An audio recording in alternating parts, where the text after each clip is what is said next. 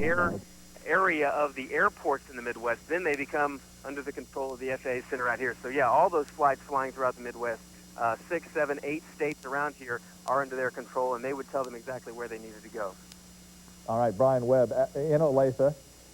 We can tell you quickly, as we're waiting for Mayor Kay Barnes to approach a microphone at City Hall, a release now quoting directly, in response to events in New York City and Washington, D.C., Forces Command has directed all installations to move to a heightened sense of security. That again from Fort Riley now, near Junction City, Kansas, announcing a heightened sense of security.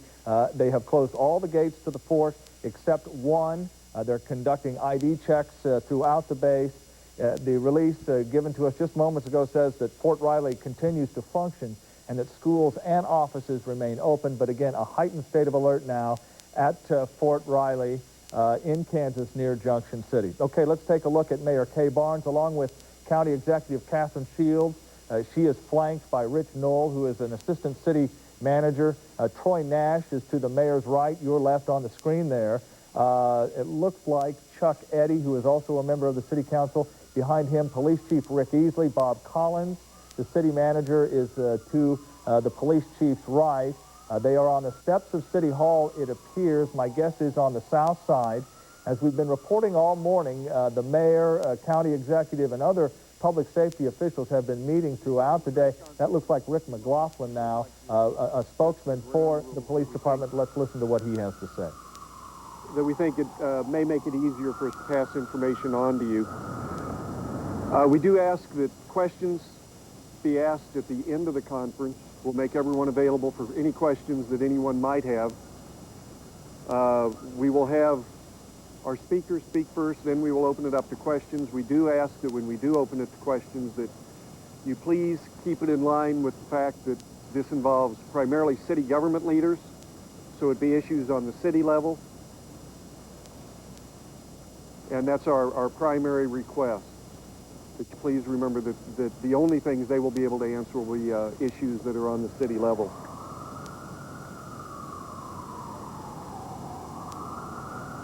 In the press conference today, we will have Mayor Kay Barnes, Fire Chief Dyer, Police Chief Rick Easley, Assistant City Manager Rich Knoll, who will give short statements about how their various departments are dealing with this emergency.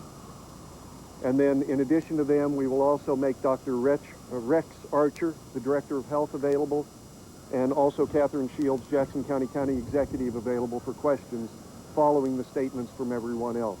I would like to introduce Mayor Barnes.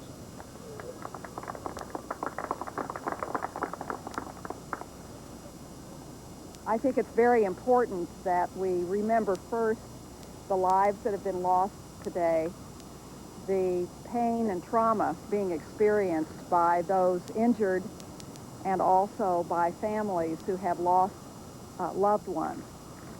I think it's also important to remember that our democracy is strong, our city is strong. I also believe it's important that we not prejudge any individuals or categories of people who might represent other nationalities in our community. In addition, I would like to say that City Hall was closed at 10:30 this morning. Essential personnel as well as customer service personnel in various departments are remaining on duty. In addition, we are very aware of unexpected visitors to our city today. Those aircraft that have been diverted to KCI, many of them scheduled to go to New York, and they are here instead. I believe 18 or more planes have landed. We are working to be as hospitable as we can be to those visitors. The Red Cross, the airport personnel, and also the Convention and Visitors Bureau are working to help those individuals locate hotel and motel rooms in addition to whatever needs they might have. And I wanted to mention that housing hotline in case any people are watching at the airport. That number is 691-3872. 691-3872. 6672. It's a housing hotline for any of our visitors in our city today. We will continue to keep you updated. As I said, we are taking whatever necessary precautions, and yet there certainly has been no indication of any direct threat to Kansas City. Thank you, Mayor. Fire Chief Smokey Dyer.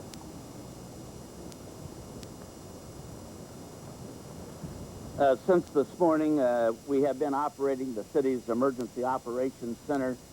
Currently, we are at a level 2 state with Mike Carl, our city's Emergency Management Director, coordinating all city department functions from that location, including police and fire and the Metropolitan Ambulance System Trust. We're also working closely with those allied organizations that the mayor has already mentioned. The fire department is in a greater state of readiness than normal. We have suspended all of our routine operations and are concentrating only on emergency service activities. It's important to note that the city has an emergency operations plan that calls for all of us to be operating together in a coordinated function whenever an event occurs like this, and one where we have been working in cooperation with federal and state government over the past several years to prepare for terrorist attacks that we have expected to occur again in the United States like we've experienced today. Our Missouri State Urban Search and Rescue Team has been placed on standby. It is a team that has its equipment housed in Columbia, Missouri. The Kansas City, Missouri Fire Department provides a significant component of the personnel for that team, and currently we have people that are being transported to a location in the state for possible deployment to the city of New York or Washington, D.C. for search and rescue operations.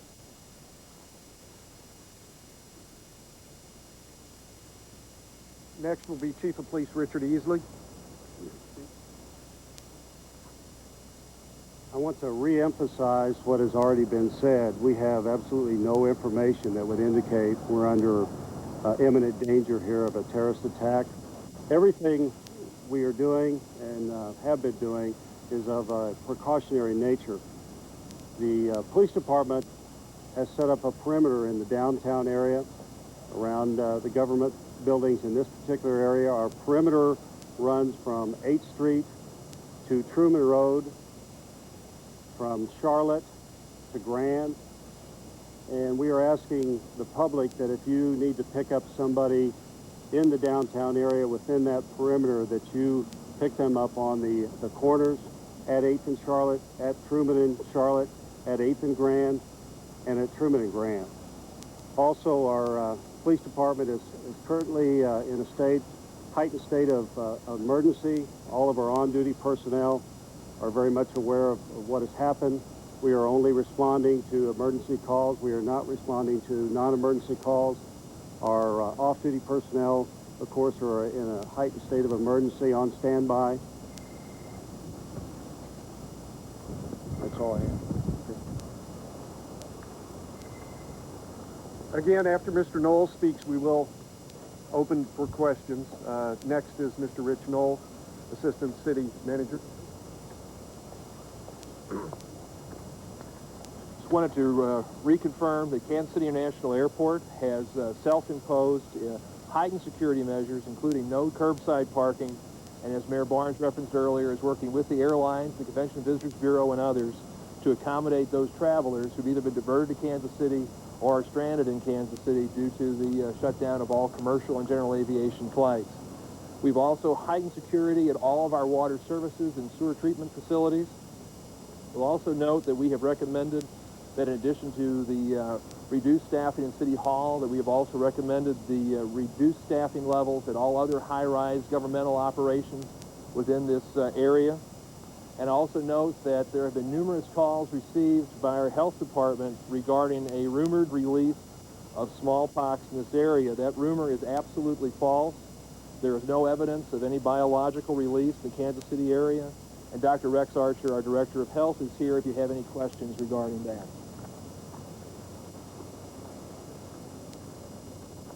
We had promised this morning that we'd be on a 2-hour update, and because of the President's speech, of course, this started at 12:30, but we will, information for members of the media, go back on our regular schedule. We'll be back at 2 o'clock, at 4 o'clock, and until further notice, we'll continue updates. Probably at those points in times, it'll be the public information officers from the various city departments. We will go ahead and open the floor for questions here in just a moment. If you have not received the list of bullet points over here, for those of you with the media, we do have those available, and also back here. And we will certainly make those available to you. Be sure that you get one of those before you leave. Do we have any questions for any of the... Yeah, a couple questions for the mayor. Mike? Mayor Barnes? Mayor? Yes. Can you explain exactly why City Hall is closed and when's the likely time when it will be open? Well, I think the closing was in response The to... mayor, Kay Barnes, the police chief, the fire chief, and health administrators have been talking to the public about the situation here in Kansas City, that we are doing everything that we can to help with the pain and trauma in other areas of the country, such as sending an urban rescue team there. Also saying that city offices have been closed down, and that if you don't have an emergency, don't call the police or fire departments because they can't respond. Also, that certain areas of downtown have been closed, 8th to Truman and Charlotte to Grand, and saying that if you need to pick up relatives or friends down here, that you do it on those corners, 8th to Truman and Charlotte to Grand. Pick those folks up on those corners. Don't try to come into downtown because you won't be able to. I'd like to return this to either Dave Helling or regular programming. All right. Terry Schaefer now at the news conference. Let me make sure we're clear now. That's a pretty, Terry, if you're still there, that's a pretty significant closure of streets. Right. 8 south to Truman and then from Charlotte to Grand. That's most of the eastern quarter to 1/3 of downtown, isn't it? Yes, it is. It's a huge, very huge area, but the city needs to do what it possibly can to help ensure the safety of everyone downtown, as well as the safety of everyone in our city, including the people from other parts of the country who are stranded here. All right. Terry Schaefer, downtown 12th and Oak. Thanks for that. Let's recap now what you just heard from city officials. They say that all downtown governmental buildings have been closed, or at least most non-essential personnel sent home. They also say they're facing a serious problem at KCI finding housing for what could, in essence, be thousands of passengers who have been diverted here as their planes have landed from all across the nation. You're looking now at a live picture from the airport. They suggested at one point that 18 different flights that they know of have landed now at KCI from other parts of the country. If you assume 100 people minimum aboard each of those planes, you're getting close to 1,800 to 2,000 people who may need to find a place to stay for tonight. They did mention a phone number during the news conference for people seeking housing. That phone number, as I jotted it down, 816-691-3872. 691-3872. We're told that the Salvation Army at this hour is involved in moving some passengers from KCI, around 200 America West passengers, to Camp Mocan in Kansas City, Missouri. That's just one example now of the efforts to try and find a place for our unexpected guests to spend the night. One other important note now, we received this release from the Kansas City, Missouri School District just moments ago, and I'll read it to you now. In light of today's events, according to the district, all Kansas City, Missouri public schools are allowing students to go home for the day if they choose. Let me repeat that. In light of today's events, all Kansas City, Missouri public schools are allowing students to go home for the day if they choose. We ask that parents and primary caregivers pick up the children, they say, at the main office with proper identification. The district's office is closed at 13th and McGee because of the developments today as well. Again, all Kansas City, Missouri public schools allowing students to go home early if they choose. We have had no similar announcements from any other school districts in the Kansas City area.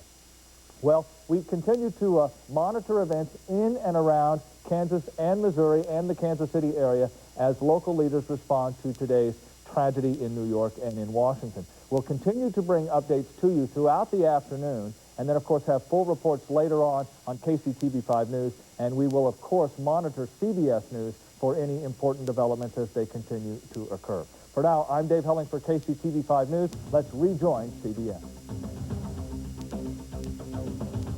Biological attack takes a lot more planning and preparation. On the basis of your experience in government as a former official with the National Security Council, would this kind of attack require some kind of state support for this act of terrorism? I wouldn't want to make a guess on that question if it did or didn't actually have state sponsorship, but I don't think so.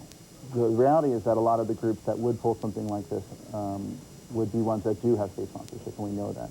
And I would bet dollars to donuts that we're going to find that whoever did do this did have state sponsorship of one degree or another. R.P. Eddie, if you could stick with us here for a minute. We want to go to Elizabeth Caledon, one of our CBS News correspondents who's at Bellevue Hospital, one of the world's best-known hospitals here in New York. Elizabeth? I'm standing by outside two of New York City hospitals, NYU Medical Center and Bellevue Hospital just down the street. The only way to describe it here is it's a scene of, I would say, organized chaos. There are hundreds of people lining up to give blood. Blood is going to be a big need in this situation. And also doctors rushing into work and family members looking for their loved ones.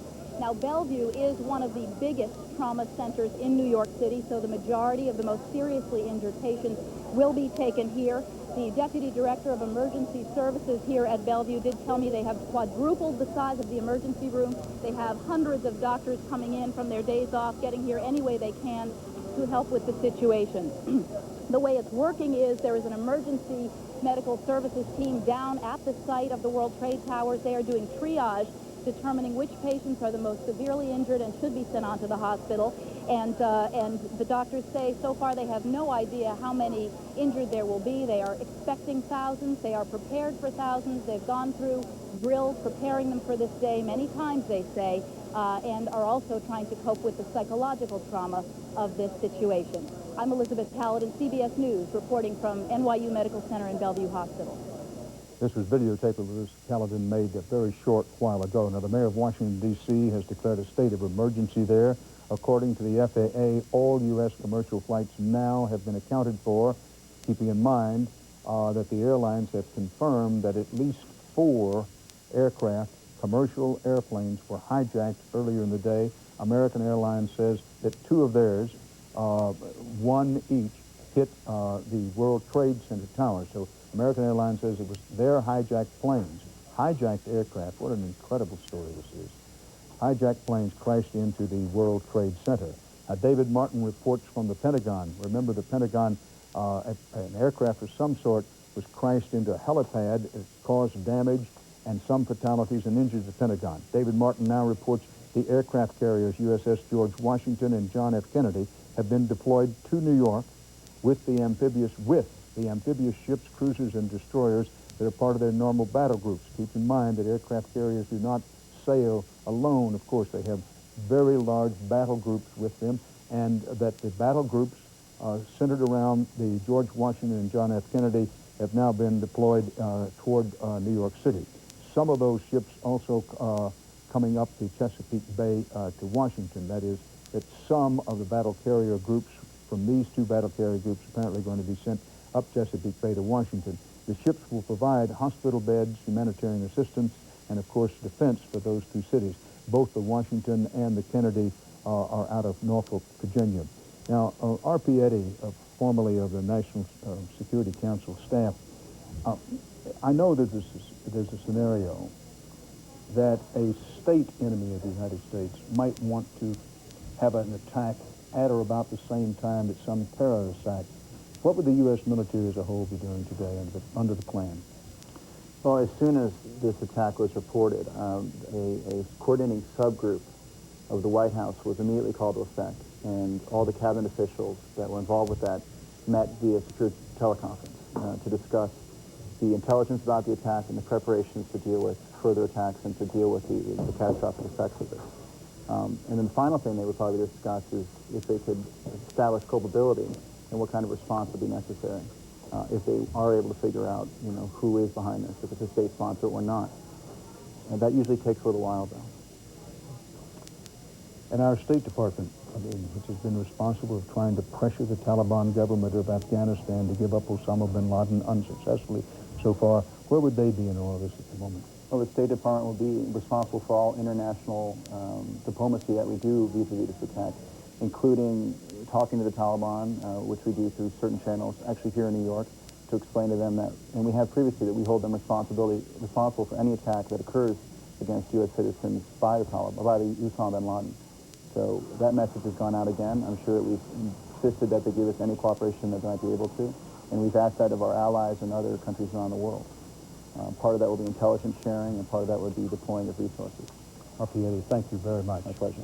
James Kelson, who was formerly head of the New York City FBI office and was the assistant director of the FBI, and is on the, not just on the telephone, he's with us now, former director of the FBI office in New York. Jim, it's good to see you again. Put this in context and perspective for us, and let our viewers, listeners know you were in charge of the investigation of the TWA 100 crash investigation. Have a lot of experience with this kind of thing. Give us some context. Dan, it's a huge event. It's a black day. In my view, it's a bigger event than Pearl Harbor. It's war. It's declared war, and we need to now pull together as a nation and accomplish a bunch of things. Well, nearly everybody's been talking today about the FBI's role, and obviously the FBI has a large role, but the FBI alone cannot possibly investigate something such as this. What other agencies, what other resources the U.S. government pulled in to find out who's responsible for this? Well, all the intelligence agencies, the CIA, NSA, law enforcement at every level, work together on a daily basis as a team now. The idea, though, that we can know everything, and obviously we didn't know everything. When I say we, I'm talking about that team that I used to be a part of.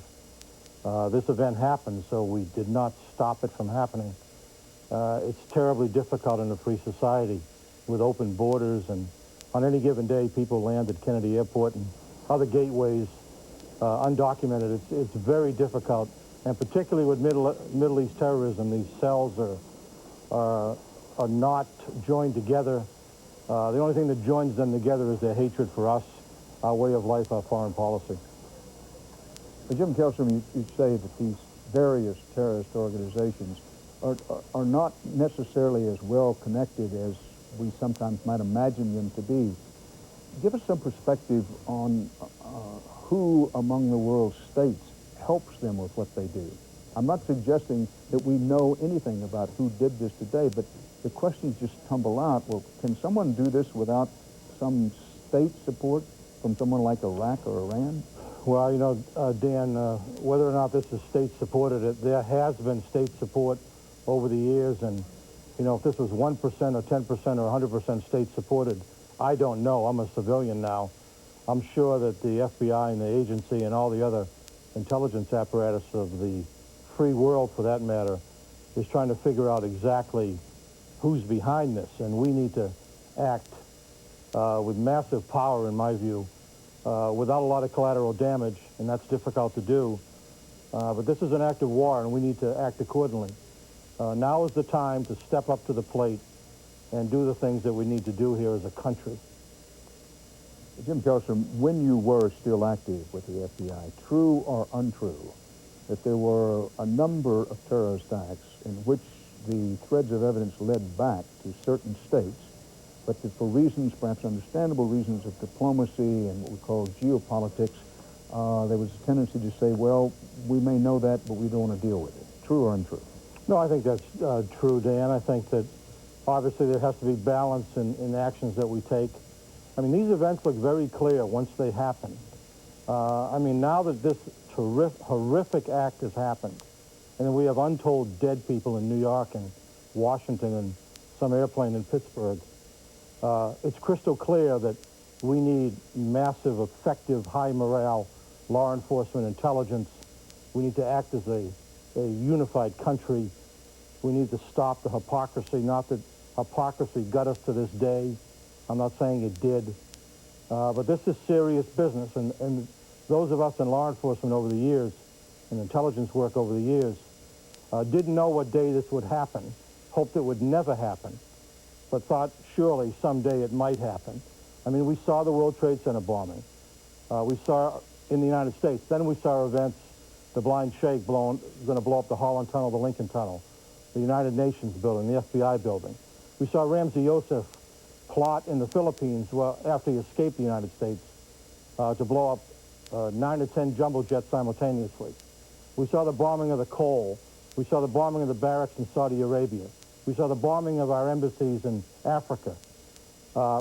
There's plenty of evidence that people hate us for who we are, what our foreign policy is. And we need to act. And we need to act together as a country. James Kallstrom, formerly head of the FBI office in New York and a man who helped run the FBI for a long while. Thanks for being with us this morning. We appreciate it. Thank you, Dan. Rulers of the Taliban have rejected all suggestions that Osama bin Laden could be behind these attacks. We mentioned earlier that some leaders of the Taliban got out early to disassociate themselves from this whole thing. And the background of this is that by last reports, Osama bin Laden was in Afghanistan. There's been some pressure to get him out of there. The Taliban is responding today. The Taliban condemned the attacks, and they said that bin Laden had nothing to do with it. Tony Blair, the Prime Minister of Great Britain, is speaking. We'll go to him live. The utter carnage and terror which has engulfed so many innocent people. We've offered President Bush and the American people our solidarity, our profound sympathy, and our prayers. But it is plain that citizens of many countries around the world, including Britain, will have been caught up in this terror.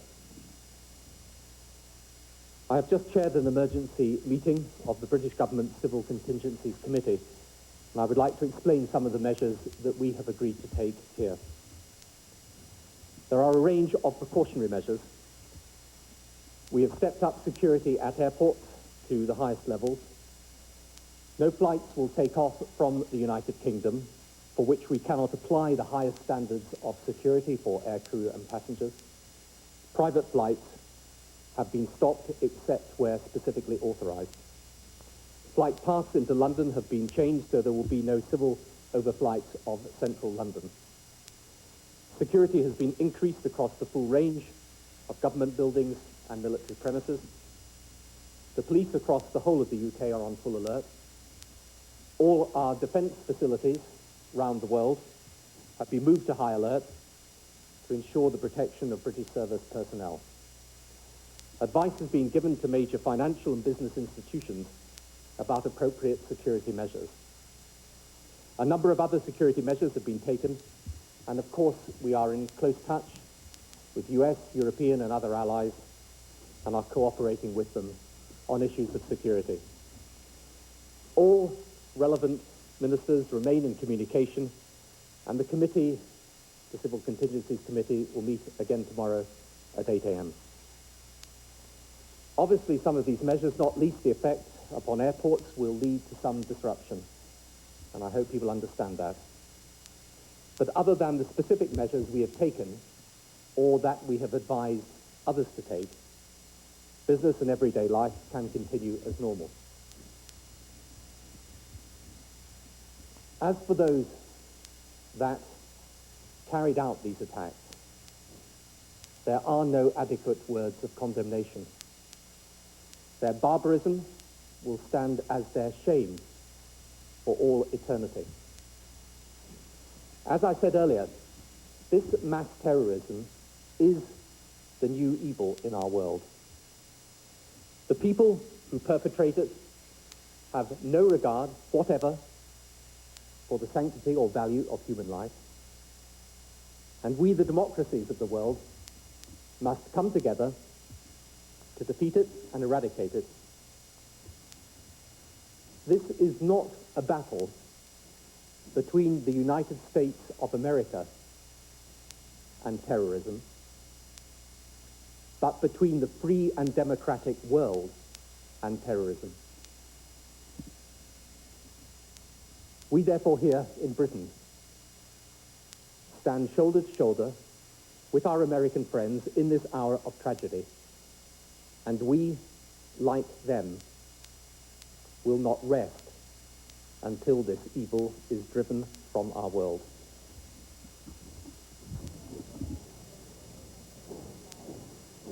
Live from Great Britain, Tony Blair, the British Prime Minister, with his response and comments on what had happened today. In one of the most horrifying attacks ever on U.S. soil, terrorists crashed 2 airliners into the World Trade Center today. This is a photograph taken at the time of one of the planes. American Airlines says it was one of their commercial airliners, crashes into one of the towers. This was around 9 a.m. Eastern Time this morning, about 5 hours ago. Another plane crashed into another tower. One of the towers began collapsing. The hope was that it would only be a partial collapse. It turned out to be a total collapse. Debris, including concrete and steel, raining down on a wide area around that building. And then incredibly, almost unbelievably, a short time later, the other tower began to creak and wobble and then collapse.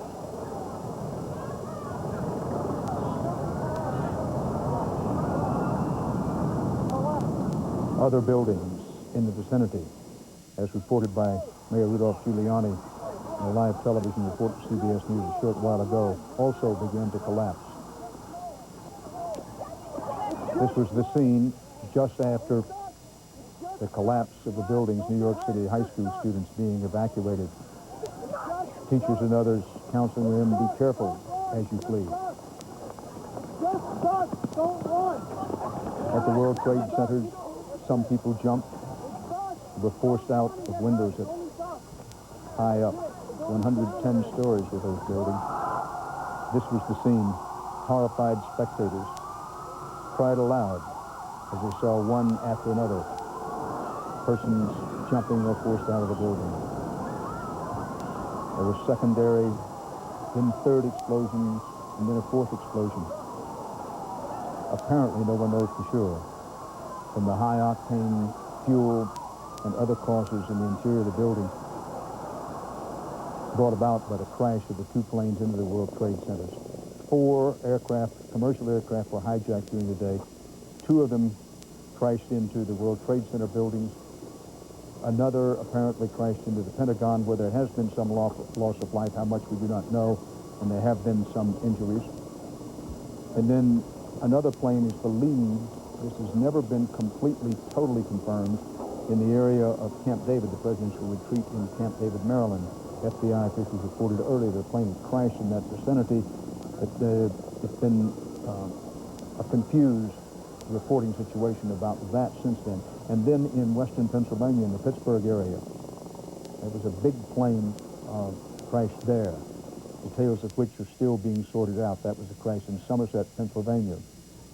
So the North World Trade Center tower was hit, and the South Tower hit. Both collapsed. Plane crashed at the Pentagon. Plane crashed in Somerset County, Pennsylvania, and one may, I underscore the word, have crashed in the vicinity of Camp David, Maryland. This is perhaps the most audacious terrorist attack that's ever taken place in the world.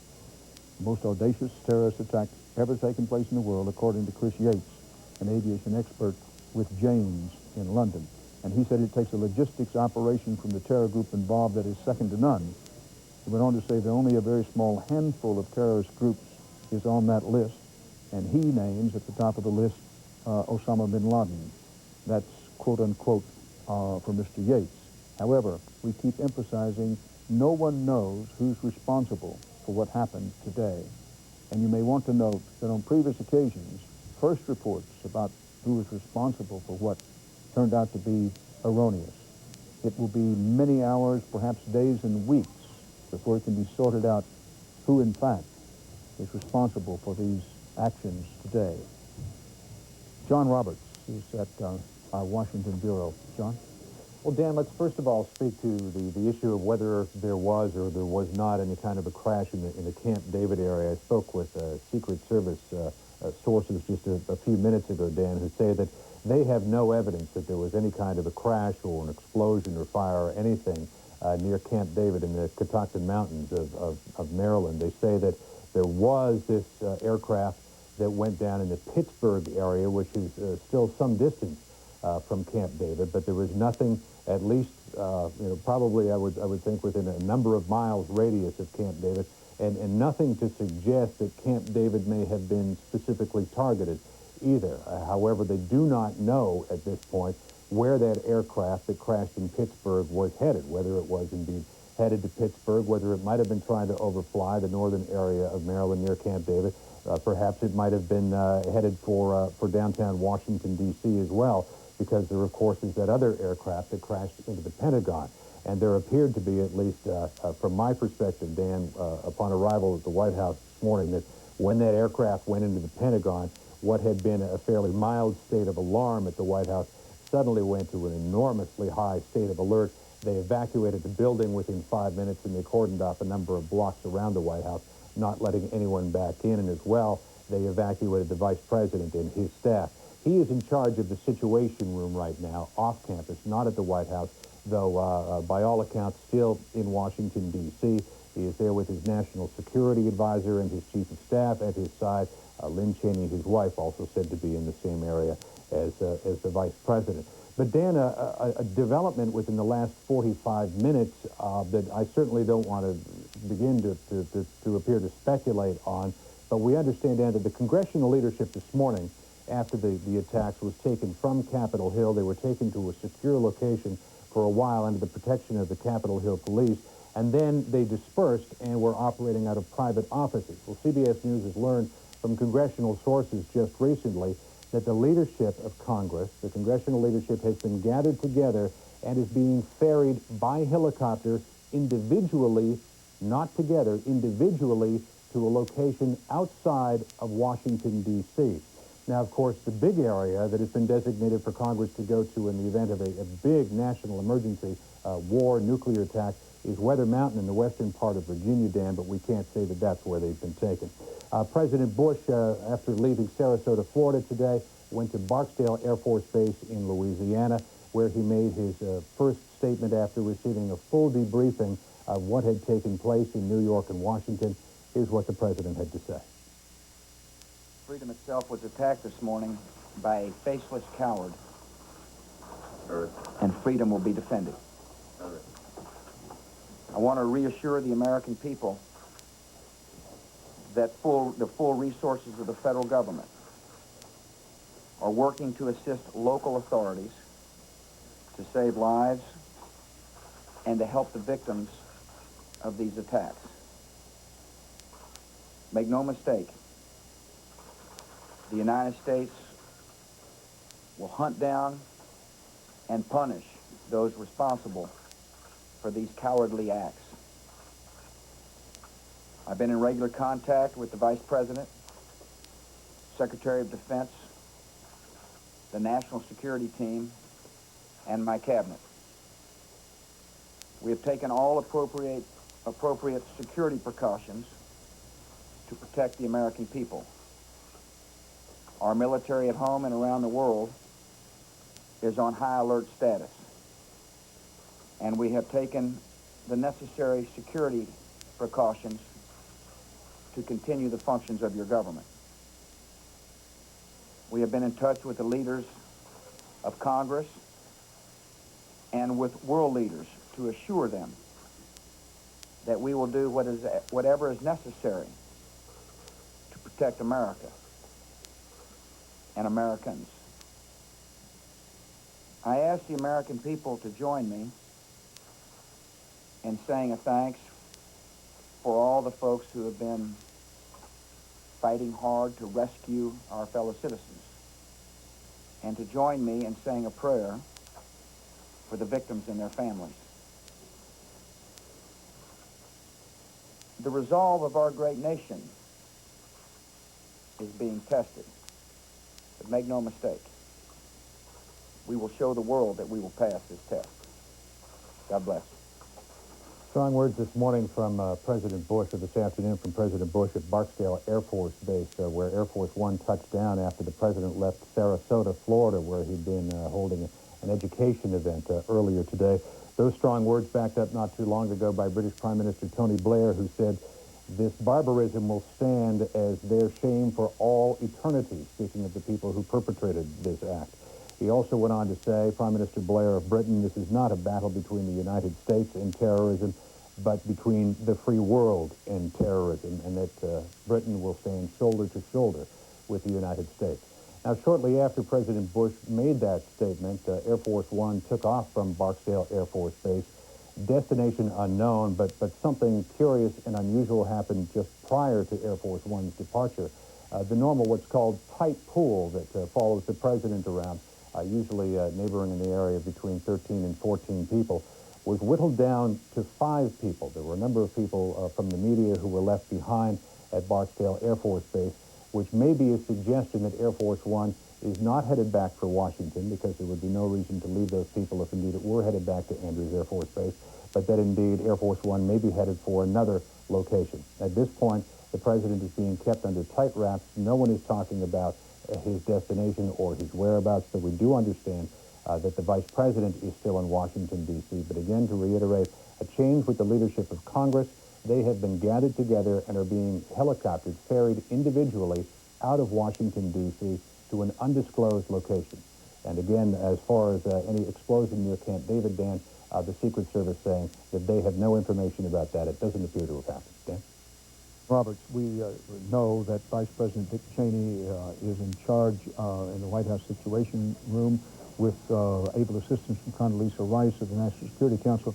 Do you know who is with President Bush? Who would be the expert, if you will, helping President Bush as he is in transit from Florida to Shreveport, Louisiana, and then to wherever else he's going? Well, Dan, when the president left for this trip to Florida, it really was more of a political and an issues trip. So he took his top advisors. Karl Rover's with him. Karen Hughes is with him, as are many of his top political and issue advisors. General Powell was in South America. He is headed back to Washington. Condoleezza Rice stayed here. I do not know if Stephen Hadley, who is the Deputy National Security Advisor, might have been traveling with the president. But Dan, as it was just a quick overnight to Florida, there's no reason for Mr. Hadley to be there.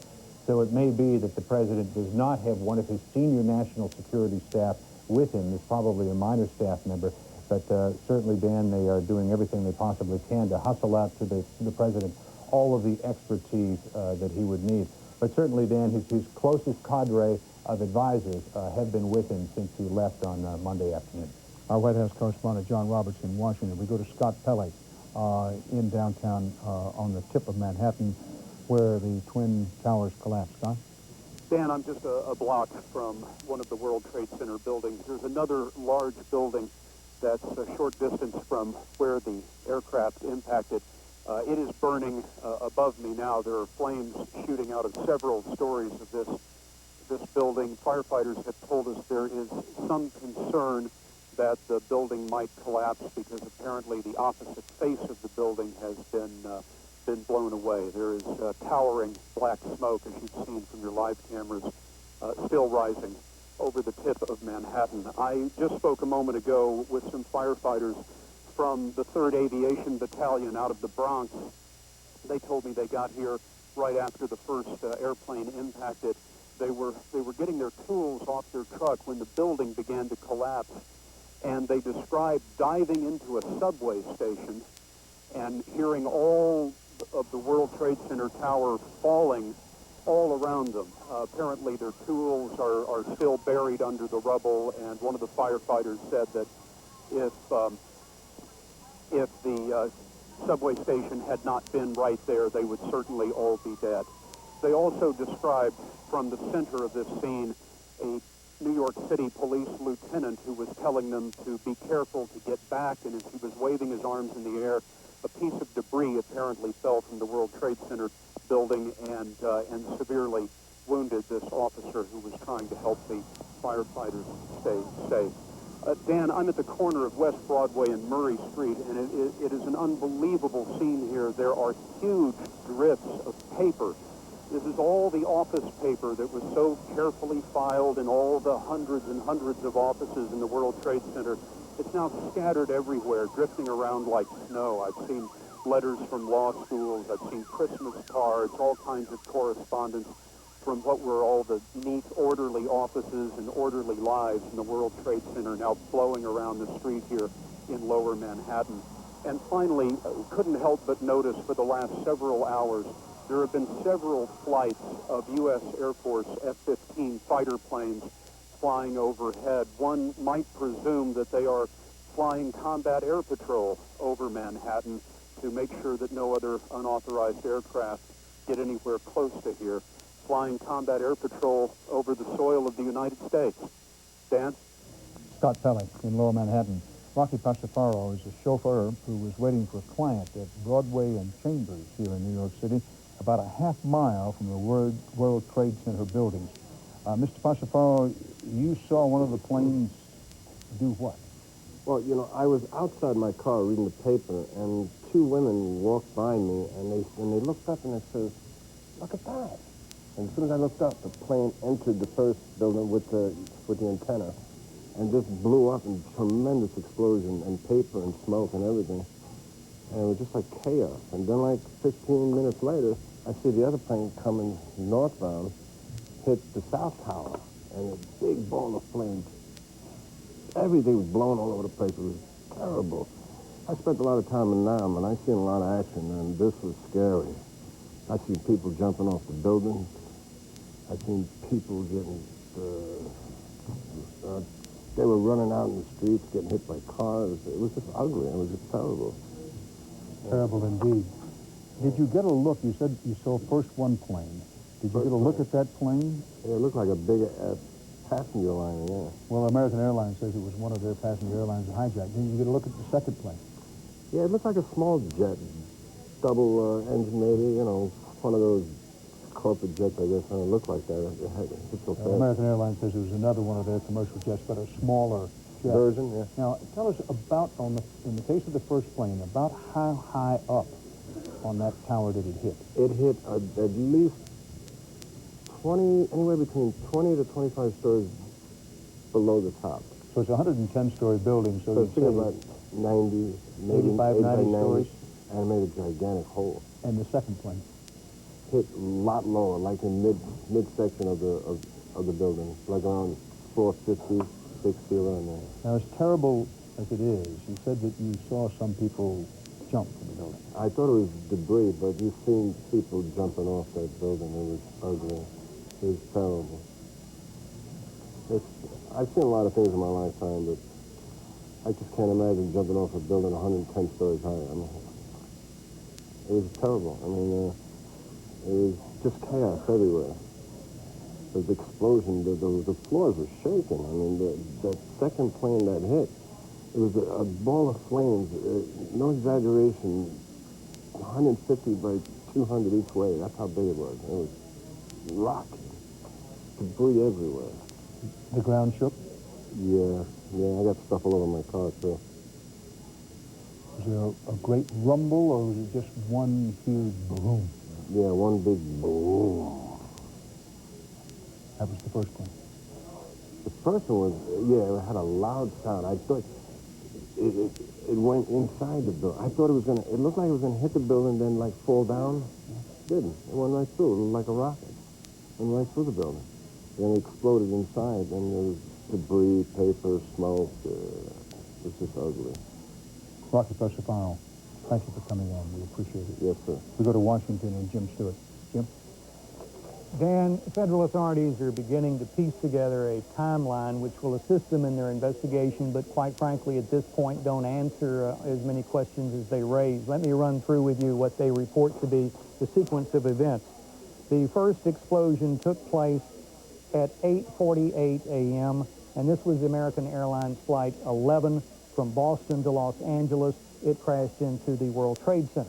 At 9:04, the picture that we have seen now many times is United Flight 175, also from Boston to Los Angeles, it too crashing into the World Trade Center, the second tower.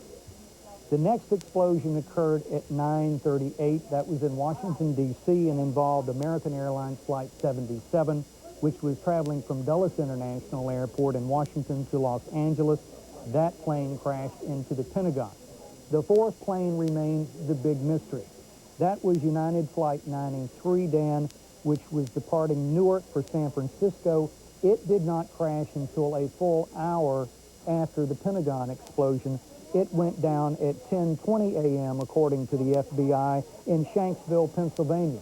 And the sequence of events there was that this flight abruptly changed course en route from Newark to San Francisco, somewhere over Pennsylvania, and headed directly toward the Washington, D.C. area. According to senior officials who were in the command centers at FBI headquarters, there was literally a moment of great panic. They anticipated that this aircraft was headed toward the Washington area. The FAA informed the FBI that the flight path of that aircraft would take it over Camp David. An attempt was made, we were told, to communicate with that aircraft, and there was no response. Now, we are also told that there was a response. There was some sort of communication with the other aircraft, so that part of this mystery is unclear, but apparently someone on these aircraft did communicate back to the ground. Whether it was the pilot signaling distress or whether it was the people who had hijacked them is not known at this time. But the confusion over the Camp David is clearly that. This aircraft, United Aircraft Flight 93 from Newark to San Francisco, changed course abruptly and was on a flight path that was taking it over Camp David, headed directly toward the Washington area, when it mysteriously crashed. What caused that crash is entirely unclear at this point. Finally, intelligence officials say officially that they are attributing this, it has the, quote, signature of Al-Qaeda, which is the terrorist organization belonging to Osama bin Laden, but they go on to say, and I quote, "It is our leading theory, but it is only that. It is a theory. It has his signature. It fits with his past pattern of terrorist events against the United States." Dan? Jim Stewart in Washington. The Federal Aviation Agency, the FAA, confirms now that all U.S. domestic flights have landed safely. Airports around the country, as they were directed to, have shut down, some for the first time in their history. This is obviously an unprecedented situation, the situation being many people, how many we do not know, but many people have lost their lives in the collapse of the World Trade Centers here in New York after each of the Trade Center buildings, 110 stories high, was hit by an aircraft. There have been fatalities at the Pentagon when a plane was crashed into the U.S. Defense Department there. And in this situation, there's much that is known already, but there's so much more that is unknown. The Walt Disney Company has shut down its U.S. parks and has begun what it calls assessing global operations. Disneyland in Tokyo and Paris are still open. It's this kind of thing that a lot of corporations are going to have to be making some decisions as the hours go by here. The Emmy Awards scheduled for Sunday have been canceled.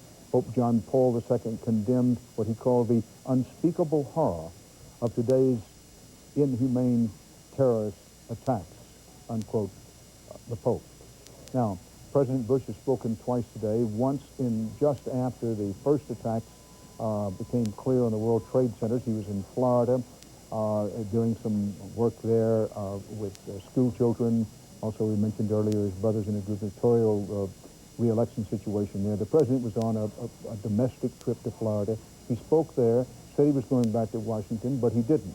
He was next reported at Barksdale Air Force Base outside Shreveport, Louisiana. There he made a videotape, somewhat more extensive statement, the president saying, one, that these were in effect cowardly acts and that they would at least eventually be punished. That was the essence of his remarks. He also called for calm and for the American people to know that their government was continuing to work, continuing to operate. All this is a paraphrase of the president, and the president on both occasions asked for the prayers of those families that most directly affected by the death and destruction wrought today. Now, the situation at the moment is here in New York, hospitals are absolutely overwhelmed. Keep in mind how many hospitals there are in New York. The mayor told us, I think it's something like 150 or 60 hospitals. The hospital situation is being stabilized now. Obviously, in the early going, they had to triage out, triage meaning, make decisions on who gets immediate treatment and who does not. The situation in the hospitals is, with last report, was beginning to stabilize some because there is so much hospital help available in New York and in the surrounding areas. Some of the casualties were taken to hospitals outside New York into the suburban areas. Some elements of the National Guard have been called into service in New York to back up New York's outstanding police and fire departments. The police and fire departments here, of course, in this large city, being very large, some 40,000 plus police when you count the transit police available here, very large fire department, but no city anywhere in the world could count only on its own resources when attacked in this way. Now, police say no one is going to the World Trade Center until the fire is out, and the fire is definitely not out. There are people believed trapped inside the debris of the now totally collapsed World Trade Centers. Both of the World Trade Centers have collapsed. Mayor Rudolph Giuliani told us in our CBS News interview that some of the people found had been trapped. Others leaped from the building in terror, and in fact forced out by the fire and explosions. And one pauses almost every time you see these scenes, because if you didn't know that this was real and this videotape was taken as it happened, and you see some debris and in some cases people coming down the side of the building, you would say it must be from a horror movie. It is horrible. It is not a movie. John Serra, forgive me, is on the telephone. He was on the 47th floor of one of the World Trade Center buildings when the plane hit.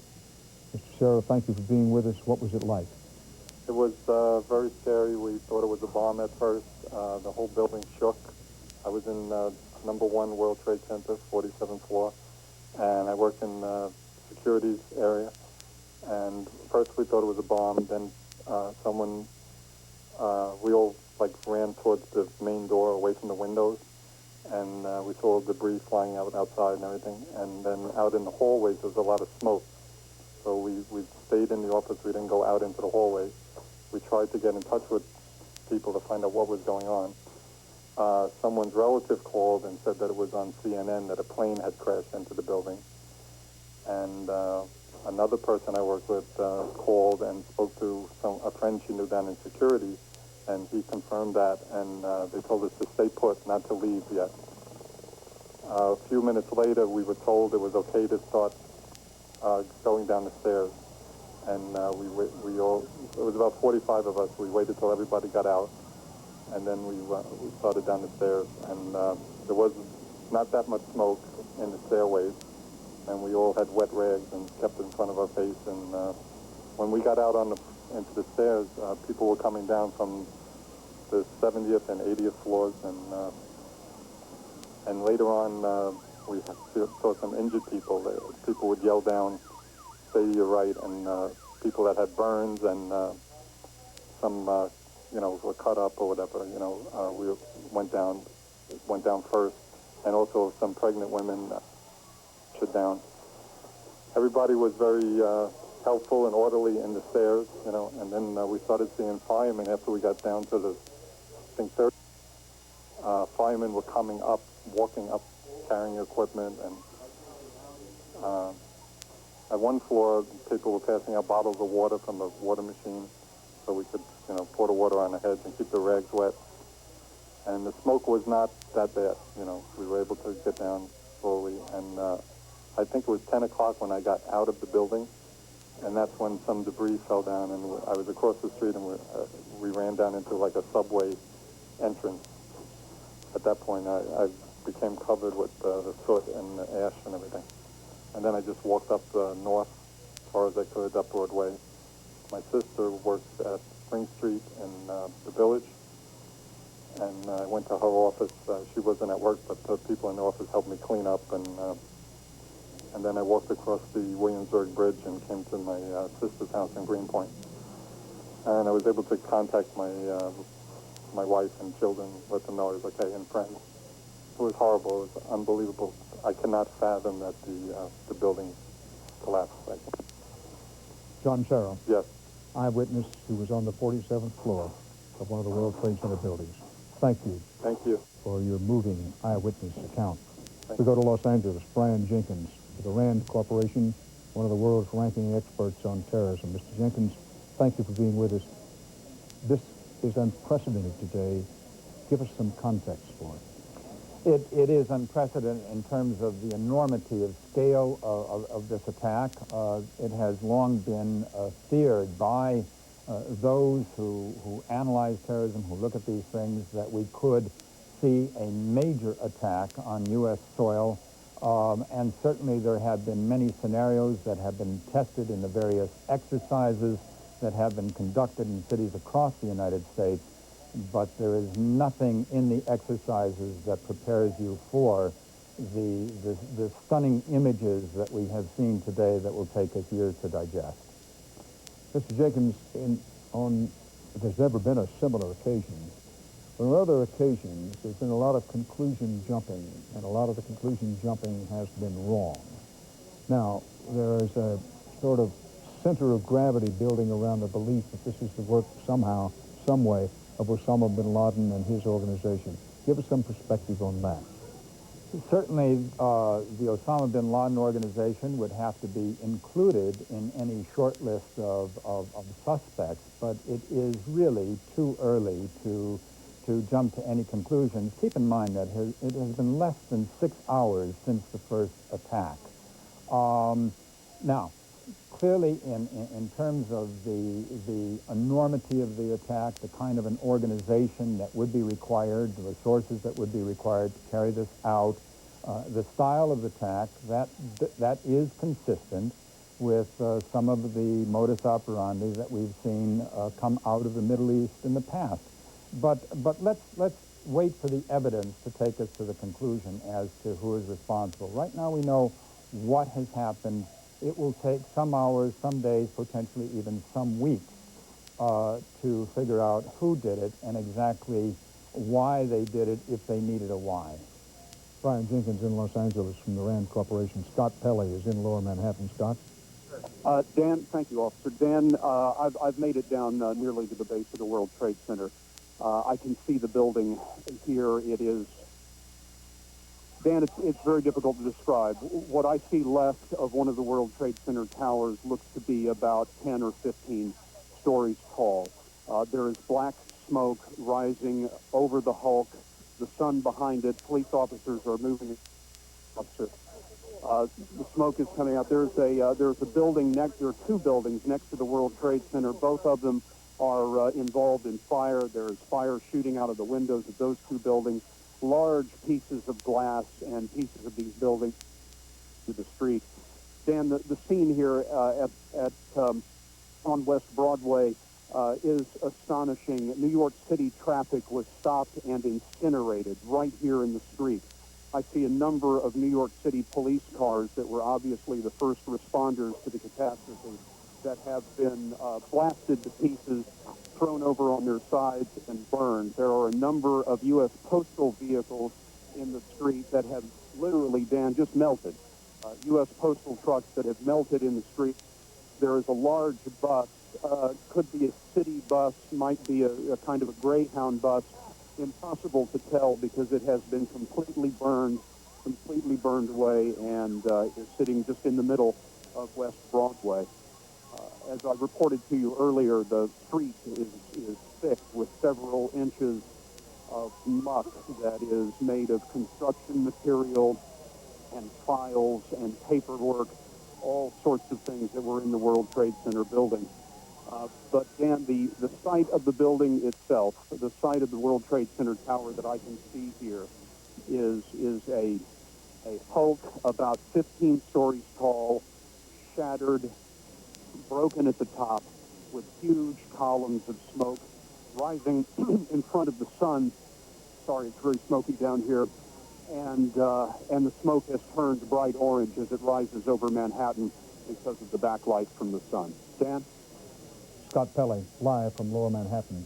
Now, as part of our CBS News continuing coverage of the events of this day, I want to point out to you that every half hour, on the half hour, and on the hour mark, we'll try to give you a summation of late information and what's happened during the day. So, if you're not riveted to the television screen, just know that at or about the half hour mark and the hour mark, we'll try to bring you up to date. Now, no suburban service in Manhattan. The only train service is leaving the city.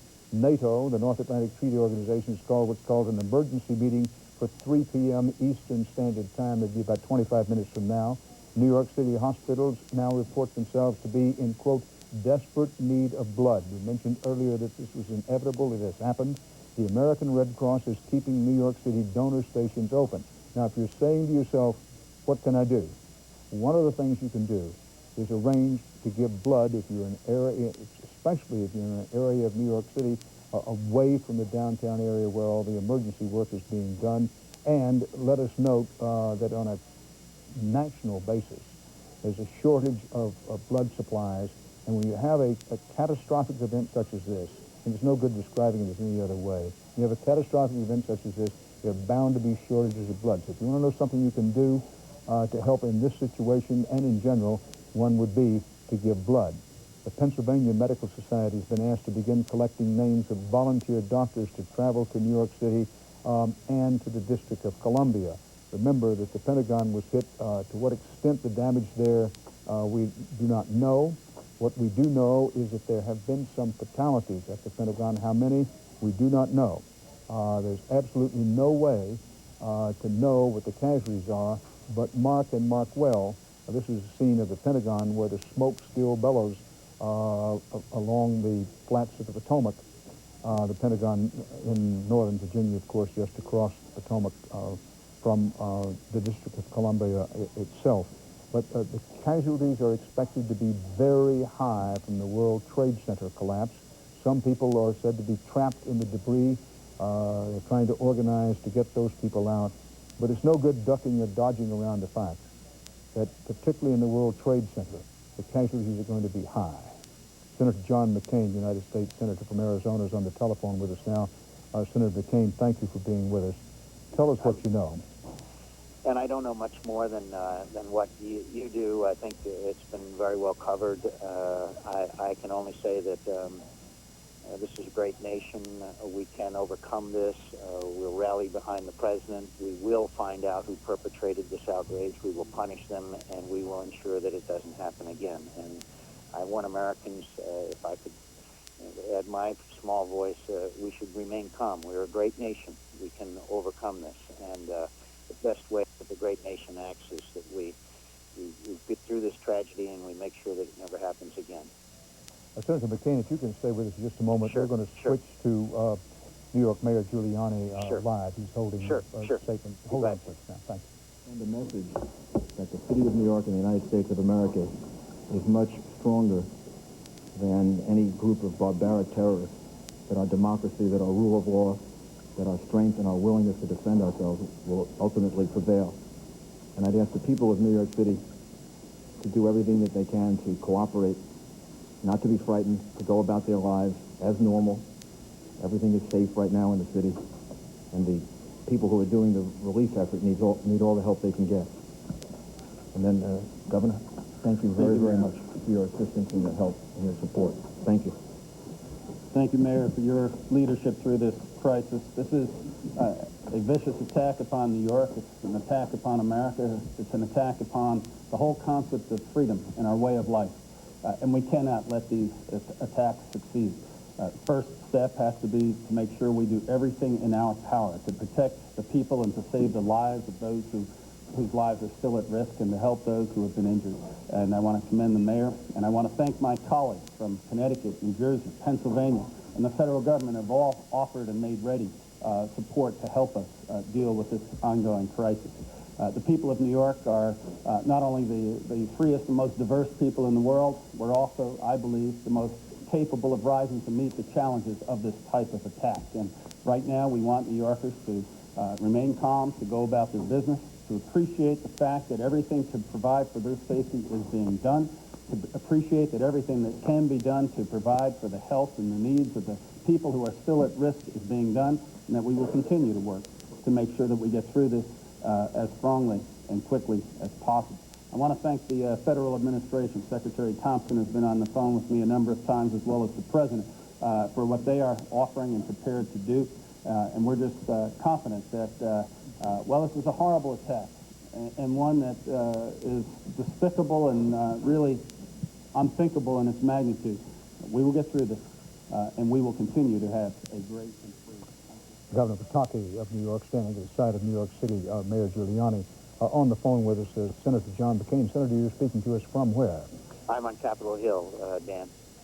Senator, this is a time for assessing what has happened to us today, as well as extending what we can in the way of help and our prayers to the families of those who've been most directly affected. But the question hangs out there that we pride ourselves on the defense of the United States of America, and we spend hundreds of billions of dollars preparing for, the eventuality of war. But how much thinking has gone into the new kind of war? This is something we haven't faced before. Well, something that you and I have discussed in the past. We went from a very dangerous world to, during the Cold War, where we faced the threat of nuclear incineration, to a very dangerous world where we face these kinds of terrorist threats, including proliferation of weapons of mass destruction. And I think the reality is that we'll have to assess our intelligence capabilities. I don't think there's any doubt that we have superb technical intelligence capability. We abandoned, to a large degree, the human intelligence capabilities back in the late 1970s, and we may have to. I've always said that we needed to do more in that direction. I think that it is remarkable, some of the things already that we know, including the fact that these hijackers must have known how to fly an airplane. That's a pretty your average terrorist doesn't have that capability. The sophistication of this operation is mind-boggling, and obviously we're going to want to know why our intelligence capabilities were not what we wanted them to be. Senator, true or untrue, that there have been occasions over the last, let us say, decade, when the evidence pointed clearly to some sort of state-sponsored terrorism. I'm not suggesting that this was state-sponsored terrorism. I'm saying clearly we don't know what this is. Yep. But is it true or untrue that in the past, over the last decade, there have been those occasions when the evidence pointed to certain states, and that for one reason or another, neither the executive nor legislative branch of our U.S. government wanted to attend to that, that the decision was made to look the other way?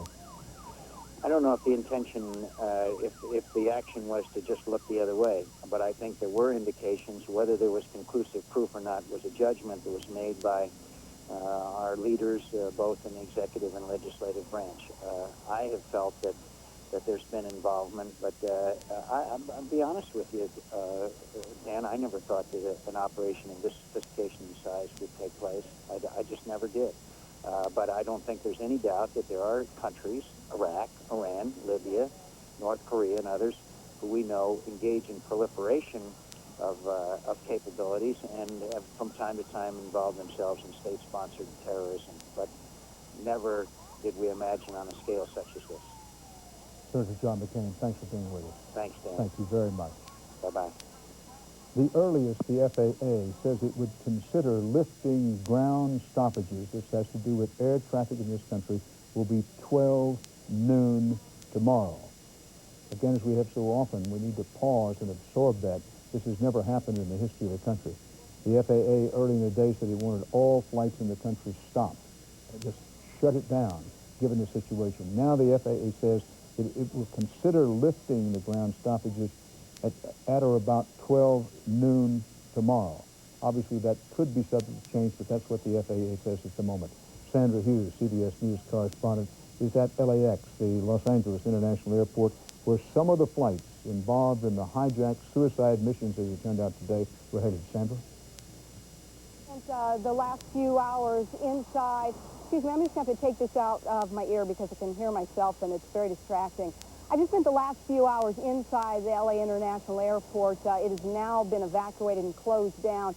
I spent most of my time at the American terminal, and we saw some family members, what appeared to be very grieving family members arriving. They were surrounded by police and whisked up the stairs to a private room. We're assuming that those were family members of some of the folks who were on those two American flights that crashed. But most of what we saw was chaos, confusion with the passengers there, people trying to book flights, most people just being told, go home, call us later.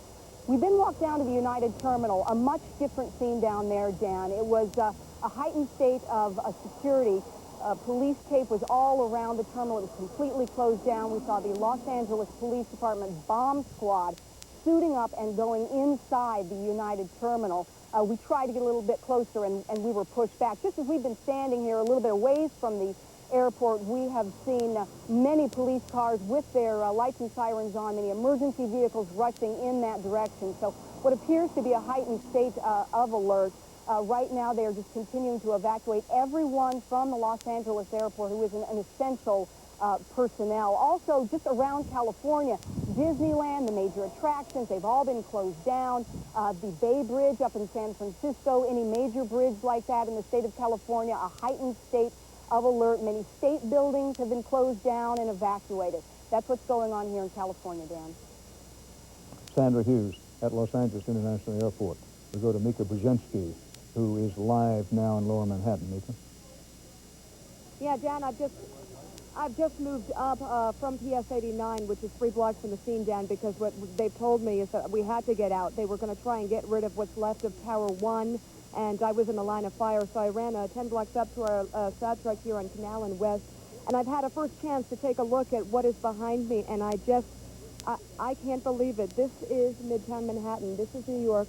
And the heart of it is a scene of terror and hate. I've also caught up with some families here. Dan, I don't know if you remember, I was speaking earlier at the school with a frantic father who was trying to find his son who went to PS 89. Those children were evacuated to nearby schools. He couldn't find his son. He also couldn't find his wife, who was in Gateway Plaza, the apartment right across from the World Financial Center when all this happened. His wife and his 3-year-old child were in there. He could only get close enough to see that the windows were blown out. And now I have with me Michael Gashler and Julie Brown and their 2.5-year-old son. I take it you live there as well. What can you tell me about the scene from what you know? Well, it's Gateway Plaza right now is evacuated, basically. And what's happening is that there's another building that's about to come down. They called it Building 80. But what I understand for that father, that the kids in school are safe. As we walked up, the kids in all of the local schools, Stuyvesant High School, PS 89, which is right at the scene of the disaster, they have been transferred to nearby schools. PS 3 is one of them. They are all okay, but a lot of parents like you trying to find their families. And Gateway Plaza, it appears the apartments were not unscathed in this. No, especially the ones facing the World Trade Center. They were blasted out, and we were lucky being in the apartment and not evacuating like they asked us to, because we were safe inside. We were able to close the windows, and we didn't then suffocate when the debris came down, when the buildings collapsed. I take it as this happened, you were actually about to bring your son to a daycare center inside the World Trade Center? 5 World Trade Center, yeah. On the plaza level. That's where we have it at the Children's Discovery Center. We don't know whatever happened to that, but I got to believe it's buried by now with the debris. But we normally would be there at 8:30, and we just got up late, you know, so we got lucky. What is your reaction, Julie, to what you're hearing so far about this being an act of terror and seeing this literally at your home?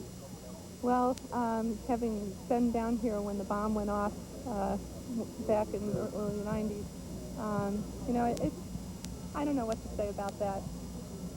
I'm still in shock over it all happening, and that time I was lucky enough not even to be at home. I was in Midtown, and this time being at home, I have to say that my first concern really was to get my son out of there. Like many families who are right now struggling to be reunited, some of them will be lucky enough to have that happen. I also have with me Michael Ingbar, who was sleeping with earplugs on when the plane began to fly toward, one of the planes began to fly toward the World Trade Center. Tell me what happened after that. I was just on my roof. I had my binoculars, and I'm looking at it, and I thought it was a Superman movie or something, or a science fiction movie. And then I saw a huge explosion. I saw people falling out of windows. I couldn't tell whether they were jumping or they were just falling. It looked like pieces of metal. And then I put my binoculars on, and I saw it was actual people just jumping out of the buildings or falling out of the buildings. And just a big explosion, like it was explosion with fire. It was like a movie set. It didn't look real. I still believe I'm in a dream or something, or a nightmare. I think a lot of us do. A lot of us even covering the story. I was frantically at one point trying to get in touch with my husband, who's also a reporter. Everybody in some way, shape, or form is connected to this in some way, with so many people working inside the World Trade Towers, 50,000 people at height level, Dan. It is going to be an act of terror with reverberations across the country. And of course, this morning we are still picking up the pieces and trying to figure out exactly what happened, and there are people trying to figure out where to go. They're literally walking up the West Side Highway, which is usually crowded with cars trying to get in the middle of the morning, and right now it is literally a walking path. The only thing you see coming through here right now are literally hundreds of fire trucks and EMS crews. When I was down there, I was close to the scene, at the scene, literally, when the towers came down. Byron Pitts and I were actually standing at the corner of Murray and West, where you heard Scott Pelley reporting from, and we were there when the towers went down. We literally ran from the roll of thick debris and smoke to the point when we ran into PS 89 to get as far, quickly escape from this sort of toxic cloud. Literally, when we got inside the school went black. It was like night, because when the cloud came over us and the debris started to hit, when you literally went back outside again, where we were standing was only crushed cars, debris, and cement. Dan. Mika Brzezinski, live, reporting from Lower Manhattan, although the picture you're seeing at this particular moment is videotape of the collapse of the World Trade Centers. Yes, both of the 110-story World Trade Centers have collapsed. All U.S. security markets have closed. A conference call is scheduled tonight to decide whether to reopen tomorrow. Bellevue Hospital medical director, quote, "This is a catastrophe of unparalleled proportions," unquote. And the reason it is a result of what you're seeing on videotape. First one of the World Trade Center towers collapsed. Yes, collapsed. It looks like one of those scenes of an old building being, purposely dynamited and blown up.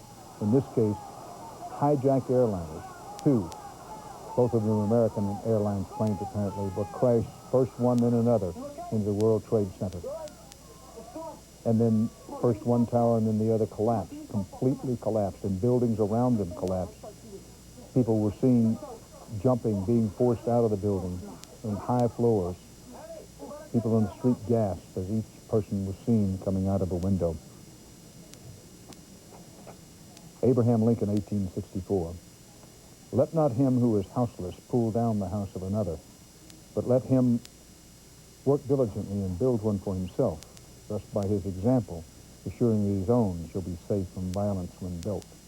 Yes, it's a long quote, but something to ponder on this day, when America has much to ponder, including the fact, and it is the fact, that we've been taught since we were school children that the price of freedom is eternal vigilance.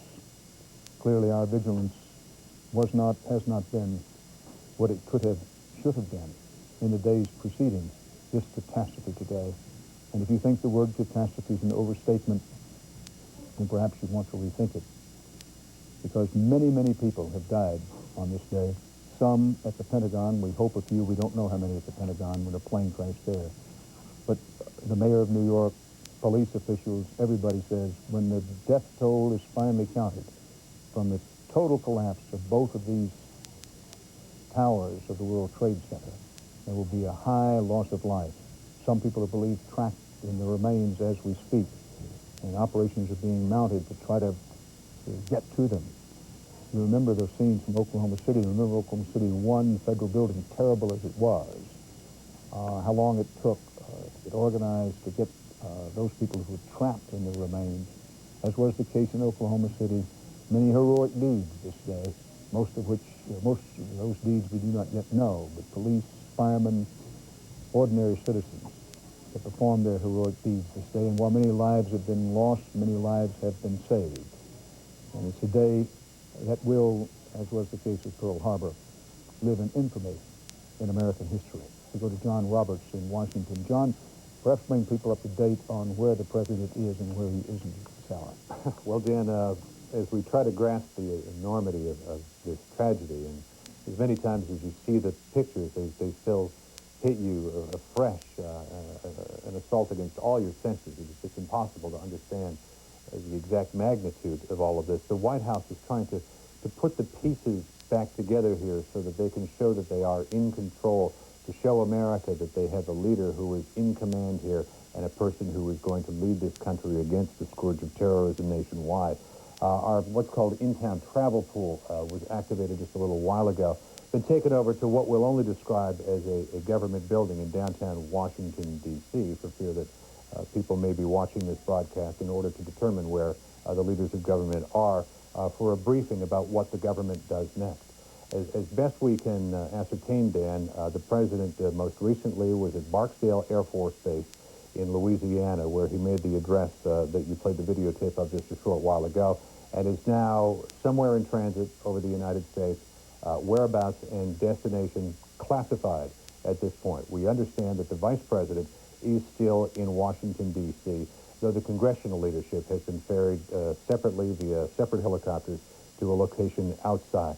But Dan, I think, and this has now been corroborated by two different sources now, there is a move by the White House to try to get the President back to the White House today. Dan, you mentioned a couple of hours ago now, at least, that the President want to get back to the White House today as a show of force against these terrorists. I believe that the administration is of the same mind, and they are in negotiations now with the Secret Service to make sure that they can adequately assure the safety of the President so they can get him back to the White House.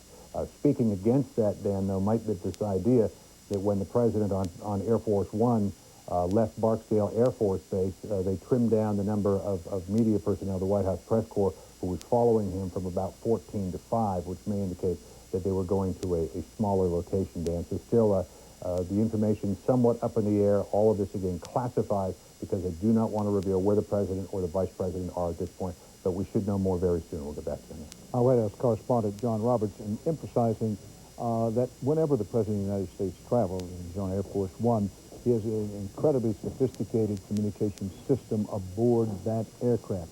And while, as John Roberts mentioned, from all appearances and all reports, Vice President Dick Cheney, a very experienced elected and appointed official, is in charge at the White House itself in a secure position below ground in the White House, we believe, and Condoleezza Rice, head of the National Security Council, while on a minute-by-minute, hour-by-hour basis, at some point it appears that they were very much, at least in partial charge. Let no one, no matter how you feel politically, misunderstand. The President of the United States is in charge. He is the commander-in-chief. And whatever anybody thinks of him or doesn't think of him in the moment, he's the commander-in-chief. He's the leader of the nation. He is in Air Force One. He is in instantaneous communication when he wants to be any place in the world, and there should not be any misunderstanding about that. There'll be plenty of time later in the days and weeks to follow about whether he and his White House operation deported themselves as they could have and should have today. But as of this moment, no one should have any misunderstanding about the President being in charge. And with that in mind, we go to Bob Schieffer in Washington. Bob? Well, Dan, very much in line with what John Roberts was saying about members of the White House staff wanting to get the President back to Washington because they believe that is the way to show the terrorists that they are not getting in. There is very much that same spirit up at the Capitol at this point. The Capitol Police Chief told us just a while ago that congressional leaders are going to make a decision later today about reopening the Capitol tomorrow because they think that is the way to show that this government is still working. Joe Biden, who's the chairman of the Foreign Relations Committee, said earlier this afternoon, this Congress ought to be in session. When we're not in session, we're saying to the terrorists that they are winning at this point, and we don't want them to say that. So that is the mood. But of course, as John Roberts also pointed out, there are these tremendous security precautions and considerations that have to be taken at this point. So at this point, all we know is that the Vice President, for example, is in a secure place. That is the only clue that members of his staff will give us as to where he is at this point. He's with his Chief of Staff, Louis Libby. His wife, Lynn Cheney, is also with him. But the White House staff tells us only the Vice President is in a secure place. One other point, intelligence sources at this point have really not given members of Congress a great deal of information. Either they don't know or they're holding back on that. We are told that there will be substantive intelligence briefings for members of the intelligence committees later this afternoon, but at this point about all they know is that these were well-coordinated attacks, well-coordinated, well-planned out. At this point, it's our understanding that members of Congress have been given no information as to who specifically might be behind these attacks. We should also add, and these intelligence sources pointed out to us, that security forces, American forces around the world, have been on a considerably high state of alert in recent weeks, almost since the bombing of the USS Cole some months ago. Everybody has been expecting something. Nobody really expected anything of this gravity. Certainly nobody expected something as widespread as these attacks were. But that about brings it up to date as far as we can determine at this point, Dave. Bob Schieffer live in Washington. This is CBS News. Continue as the principal landmark of New York City. Both of them are gone. The former foreign minister of Israel, Shimon Peres, is in Jerusalem. Thank you for being with us, Mr. Minister. I appreciate very much you doing this. Do you think this terrorist attack on the United States is because of its close friendship with Israel? An attack on the United States, attack and bring all of us back to the jungle. And I think we have to do whatever we can not to permit another war with terrible consequences to be spread over. May I say that each of us feel today like an American. Our heart is with the families, with the victims. It's full of pain.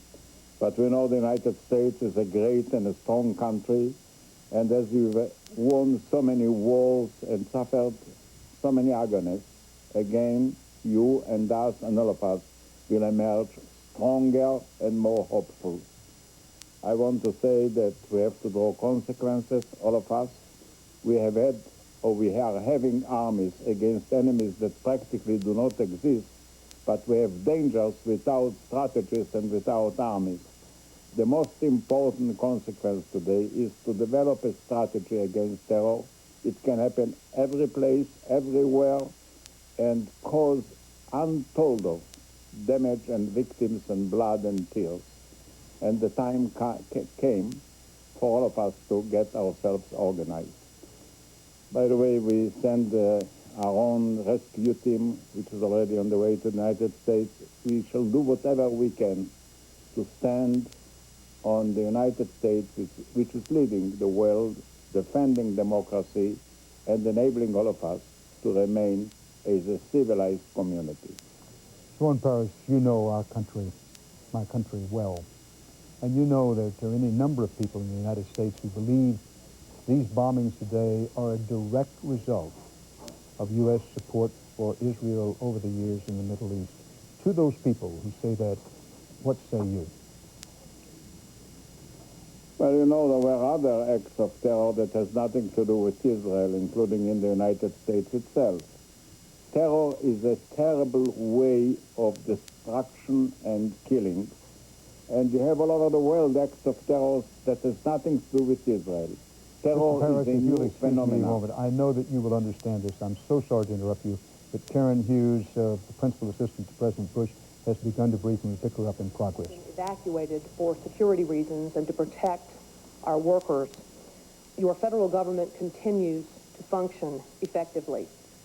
We have a federal emergency response plan, and at President Bush's direction, we are implementing it. We began to implement it immediately after the first attack in New York this morning. We contacted American forces and embassies throughout the world and placed them on high alert. The United States Secret Service immediately secured the President, the Vice President, and the Speaker of the House, and they are all safe. They have also secured members of the National Security Team, the President's Cabinet, and senior staff. As you know, President Bush was in Sarasota, Florida, when the first attack occurred this morning. Air Force One has now landed at Offutt Air Force Base in Omaha, Nebraska, and the President is in a secure location. He is in continuous communication with the Vice President and key members of his Cabinet and National Security Team. Vice President Cheney and our National Security Advisor, Condoleezza Rice, are in a secure facility at the White House. I have just come from there. The Secretary of Transportation and other members of our White House senior staff are gathered at a command center there, and we are coordinating with other branches of our federal government. The Secretary of Defense remains at the Pentagon, and the Secretary of State is en route back to Washington from his trip to South America. President Bush is conducting a meeting of the National Security Council as we speak. They are meeting President Bush from his location and other members from different locations in Washington and other locations. As many of you have been reporting, the Federal Aviation Administration ordered all airports closed, and all planes which were in the air were directed to land at the nearest airport. International flights were diverted to alternate locations outside of the United States. Transportation Secretary Mineta has directed the Federal Aviation Administration to suspend operations until at least noon tomorrow. So no airline flights will operate until at least then, and until the FAA announces that operations will be resumed. Secretary Mineta has also issued orders controlling the movement of all vessels in United States navigable waters. The Federal Emergency Management Agency has activated 8 urban search and rescue task forces in New York, and 4 of these highly trained teams are at work here in Washington at the Pentagon. Every federal agency has implemented continuity of operations plans to make sure the government continues to function effectively. While the markets closed today because of the situation in Manhattan, the United States financial system has continued to operate. Banks have been open all day. The Federal Reserve has operated regularly and continuously. The Department of Health and Human Services has mobilized medical personnel and supplies to provide help to local authorities who are working so diligently to respond and try to help the victims of these terrible attacks. President Bush has committed the full resources of our intelligence and law enforcement communities to identify and bring to swift justice those responsible for these despicable attacks. The Department of Justice is setting up a hotline for families who fear that their relatives may have been victims of one of these attacks, and we will be announcing that telephone number shortly. Our fellow citizens and our freedom came under attack today, and no one should doubt America's resolve. President Bush and all our country's leaders thank the many Americans who are helping with rescue and relief efforts. We ask our fellow Americans for your prayers for the victims, for their families, for the rescue workers, and for our country. Thank you all very much, and we will continue to update you as information is available and confirmed. Karen Hughes, who many people believe is one of the 2 most influential advisors around President Bush, briefing at FBI headquarters in Washington. Karl Rove, another Texan, transplanted Texan, but Texan being the other widely believed second most important person around President Bush. Karl Rove is believed to be with President Bush. The president was last reported at the Air Force Base in Nebraska, being debriefed there after going first to an Air Force base outside Shreveport, Louisiana, where he made a videotaped short talk to the nation. He'd gone there from Florida. When these events first began unfolding this morning, the president said in Florida he was going back to Washington. He did not do that. The official reason being that the Secret Service, among others, thought that they, under the circumstances, it would not be the most advisable thing for the president to go back to Washington. But what you see, if you look at the map, at least mentally, the president's gone from Florida to Shreveport, Louisiana, to the Air Base, off Air Force Base in Nebraska. Where he goes next is anybody's guess. But Karen Hughes just briefing at the FBI headquarters. Now, John Chester, a spokesman at the Pentagon, has a briefing underway there. Let's go to it live.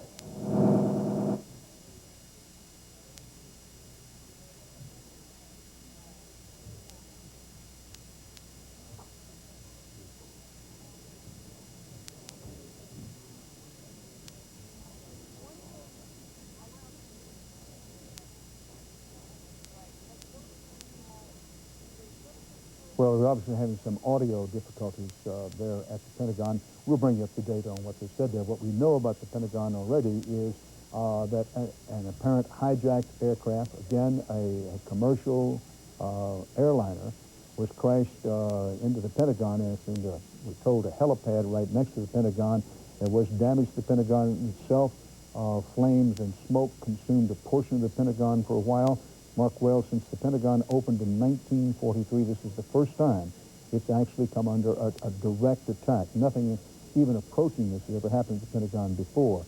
After a somewhat long delay, the Defense Department confirmed that there had been fatalities. How many, we do not know, at the Pentagon, and we saw some of the injured being treated and then carried away earlier in the day. But we don't have a lot of information on what happened at the Pentagon just yet. Now, I'm told that we now have some audio from the briefing, so let's try again. Let's go to the Defense Department to pick up on the briefing. John Chester.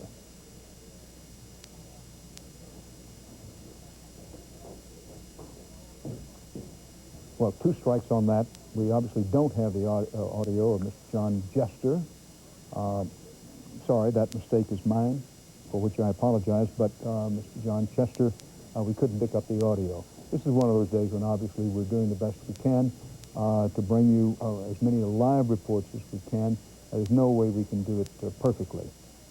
Now, we had talked to Shimon Peres in Israel just as we were going, just before we went to Karen Hughes. And he was pointing out, this is a paraphrase of what he was saying, that yes, the United States has stood with Israel all of these years, but that under these circumstances, the Israelis certainly understood, perhaps better than some, the enormity of what was happening this day. And we do apologize for having to interrupt that interview in progress, but of course we did so to go to the Karen Hughes briefing. Now, we're coming up to nearly the hour mark, and as the hour mark passes, we'll bring you up to date on all of the facts and details as we have them. But in the meantime, let's go back to Washington and our chief Washington correspondent, Bob Schieffer. Bob?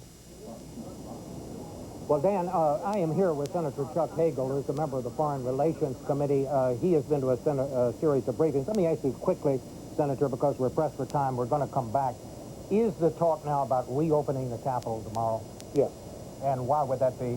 Well, the security, we believe, is clear, will be clear by tomorrow, and we don't want to shut down our government and our country. The terrorists win here. As long as we're securing our nation and our structure and our leadership, then I think we should move on, and we intend to do that tomorrow. And Dan, Senator Hagel, of course, is the senator from Nebraska, Offutt Air Force Base, the former home of the Strategic Air Command, is where the president is. When we come back, we can talk to Senator Hagel about why the president went there. Yes.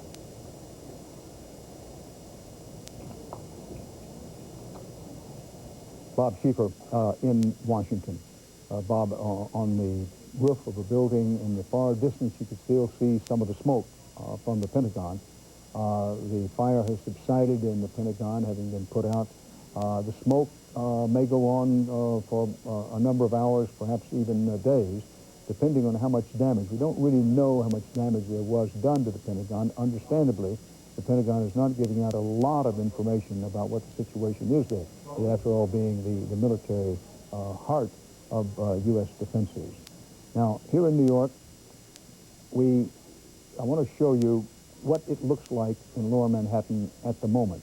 This is now, what, 7 hours after the first aircraft, hijacked commercial airliner, hit the first of the Twin Towers. Great smoke still billowing out.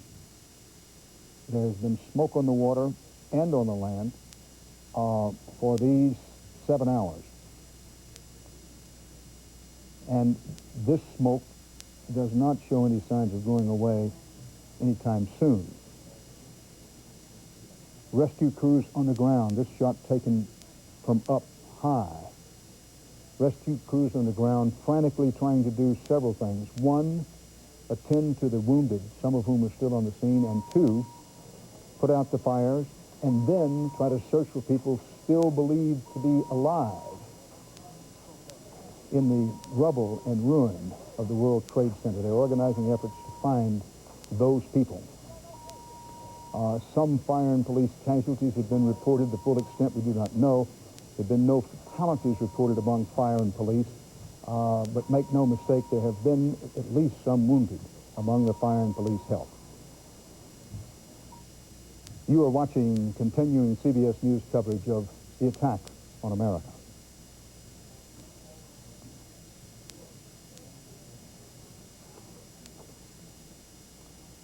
Dan Rather at CBS News World Headquarters in New York, where the Twin Towers of the World Trade Center have been hit each individually by a hijacked airliner, 4 hijacked commercial airliners that we know of today. This is an actual photograph of one of the planes flying to one of the towers earlier this morning. The plane goes deep into the tower. Flame spits out the opposite side, followed by these incredible scenes. One of the towers begins to collapse. It looks for a few faint moments like maybe it will just be partially collapsing the tower. But then quickly the realization, it's all going. Down it went. And then the second tower, fire and smoke belching out of it. No one believed that it could happen, would happen, but then, again, incredibly, down it came.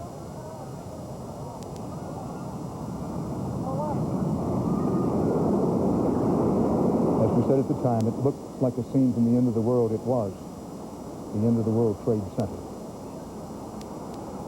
The most famous skyline in the world, changed in a matter of minutes by horrendous acts of terrorism.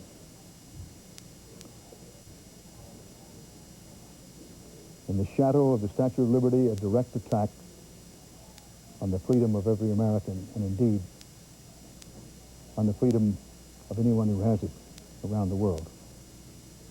It is not too much to say that. Scott Pelley, CBS News correspondent, is downtown near where the World Trade Center used to be. Scott? Dan, I have journeyed into the downtown area very near the World Trade Center building itself. I was maybe 60 yards away, and we were able to see the World Trade Center building, what was left of it. I can only describe it to you, Dan, as about 15 stories tall, with a broken top, completely shot through, a burning hulk. All around it in that neighborhood, the buildings were burning. The smoke that you see behind me is coming primarily from a 50 or 60-story tall building that was about half a block from the World Trade Center. That building is deeply involved in flame. There is flame shooting out of the windows.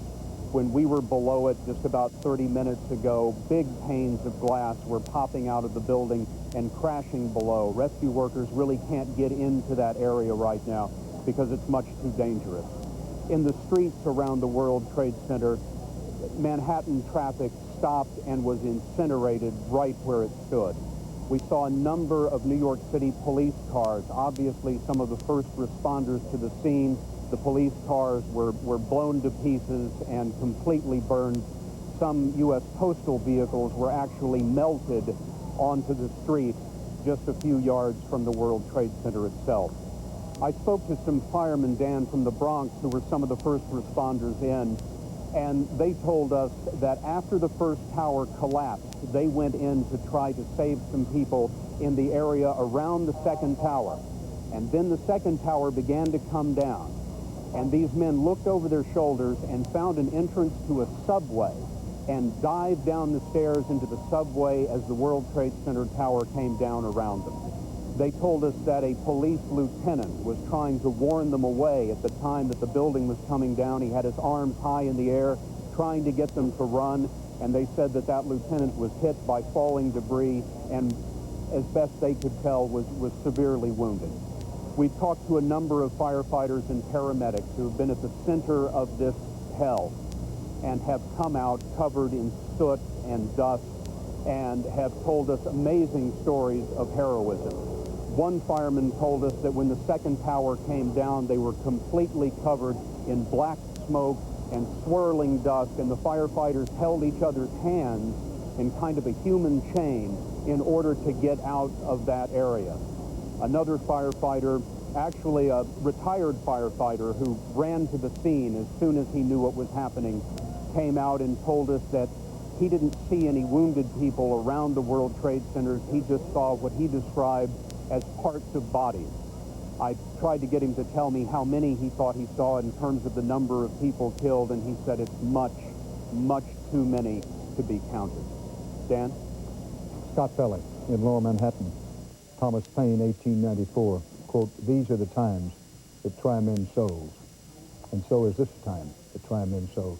Also, there are times that test the mettle, that test the very character of a nation. Each generation, in one way or the other, faces some kind of maximum test. Who is to say that this is not ours?" Timeline, plane crashes into the tower of the World Trade Center in Lower Manhattan shortly before 9 a.m. Eastern Time.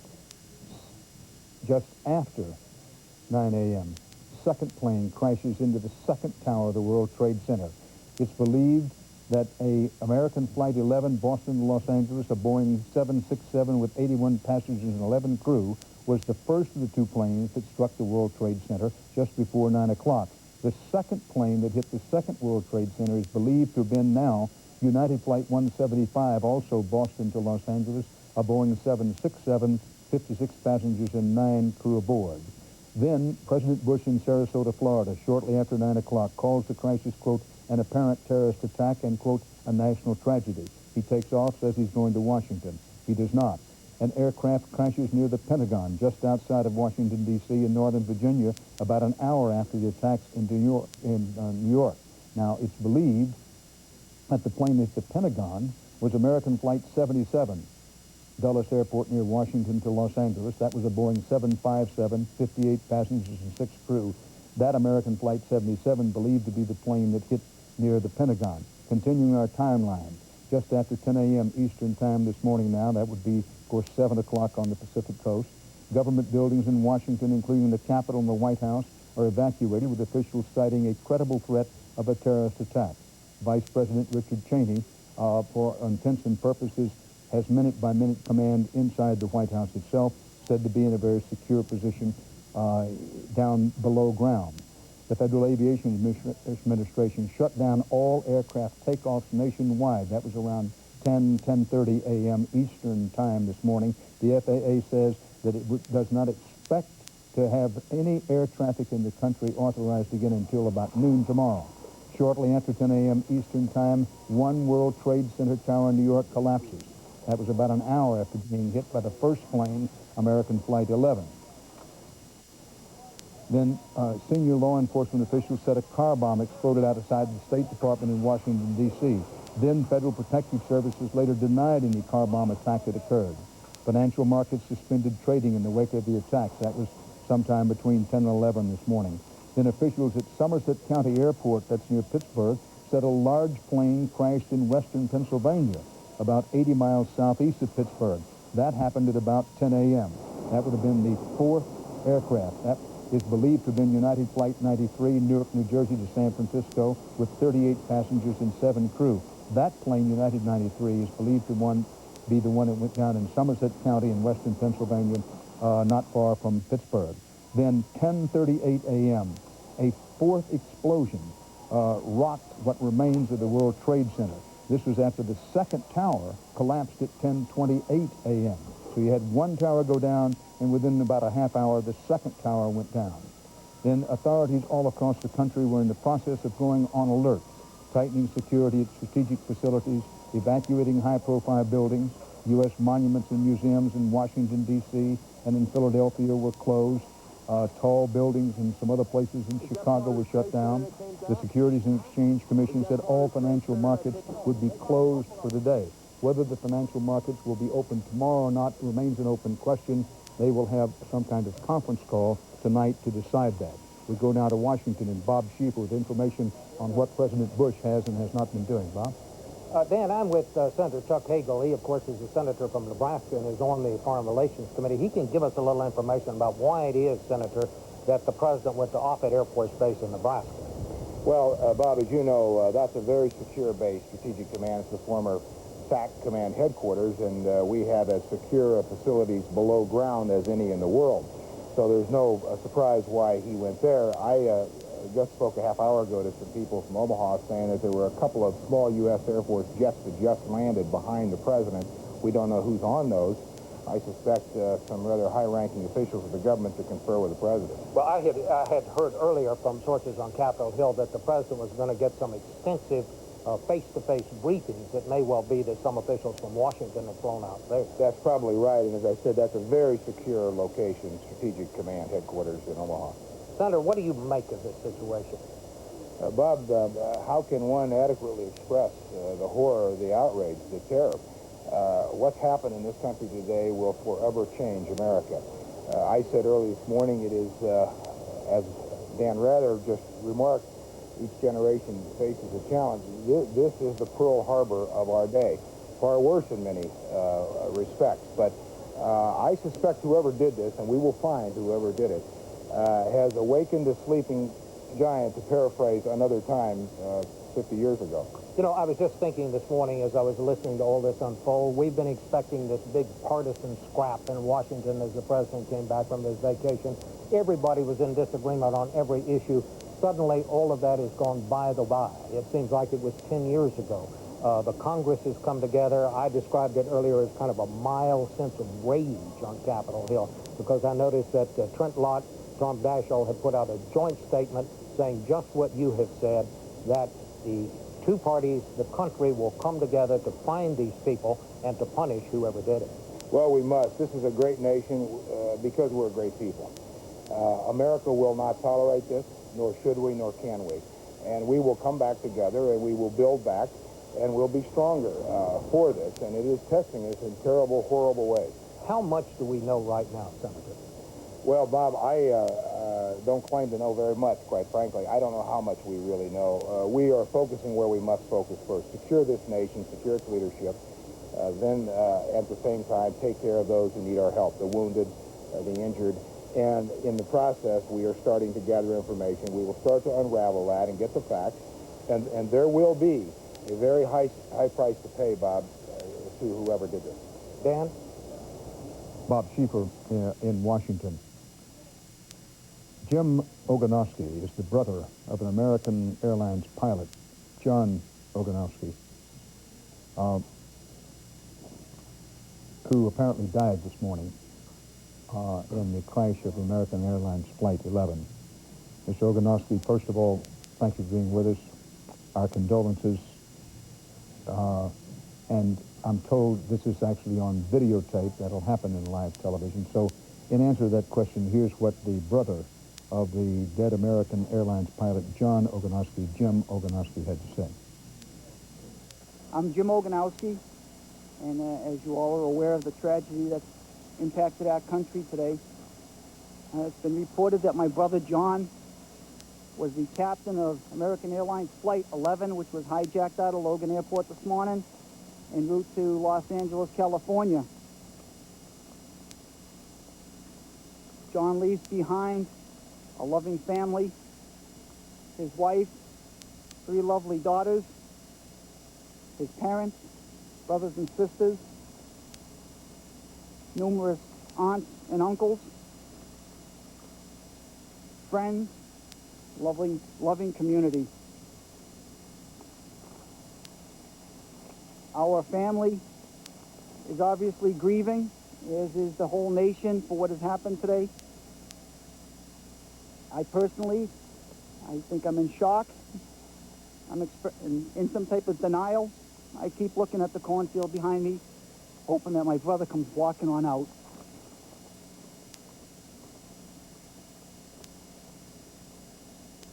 This tragedy has not only impacted us as a family, but our whole community, and as a nation, our whole country. On a personal side, I ask that I'll come out for this last time, but please respect my parents and the rest of the family's wishes to be alone at this time. I'll give you a little personal on John. He was 52. He was born in Lowell at St. Joe's Hospital. My other brother Joe was born at St. John's Hospital. He went to St. Stanislaus School on High Street in Lowell. and then he attended Keith Academy. And after that, he attended what is now University of Lowell. It was Lowell Tech at the time. He joined ROTC in the late 60s when it was not cool to be in the military. He joined the military right after being commissioned as second lieutenant in the Air Force. He flew in the Air Force on T-37s and T-38s, and he capped his career off in C-141 transports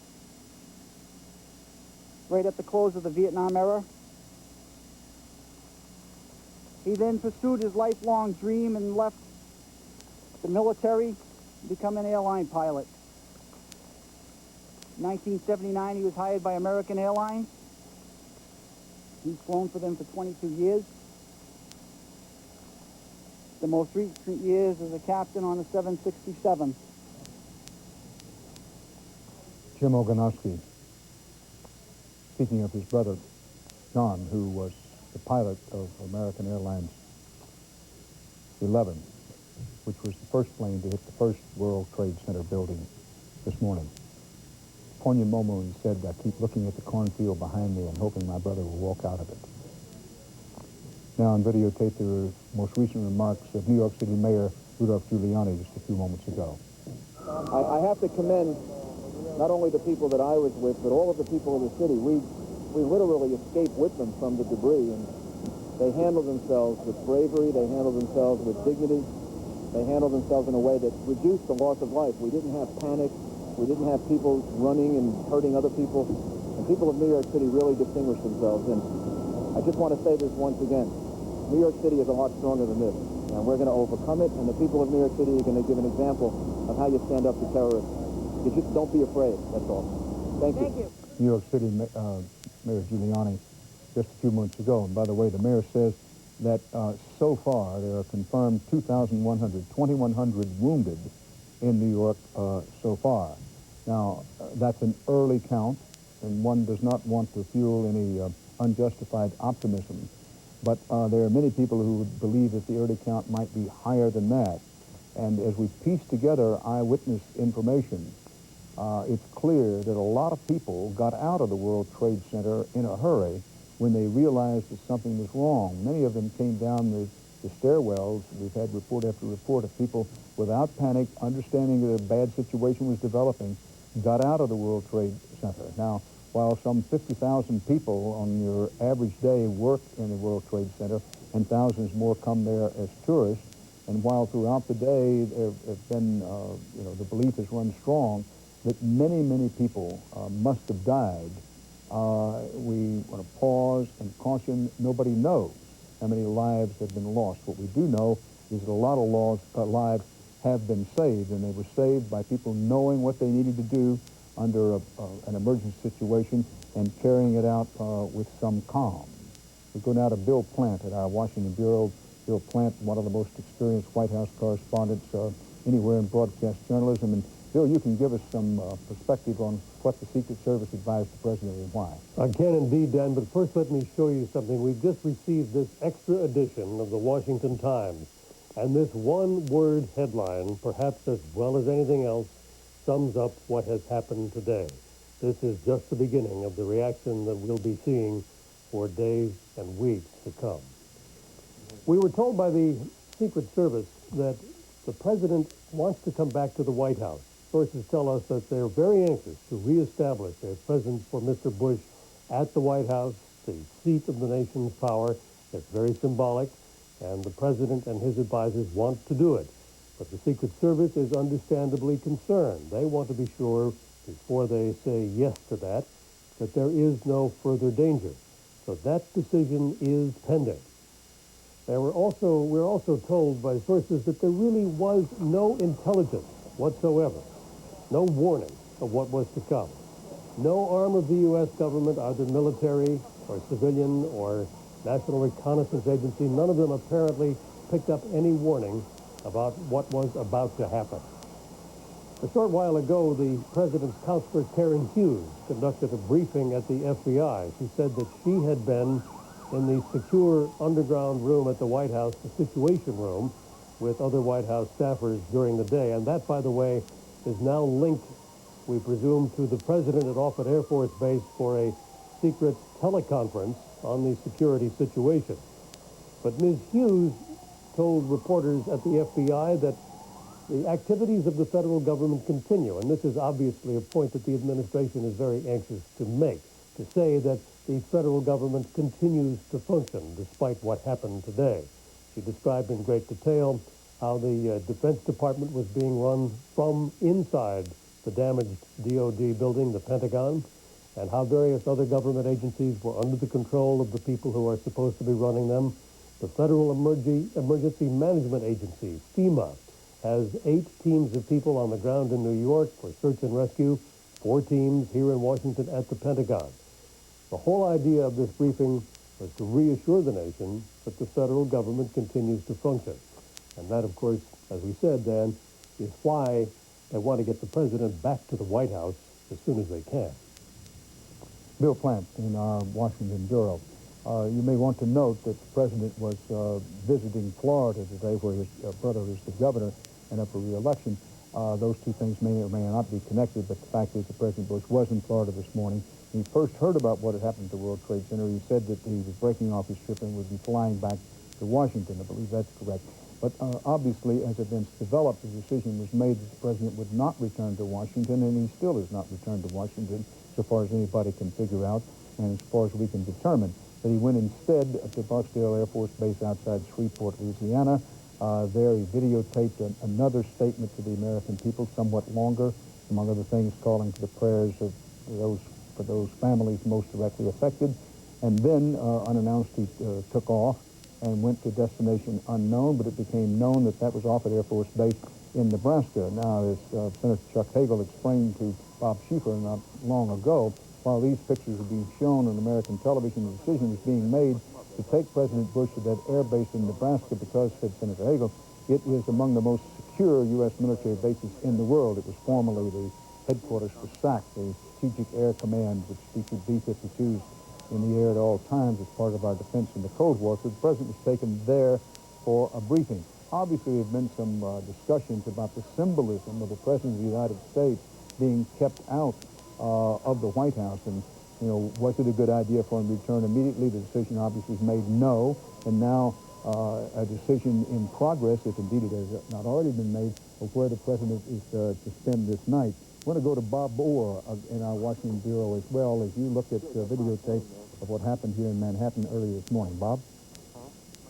Federal authorities have to figure out over the coming days is how did this attack take place? I mean, how was it that hijackers managed to penetrate the nation's aviation system all at the same time at 3 of the busiest airports? Now, it's very important to know, as we watch the pictures, what exactly happened today in terms of the timeline. Just before 7 o'clock in Boston and at Newark and in Washington Dulles, some number of hijackers, it's not clear yet how many, made their way through the normal checkpoints, boarded planes like everybody else, and then we know what happened from there. The timing is important. These are probably among the busiest times for any of the nation's airports. That is among the most vulnerable points during the day. The other thing to remember here is that all of these attacks apparently were suicide attacks. And it's always been a fear of the U.S. aviation experts that this is the very kind of attack that we are most vulnerable for. Very, very hard to stop. I mean, a lot of the system is built on the belief that most people want to remain alive. If you have somebody who is perfectly willing to die in the attack, then you mean you have to catch them at that magnetometer, that screening place where they look for guns. We don't know how the hijackers commandeered these airplanes. Perhaps the cockpit voice tapes, if they can be found, will shed some light on that. But they may have used guns, maybe they didn't use guns. But if there were enough of them, it's a conceivable theory that these pilots may have been overpowered, and you don't need a gun to do that. And once somebody has control of that airplane, it's going to go where whoever has their hands on the control puts it. It's a real dilemma, but whoever planned this attack chose some of the busiest airports at one of the busiest times of the day, and also I think it's worth noting, chose 2 of the largest symbols of the U.S. aviation system. United Airlines, the biggest airline in America, and American Airlines, the second biggest. And I think that all of this came together at a point in time where the system just could not handle it, man. Bob Orr, true or untrue that major airlines are supposed to keep the cockpit door locked during flight. Frankly, I fly a fair amount, and it's been a long time since I've seen one of those locked doors. Yes, but is that supposed to be the rule? It is the rule, and it's a weakness in the system. Oftentimes, there are things in the system where the rule is not followed to the letter. We don't know, and I think it's worth reminding people that we don't know, Dan, how these hijackers made their way into the cockpit.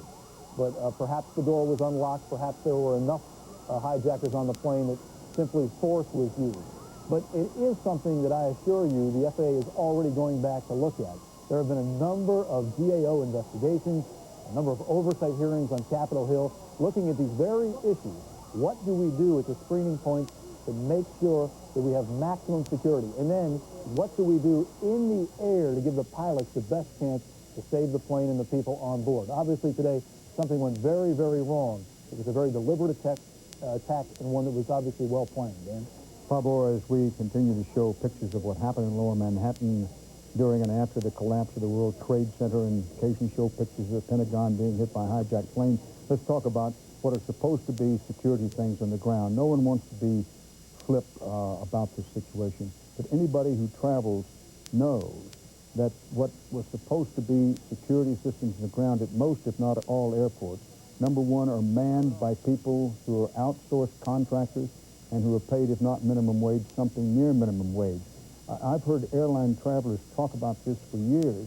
Has anybody in Washington been aware of, it's hard to get an absolute first-class security system when it's low pay and nobody really seems to be paying attention. Quite frankly, at your average airport, there's been a sense, rightly or wrongly, that somebody who scored in the high 90s on a dumb test could get through what passes for security at most of our airports. Unfortunately, you're right, Dan. It's been long known to be the weak point in the system. We have these metal detectors that are set up at the security screening point, and they're only as good as the people monitoring the equipment. In most cases, there's a split jurisdiction. Usually it's the airport authority that's in charge of security until you get into the gate area. And then once you talk about the gate area, it's up to the individual airlines to secure that tarmac spot and their airplane. Now, this is something else that I don't know whether we've talked about it through the day, but something else that will be looked at. There is also, I suppose, a possibility this could be some kind of inside job. This could have been somebody working on the tarmac at Boston and also at Dulles and also at Newark. I don't know that. But a couple of points are worth making here. When tests have been done on these X-ray checkpoints, many, many times the testers are able to get weapons through those points, explosives, and guns. It usually leads to an uproar on Capitol Hill. It leads to all kinds of threats from Congress that a crackdown is about to happen, and it just simply hasn't happened. This is a system built largely on trust, built largely on the fact that we haven't had an episode certainly like this. We haven't even had a hijacking in this country for quite some time. The emphasis is on keeping guns off of airplanes. And the thought is if you keep a gun off an airplane, you'll stay away from the hijacking regime. But if you have, and I repeat, Dan, if you have a suicide terrorist willing to die in the attack, it could be. He could walk right through a manned checkpoint. He could fit the profile of all the normal passengers and through some kind of means on the plane take control of that airliner. A number of things, I think it's safe to say, went wrong today. And it was proven once again today that the system is not very good. And today it failed terribly. Bob Orr in Washington with me here at CBS News World Headquarters in New York as you continue to see photographs, actual pictures of what happened here in New York this morning at the World Trade Center. Fuad Ajami, distinguished professor at Johns Hopkins University. Fuad Ajami, let's talk for a moment about the reaction. You travel the world as much as anybody I know. True or untrue that fairly recently, when U.S. intelligence said, well, we have some indication that some terrorists are up to something, the U.S. fleet in the Mediterranean was put to sea, U.S. Marines training in Jordan saddled up and were told to get out of there very quickly because they have a break coming out. What's the effect of this on, in geopolitical terms around the world? Well, we stand sentry. That really is the image. We stand sentry in a world that in many ways depends on us and resents us at the same time. That is the inescapable dilemma of American power at this time. We stand sentry. We guard the sea lanes of the Persian Gulf. We are dominant there. We keep the oil flowing. We maintain the security of Western Europe. And then there is all these attacks and all these challenges to this power. You are watching continuing CBS News coverage of the attack on America.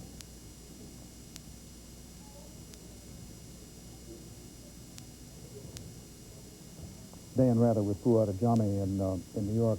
What we were talking about, the symbolism is regarded by those who carry out these terrorist attacks as very important. You pointed out earlier, no coincidence that they chose a symbol of American economic power, the World Trade Center, a symbol of American military power by attacking this hijacked plane, the Pentagon.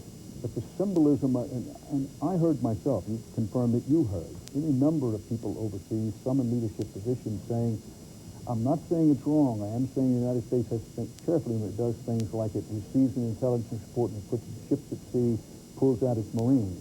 Now I'm asking you, around the world today, this is a victory, one, it catches my throat to say it, but it's a victory for the terrorists today, cowardly as they are, dastardly, ghastly act it is, a victory for them in real terms. They killed Americans, they damaged these symbols. What is it in symbolic terms? Well, we're the great optimists, and the rest of the world, in a way, is tugging at us. And in a way, the relationship between success, which we represent economically and militarily, and failure is an unhappy relation. And consider as well that if someone like Osama bin Laden, let's say it's bin Laden and his freelancers who've done this, that Osama bin Laden could do this to American power and to American prestige, and that our president would have to go to some other, to some base somewhere in the heartland of the country because Washington, D.C. itself is dangerous. I think, there is a kind of a sense of glee and satisfaction that's derived in many, many societies and among many people who are poor, who are radicalized, who are resentful. And it is the fate of power to be envied, to be admired, and to be resented at the same time. This is our destiny. This is the American destiny today. And in terms of terrorism, there is the tyranny of the weak. Yes, of course. I mean, terrorism is the great equalizer. All our defense budget, all our great scientific power, all the systems we put in place, they were penetrated, as we know, by four, again, to the extent that we can tell and to the extent we can read in advance, by four young people who actually were willing, as Bob Orr said, these systems were built on the premise that people don't want to die. If people want to die, this result can be obtained. This, now, President Bush, we are now told, is about to leave Offutt Air Force Base in Nebraska to return to Washington, D.C. This is the second time today that they've said he'd be returning to Washington, D.C. So we shall see, but that is the unofficial word, as I get it, as we get it here at CBS, from Nebraska, that the president, having gone from Florida to Louisiana to Nebraska, is now at least intending to return to Washington, D.C. David Martin, our national security correspondent, is ready to talk about what the U.S. is doing nationally and internationally as we speak. David? Well, Dan, all these movements by the president are part of moving him around from alternate command post to alternate command post. All of this a precaution against the possibility that these attacks aren't over, that there will be additional attacks. And that's why, for instance, that the U.S. military has put all of its bases on the highest state of alert. And that is why the Pentagon has ordered aircraft carriers to New York City, amphibious ships to New York City, cruisers and destroyers to Washington. They'll be there to help in the cleanup, to serve as floating hospitals, but also to serve as air defense for these cities which have already been hit by air attacks. We have a helicopter right overhead. I apologize if it's hard to hear me. All right, David, go right ahead. All of this is, the first order of business here is to protect yourself against further attacks. The second order of business is to dig out from the last attack. And the third order of business is to find out who did it and do something about it. Obviously, we are not very far along the road of finding out who did it or in formulating a plan for retaliation. But no military officer I've spoken to today has any doubt that if a culprit can be identified, there will be a military retaliation. This is viewed quite simply as an act of war against the United States. David Martin is our national security correspondent. I don't know of anybody in print or broadcast who has better sources among in the intelligence and defense community. There have been conflicting reports. On the one hand, we've been told today by several people, including New York City Mayor Giuliani, and very recently, I think one of the senators said, look, we had no idea this was coming. On the other hand, there have been repeated reports in recent weeks, and I would say over, let's say, the last 6 weeks, that some terrorist somewhere was planning something because, among other things, a part of the U.S. fleet was put to sea in the Mediterranean. The Marines were withdrawn from an exercise in Jordan. And indeed, there were calls from officials in the intelligence agencies, which I don't feel free to talk about the details, but to journalists even, saying, look, something is up, but if you know how we came to this information, please don't talk about it. Now, that's on the one hand. On the other hand, it's contrasted with these reports today. Well, we had no idea this was coming. Try to sort this out for our viewers. Well, this is the constant problem you have of this noise level of threats all over the world of varying degrees of credibility, and you have to pay attention to all of them because, of course, the one you don't pay attention to could be the real threat. And so the U.S. for months now has been reacting to intelligence that it has picked up about the possibility of an attack here or an attack there. There was, according to the intelligence officials that we've talked to so far, no intelligence that indicated anybody was planning anything like a coordinated air attack against sites like the World Trade Center and the Pentagon. That does not mean, however, that when people go back over all the intelligence that's been collected for the past several months, they won't find little clues here and there, which if they had put them in the proper perspective at the time, might have been a tip-off to this attack. And I am sure one of the things that's going to happen as a result of today's attack is a major increase in intelligence spending because, of course, everybody will want to know why the U.S. spends $25 billion a year on intelligence, yet cannot pick up what was obviously a well-coordinated and very large conspiracy to attack these installations.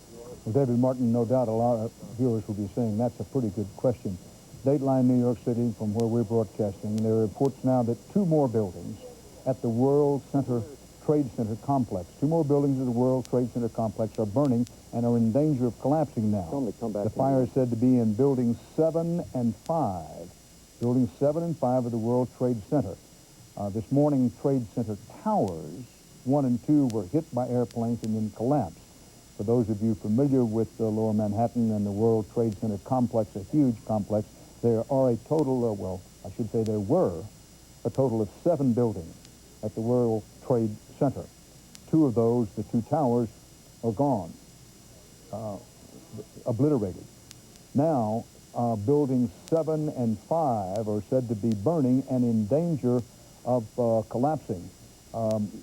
Mayor Giuliani referred to this a little earlier, in fact, quite a bit earlier in the day, but he did not identify the buildings. Now, for those of you who just may be joining us in progress, 2,100 people are known to have been injured in the collapse of the World Trade Center building. There are no figures available on how many people have been killed and other people wounded. The mayor of the city, Mayor Giuliani, has said that the loss of life will be, quote, in his words, tremendous, but we do not know. We don't really have any idea the extent of loss of life, and it may be quite a while. Some people are still said to be trapped in the debris, and efforts have been made to find those people still alive and wounded in the debris of the World Trade Center. No figures available on the number of people killed and wounded in the hijacked plane attack on the Pentagon. Now, Barbara Olson, wife of the Solicitor General of the United States, Ted Olson, is reported to have been on the plane that crashed into the Pentagon. You may recall Ted Olson was prominent in the news as he helped President Bush in his secure the election effort in Florida. And is now Ted Olson, is named Solicitor General of the United States as President Bush came into office. His wife, an attorney and a very well-known Washington personage, was on the plane that crashed into the Pentagon, we're told. She is said to have called her husband to say the plane was being hijacked. This is according to CBS News in Washington. No further information available on the fate, of course, of Barbara Olson, the wife of Solicitor General Ted Olson. David Martin has more at the Pentagon. David? Dan, there has been one persistent rumor throughout the day that that fourth airliner which crashed in Pennsylvania was actually shot down by a U.S. military jet. And about a half an hour ago, a Pentagon spokesman categorically denied that, said it did not happen. So that's perhaps one rumor that we can put to rest. David Martin at the Pentagon. Let me show you a view of the New York City skyline from just across the river, the Hudson River. This is the view from New Jersey. You know, many people go to New Jersey for a look at what was the magnificent skyline of New York City. And if you're over there today, this is what you see. This is on videotape, but this is a favorite view of Manhattan, Lower Manhattan, which had the tallest buildings in the World Trade Center, the Empire State Building being at more mid-Manhattan, if you will. One wants to pause, take a breath. What a day. What a time. Another day that will no doubt live in infamy in history, and the story is still developing. Now, if you're at home saying, well, I'm hearing a lot, but I'm not getting a lot of facts, let me say to you that the facts are few. We don't know how many people have been killed in New York, or for that matter in Washington. Many more in New York than in Washington, and the nature of things being what they were. We don't know how many people have been injured. 2,100 was the last actual injury figure, and everybody said, you know, that's just the early figure. What we do know, we have reporters on the scene. New York hospitals in and out of the area around the World Trade Center have been inundated with casualties. Doctors, hour after hour, have been doing triage work. Triage means deciding who should be treated and who can afford to wait later. This is a live picture of Air Force One leaving Offutt Air Force Base in Nebraska. President Bush reportedly headed back to Washington. We've noted before, we note to you again that he was headed back to Washington earlier today when he left Florida, but we are told on advice of the Secret Service, among others, the decision was made to take him to Louisiana instead. From Louisiana went to Nebraska. Now, as you see, as Air Force One heads east, the president is said to be headed back to the White House, as has been mentioned several times. In terms of symbolism, obviously it would be desirable to have the President of the United States in the White House and spend this night in the White House. But of course, national security and the President's security comes first. Bill Plant is at the White House. Bill? Dan, actually, they won't let us near the White House just yet. We hope to get back there soon. There are a couple of ways the President could get back. He may be on that plane, and we think he is coming to Washington. He could also take one of the other many planes in the fleet. At this point, you can be certain that the Secret Service is doing all that it can to maintain maximum, if you will, flexibility so that nobody can be certain where the President is. You know, I was reminded earlier today, there is a couple of times a year an exercise at the White House which all White House staff members have to take part in. And it is an emergency evacuation exercise timed for a crisis, such as the one that happened today. And in the past, and I've watched this over the years, some people take it lightly. And yet, when it happened, when something like today happened, the people were evacuated, the grounds were evacuated, and apparently the people who needed to go to the command bunker, the situation room beneath the White House, went there successfully. And now we expect that the President will want to spend, as you said, the night in the White House because he doesn't want to look like he's in hiding. That's probably the last thing this administration or any other wants after an attack such as the one which happened today. And Dan, in the category of putting rumors to rest, let's just repeat that there was a rumor earlier today that there had been an aircraft which struck near the Camp David presidential retreat in Maryland's mountains. That is categorically not true, we are told, and it may have been confusion with the airliner that went down in Pennsylvania. So we await the arrival of the President. We hope to get back to the White House ourselves so that we can watch the process of government and the process of getting to manage, getting our arms around this enormous tragedy. I'll just show you, if you would like, another late newspaper extra, this one from the Washington Post. The headline says, "Terror hits Pentagon and World Trade Center." Dan? Bill Plant in our Washington bureau, not at the White House. Bill is one of the most experienced White House correspondents anywhere. but he's confined to the Bureau for the moment. Now, to clear up this business about Camp David, and yes, we mentioned earlier in the morning what had been passed along to Jim Stewart from a high-ranking FBI official that was believed that a hijacked plane had crashed somewhere near the presidential retreat in Camp David, Maryland. If you look on your map, we're talking about a rather confined area of the Northeast, and we talk about Washington, Maryland, Camp David, Pennsylvania. Now, to sort of straighten this out as best we can, apparently United Airlines Flight 93, bound from Newark, New Jersey to San Francisco with 38 passengers and 7 crew. This plane was hijacked, and while it was in the process of being hijacked, the FBI, operating on evidence from the FAA, believed the plane had gone down somewhere near Camp David. Instead, it apparently went down in Somerset County in western Pennsylvania. That's about 80 miles from Pittsburgh. So here's the deal on the aircraft. About 7:45 a.m., American Airlines Flight 11, Boston to Los Angeles, takes off. United Flight 175, Boston to Los Angeles, takes off at 7:58. United Flight 93, Newark to San Francisco, all these West Coast bound flights, in fact, all of these West Coast bound flights, that took off about 8:01 a.m. American Flight 77 took off about 8:10 a.m. Dulles to Los Angeles was its schedule. Now, apparently American Flight 11 was the first to hit the World Trade Center. Then United Flight 175 was the second to hit the World Trade Center. And then that American Flight 77 this is a scene of that plane, the United Flight 175, hitting the World Trade Tower, the second to hit it. Then American Flight 77, the one from Dulles to Los Angeles, that plane hit near the Pentagon, and then the United Flight 93, Newark, New Jersey, San Francisco, went down in Somerset County in western Pennsylvania. And as Bill Plant just said, that this clears up the business about Camp David. Scratch Camp David off the list, that while it was widely believed and it was reported that a plane had crashed near Camp David, apparently that hijacked plane went down in western Pennsylvania. It's understandable under the circumstances of sort of the geography got a little bit off on that report.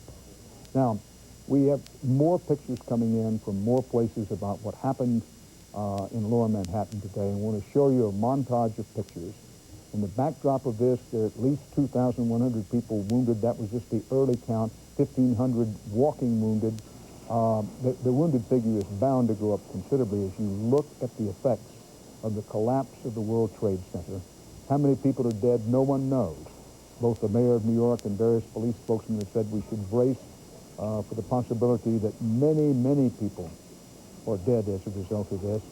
And frankly, it's hard to imagine that aren't. Although, as we pointed out earlier, people inside the World Trade Center towers, many people kept their heads, and as soon as they realized something was wrong, began to get out. Heroic New York firemen and policemen and many other workaday heroic New Yorkers helped in getting people out of the building, leading people out of the building, and so many lives were saved, but unquestionably many were lost. You look at this breeze. Mind you, heavy steel beams, heavy concrete, marble, as well as steel and iron crashing down from 110 stories up in a ball of fire and explosion. It will be a long time, many, many hours, if not indeed days, before any reasonable assessment of how many people were actually killed and wounded here in New York. Now, in the Pentagon, where there was one plane crashed into one section of the Pentagon in Washington, D.C., as we reported earlier, the Defense Department said there's some fatalities there, we know not how many, and some wounded, but nothing on the scale of the World Trade Center here. Let's go back to Bob Orr in our Washington Bureau. Bob? Dan, there's one very interesting thing that we have just learned, and it's about the plane that crashed in Pennsylvania. This may turn out to give investigators their best information as to who was behind these attacks and what their motive really was. This is very interesting. This plane took off, as we watch the pictures in New York, this plane took off at 8 o'clock, 8:01 to be precise, from Newark to San Francisco. But it didn't crash until 10:20. Now, this is a horrifying thing to think about. If you know that airplane was in the air more than 2 hours. The other thing is, it's a short time ago. I got to take a look at the radar track of this particular airplane, and it's quite striking. As it takes off from Newark, it does exactly what you would think it would do. It heads west across Pennsylvania. It goes across northeastern Ohio, gets all the way to Lake Erie up off of Cleveland, when it suddenly does a U-turn and heads back towards the East Coast. Now, we don't know what led to the crash. We did hear from the Pentagon that there were rumors that the plane may have been shot down. The Pentagon says that those are not true. There was no military intervention to bring any of the planes down. But the plane crashed in a rural Pennsylvania field. Very important point here. That means the cockpit voice recorder on that plane should be readily recoverable. And that's important because the cockpit voice recorder will record the last 30 minutes of whatever was going on in the cockpit. So if the plane was commandeered, as we believe, if there were things like gunshots or screams or any kind of threats being made, that will tell investigators exactly what was going on. And I've been told by sources that it is a top priority tonight for U.S. investigators to retrieve that cockpit voice tape and try to unravel part of what happened today. Dan? Bob Orr, in our Washington Bureau, President Bush is said to be flying from Nebraska back to Washington, D.C. Whether or not he intends to actually spend the night in the White House is undetermined, unannounced. We'll keep you posted as time goes along. Sandra Hughes, our CBS News correspondent, is and has been for some time at Los Angeles International Airport at LAX. Sandra Hughes. Sandra? Dan, we can't get back inside Los Angeles International Airport. It is being evacuated, and they've cordoned off an area, a pretty wide area around the airport. What we understand right now is that the FBI is inside right now making sure everyone adheres to that evacuation order. Fire trucks, police cars, emergency vehicles have been flying by us with their sirens and their lights on heading into the airport. What we understand is a suspicious package was found near the international terminal, but officials say that it has been dealt with. A little while before that, another suspicious package found at a nearby power plant. It turned out to be nothing. But I think what this is saying, Dan, is that there's a heightened sense of alert here in Los Angeles. People are suspicious of things they see, and that's to be expected. Oddly enough, when I was inside the airport, some of the passengers I talked to who were not able to board their flight said that this was not going to have an impact on whether they fly again, that this is not going to give them a heightened sense of anxiety when they fly. But, Dan, even though we were not directly hit by these horrendous acts of terrorism here in California, with 4 of those flights en route to California, there are going to be many, many victims here, and the folks in this state are going to be dealing with it for a long time. Dan? Sandra Hughes at LAX in Los Angeles. Our CBS News coverage is originating at our World News headquarters here in New York, but we have correspondents worldwide, and we concentrated our coverage on Lower Manhattan, where the Twin Towers of the World Trade Center have collapsed. I'm going to turn to Fuad Ajami. Before I do that, Fuad, Dateline Berlin, the United States put its forces on alert as governments worldwide held crisis meetings. Security has been tightened at embassies, airports, and public buildings embraced for more possible attacks. At a Dateline by Reuters out of Berlin. But Fuad Ajami, Johns Hopkins University, we've talked, look, nobody knows. We will say another time, we can't say it too often, nobody knows who's responsible for these attacks. And then accusations once again about Osama bin Laden. Nobody knows. But in terms of those states, which is by their deeds, not their words, the deeds, have demonstrated that they are capable of aiding and abetting and hiding terrorists, let's tick them off. Okay. We're talking about states, actual states. I think the states, I mean, you know, the famous remark, round up the usual suspects. The usual suspects, we tended to look at Iran. Iran was involved in the trail of terror, but the Iranians have exited out of that industry a while ago. The Iraqis, I mean, we are always talking about Iraq, and the Bush administration came in talking even about unseating Saddam Hussein, but they didn't really want to live with Saddam Hussein like the Clinton administration, but they want to overthrow Saddam Hussein. So is this again, is Iraq a state to worry about? I think in this case, if we really, the Taliban regime in Afghanistan must be really the one to worry about, and must be the one to, in many ways, focus on, because they are the ones who harbor Osama bin Laden and give him shelter and sanctuary. And the last time that we accused them of harboring bin Laden, they didn't really pay a terrible price for it. So obviously this is a very different question. But the states we're talking about, I mean, would the Syrians do it? Unlikely. Libyans? Well, the Libyans, you know, the last time we talked about the Libyans, you may recall, was like something like 15 years ago. that the Libyans were active in the world, and then they took time out after the attack on them by the Reagan administration in 1986. And after that, Gaddafi somehow dropped off the radar screen. So I'm not sure states would involve themselves in North Korea? That's an interesting question, and I think, again, I mean, I actually personally, just if I were to make a wild guess, and just, I don't think we're really dealing with states. We're dealing with something beneath the level of states.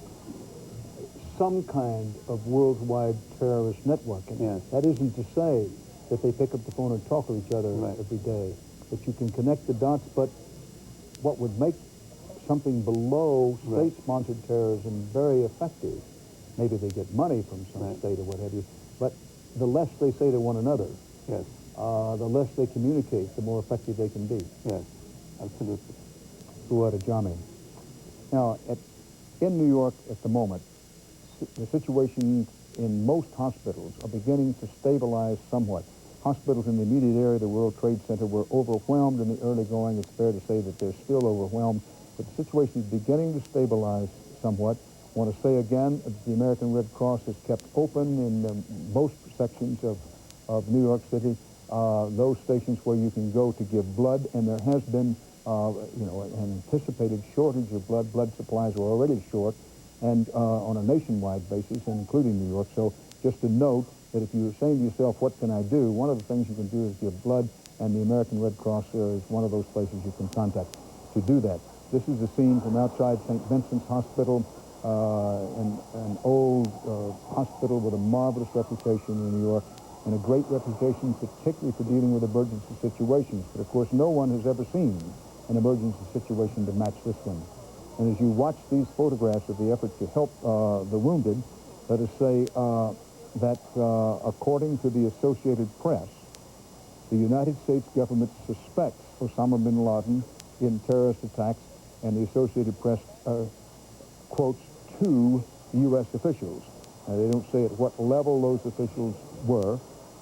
However, this is just more of what we've had during the day. And again, we come back to, and it's not to make light of any situation, anytime there's been a terrorist situation in the last at least 5 years, Osama bin Laden's name gets mentioned. And there's a whole other argument about whether we have elevated bin Laden to icon status through much of the Muslim world. And keep in mind, the Muslim world, quote unquote, as it's called, stretches from the outermost reaches of Indonesia all the way through Africa and on into the United States. We have a fast-growing population, Muslim population in this country. Let me pause again and say that there's been a lot of stereotyping of people of Islamic religion in this country, and it's something that, as a free people, we say to ourselves, we want to generalize about people, and nobody wants a mother in Omaha who is of Islamic religion worried about her kids going to school tomorrow. And that's very, very important for us to note as we go through yet another time when U.S. officials are talking about Osama bin Laden, an expatriate of Saudi Arabia who seeks to overthrow the government of Saudi Arabia, among others. When you go through that sort of talk, inevitably, if unthinking people may go to stereotyping some of our fellow Americans who are just as loyal to the country, find themselves just as abhorrent of violence as any of the rest of us. Now, President Bush is said to be on his way back to Washington after earlier diverting himself to first Shreveport, Louisiana, and then to Nebraska. In from the White House, President Bush is to address the nation tonight. No time has yet been set, and from where he will be addressing the nation, no one is saying, other than to say the President is headed back to Washington, D.C. That is not to say firmly, finally, and officially he's going to be in the White House, although we know that during the day that there's been a real effort by the President and those around him to get the President back to the White House for the symbolism of that. Now, in terms of the wounded at the Defense Department, we've had a number of calls, people saying, well, you haven't said how many people were killed or hurt at the Pentagon. We haven't said so because we do not know how many people have been hurt or wounded there. We'll get David Martin to bring us up to date on the best available information about that just as we go past this next hour. Now, it's been our practice all day when we cross the top of the hour or cross a half-hour mark We try to bring you up to date. This is part of our rolling and continuing coverage.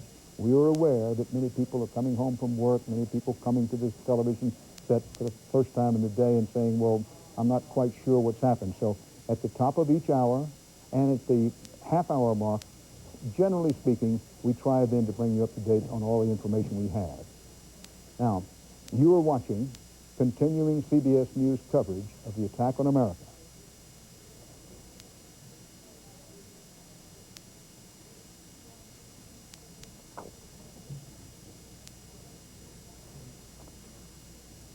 Dan Rather, CBS News, back at CBS News World headquarters in New York with the far-flung worldwide resources of CBS News, covering an unprecedented day in American history.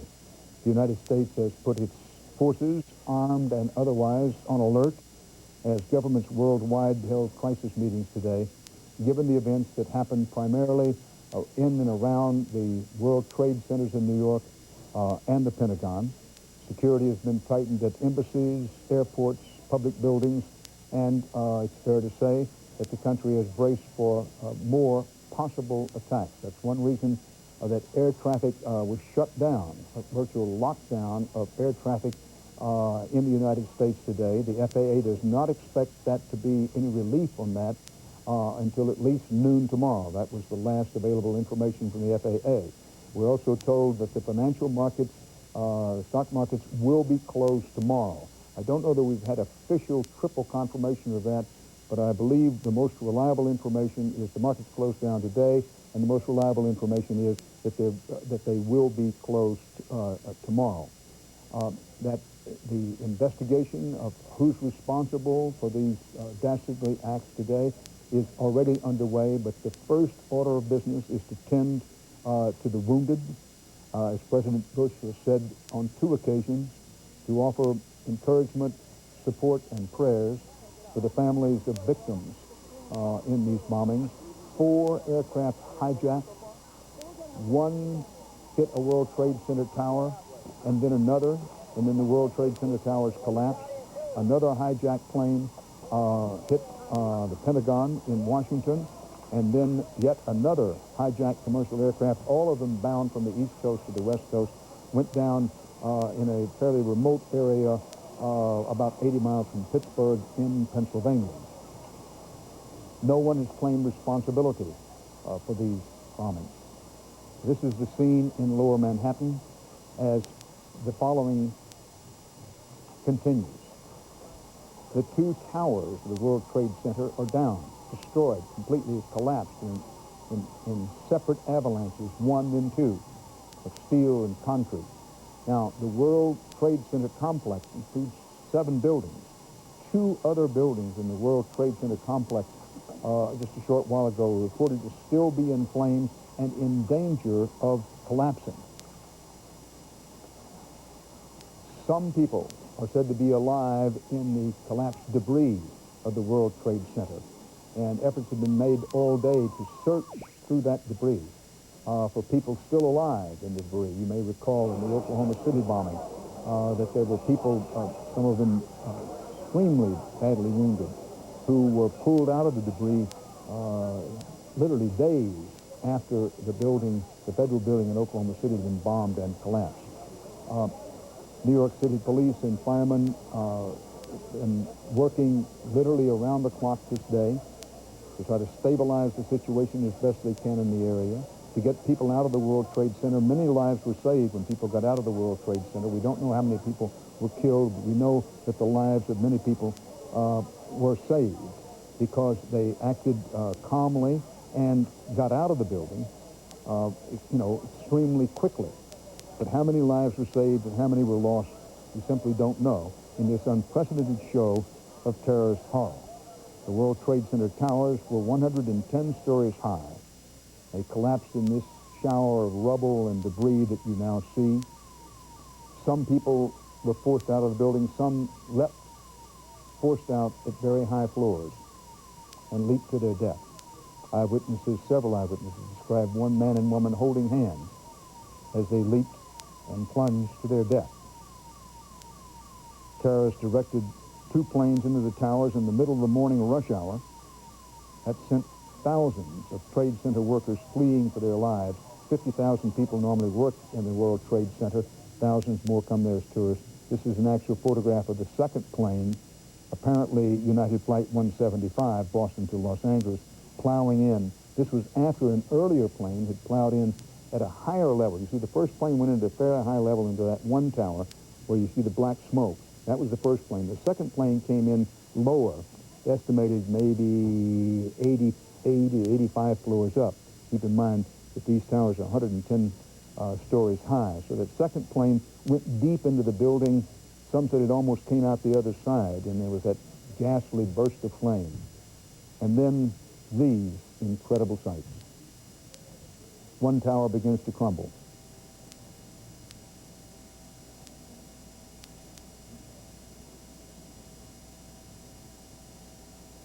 Spreading very heavy debris, hurting, killing people on the ground in the surrounding area. How many we do not know. And within the half hour, roughly, the second building.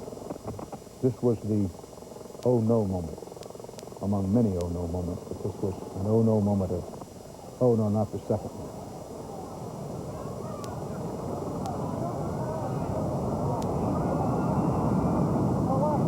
The second tower comes down.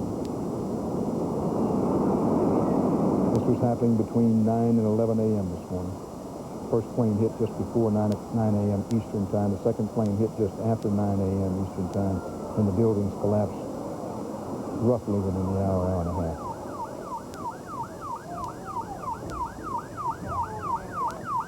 Smoke came boiling up like some ghastly mushroom.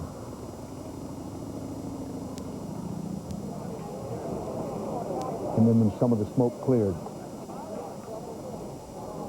there were the dead, the wounded, the trapped.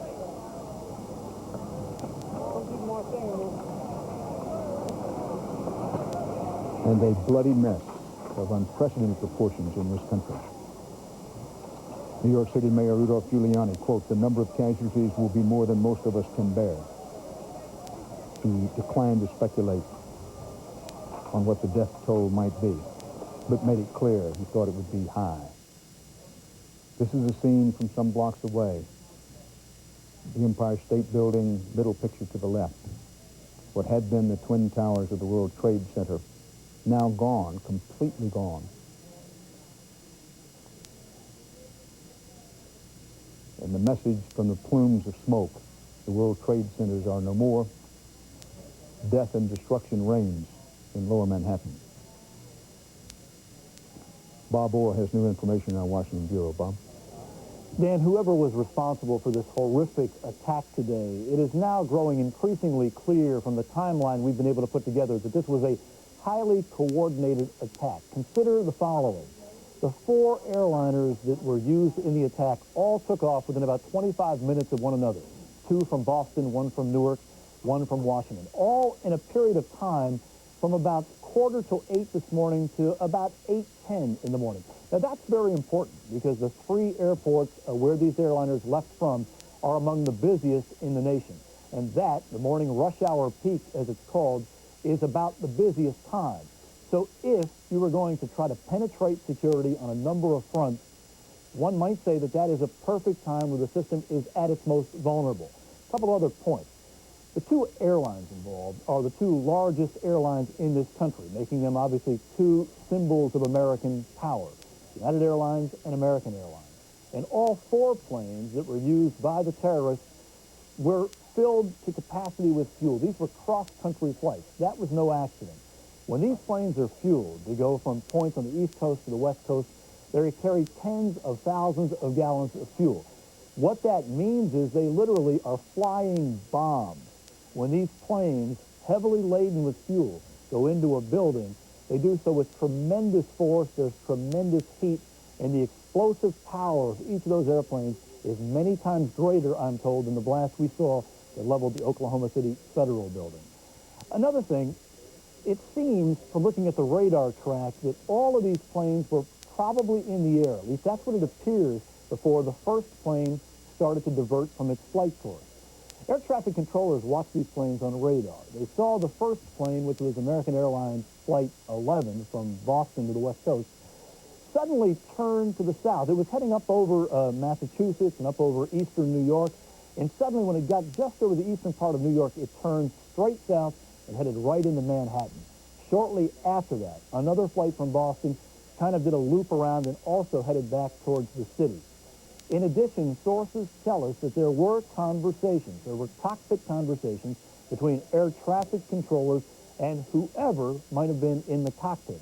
The authorities won't say what was said or what degree the conversations went on, but it was pretty clear to the authorities that there was major trouble here, that hijackings had taken place. We are told, though, that there was not significant time between that realization and the hit of the planes in the World Trade Center really to issue any kind of warning. The most interesting clues, as it might turn out, may come from the plane that really did the least amount of damage. This was a flight that took off from Newark bound for San Francisco. Now, that's a pretty long flight, maybe 5.5 hours or so, and it was a good hour into the flight. It went all the way up normally across Pennsylvania. It got up into northeastern Ohio, and from there, normally it would just continue across the Dakotas and then down across the Rockies into San Francisco. But when it got around Cleveland, this plane did a curious thing as well.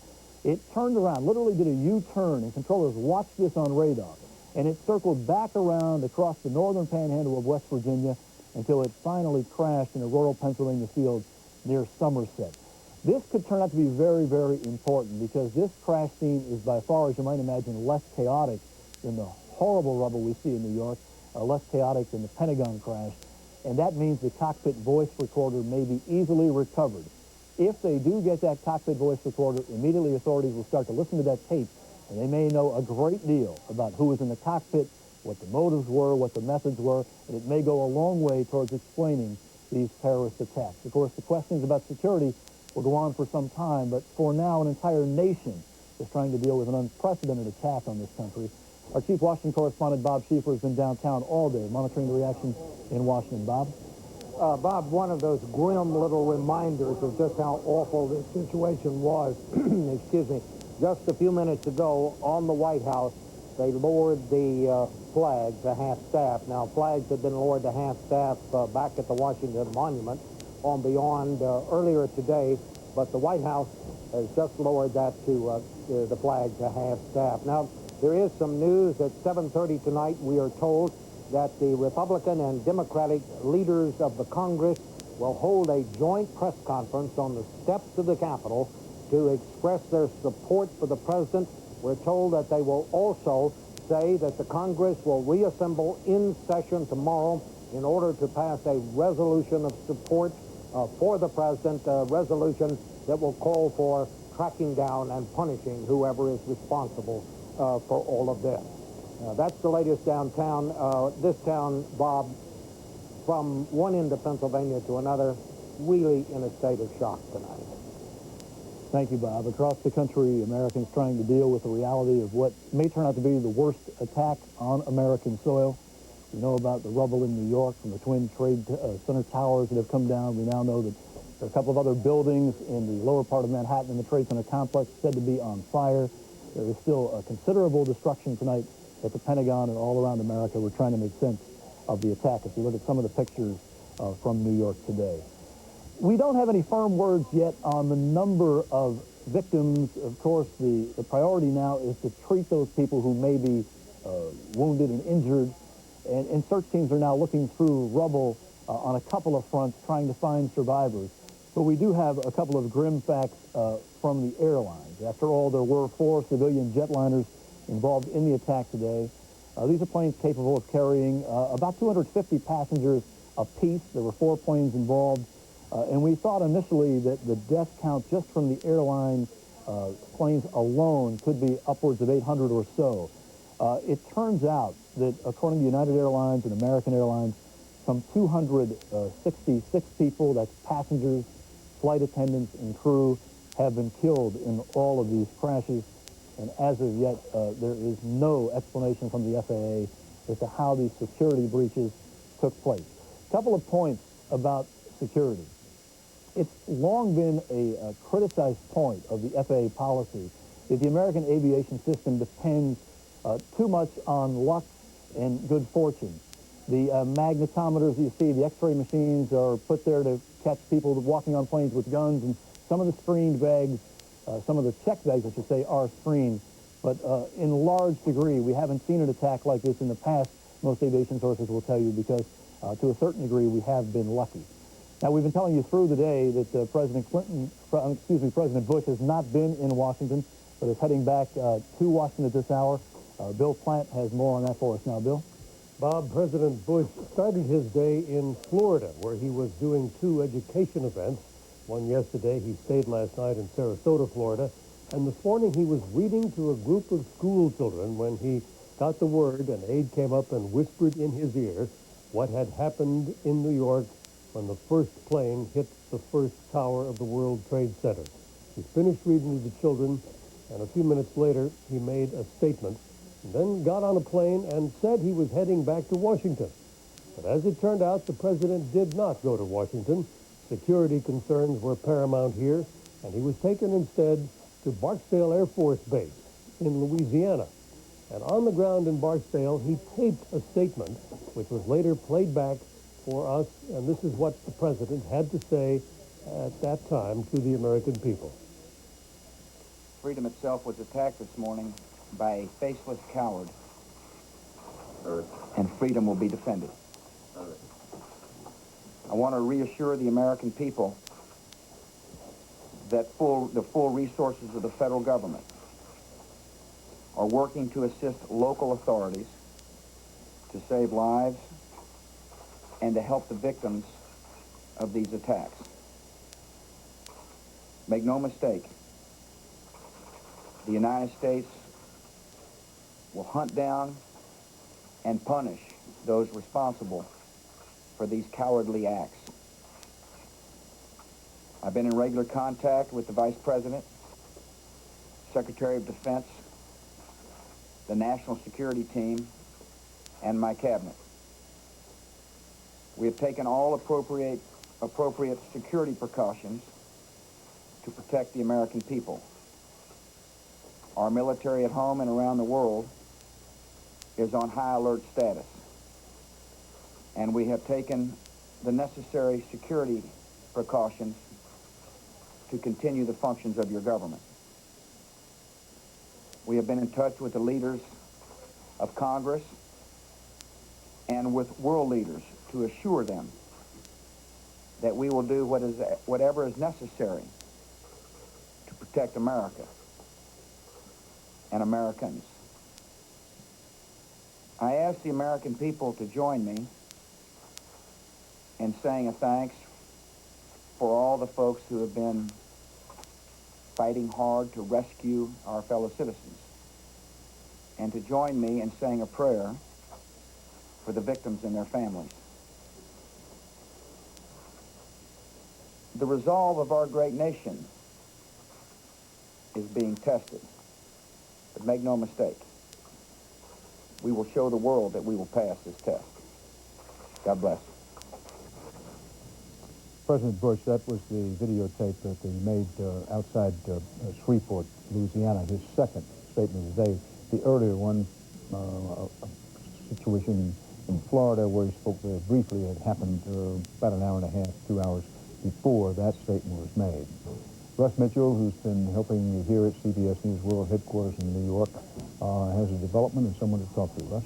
Thank you very much, Dan. And we're here now with Patrick Andre. He works on the 71st floor of building number 2 at the World Trade Center. He's a trading manager at Morgan Stanley. Mr. Andre, thanks for joining us. You were there when the second plane hit. Describe to me what happened.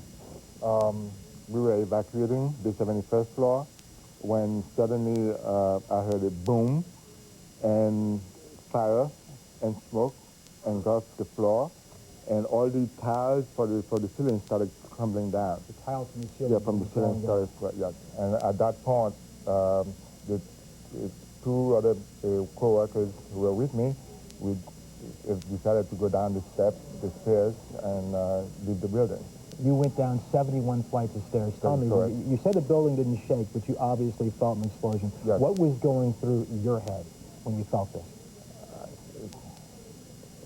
making sure that everybody who were on my floor were out of the building, evacuated, and a repeat of 1993 since I was there the last time. That's right. You've worked in the building for 15 years. You were there in 1993 during the terrorist attack then. Let me go back to you going down 71 flights of stairs. How many people were with you? What did you encounter along the way? There were about 4 people with me at that point, since we were the last one to leave the 71st floor. And in mid-level, we encountered a young lady who was an handicap with crutches and asking for help. And between the 3 of us, we helped her down to the lower floor. Now, when you got downstairs to the bottom of the building, what did you think? What was the first thing that you did? That we got some fresh air, and the police and FBI agents were there guiding everyone out of the, to move out of the building. And so it was a relief, really. Describe the scene, what you saw when you looked outside. Fire. Fire. From building number 1, and debris, a piece of steel falling from that part of the building, the front part, into the lower ground. Yes, the ground was covered with steel, glass, paper from those floors, yes. You had to be frightened. Yes, I was. Yeah. Describe that feeling. And here you are. You're actually there. We're looking at it. We're looking at these pictures here, which are just horrific. This looks like downtown Beirut a few years ago. Rudolph Giuliani said it looks like it was bombed during World War II or something. What's going through your head? You're in the middle of all this. Well, I guess, like I said, my primary responsibility was the evacuation of my floor. And before anything, I mean, not to panic, and keep my head on my shoulder and making sure that everybody was out. And that was the primary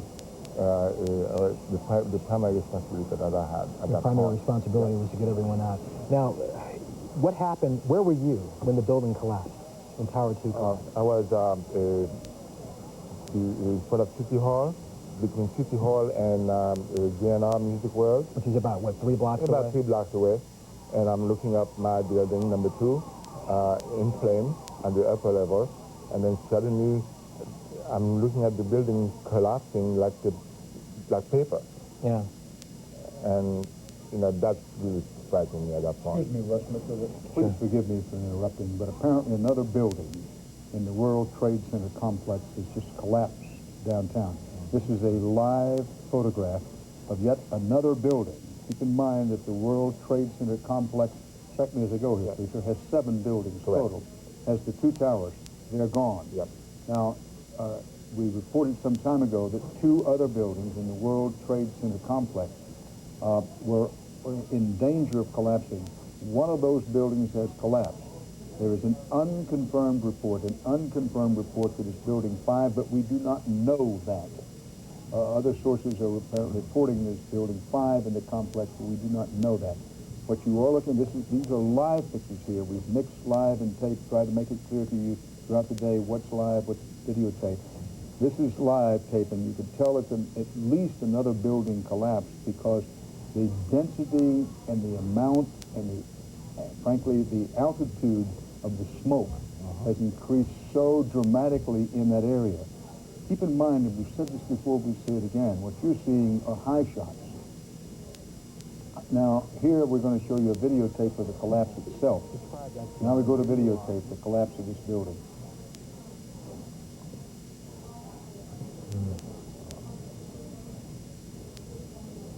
It's amazing. Amazing, incredible, pick your word. For the 3rd time today, it's reminiscent of those pictures we've all seen too much on television before when a building was deliberately destroyed by well-placed dynamite to knock it down. And so therefore this smoke that we were talking about, and keep in mind there are firemen, policemen, other workers down there working, searching for people in the previously collapsed World Trade Center 2 towers, fates unknown. This is an incredible situation. This has never happened before in the United States. This is the most serious attack on U.S. soil that's happened since the Civil War, which of course was something completely different.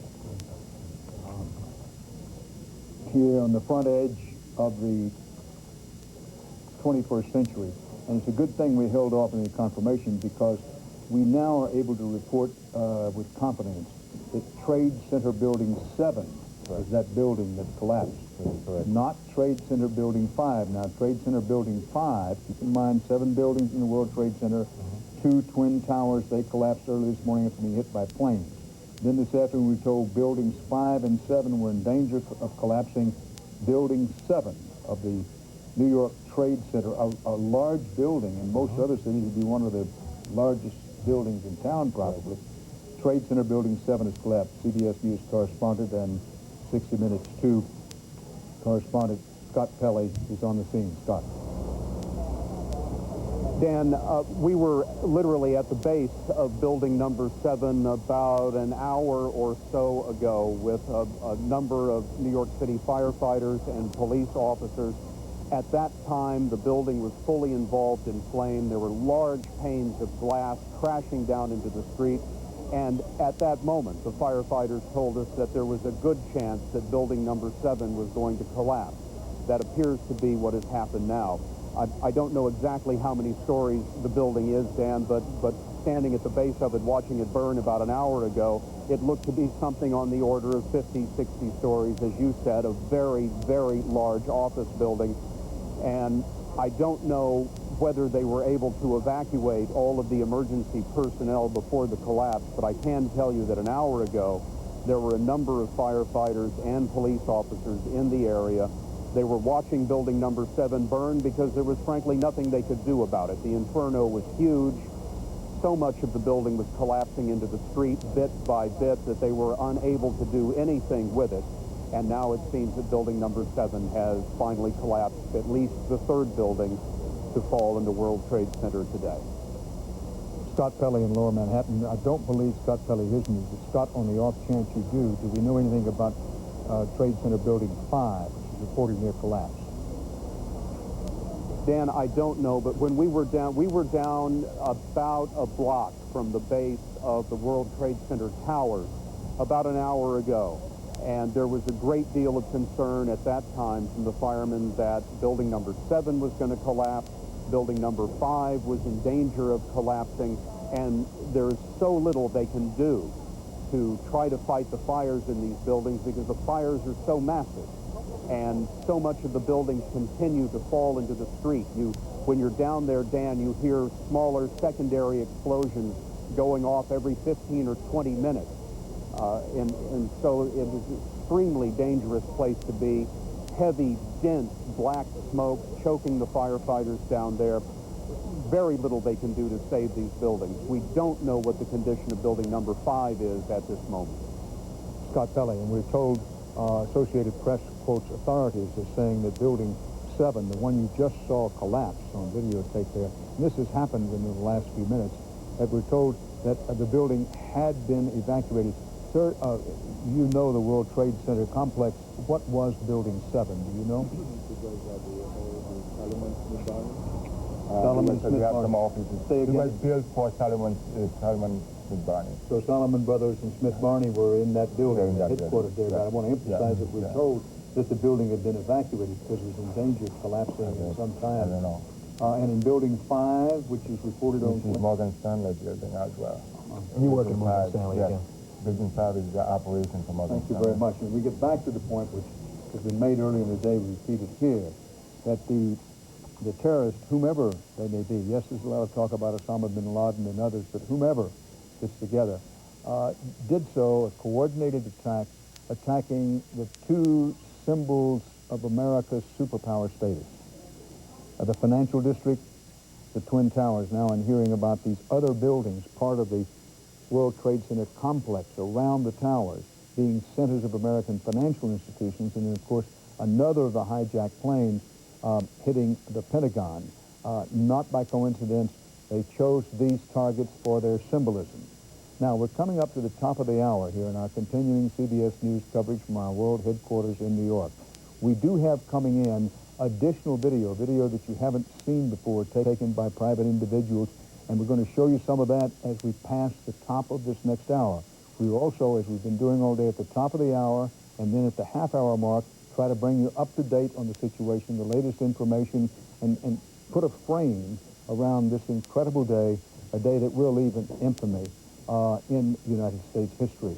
There are no reliable even estimates of the number, the total number of dead and wounded in New York at this time, and it may be quite some time before we have that information. Another building in the World Trade Complex has collapsed. You are watching continuing CBS News coverage of the attack on America. Attack on America.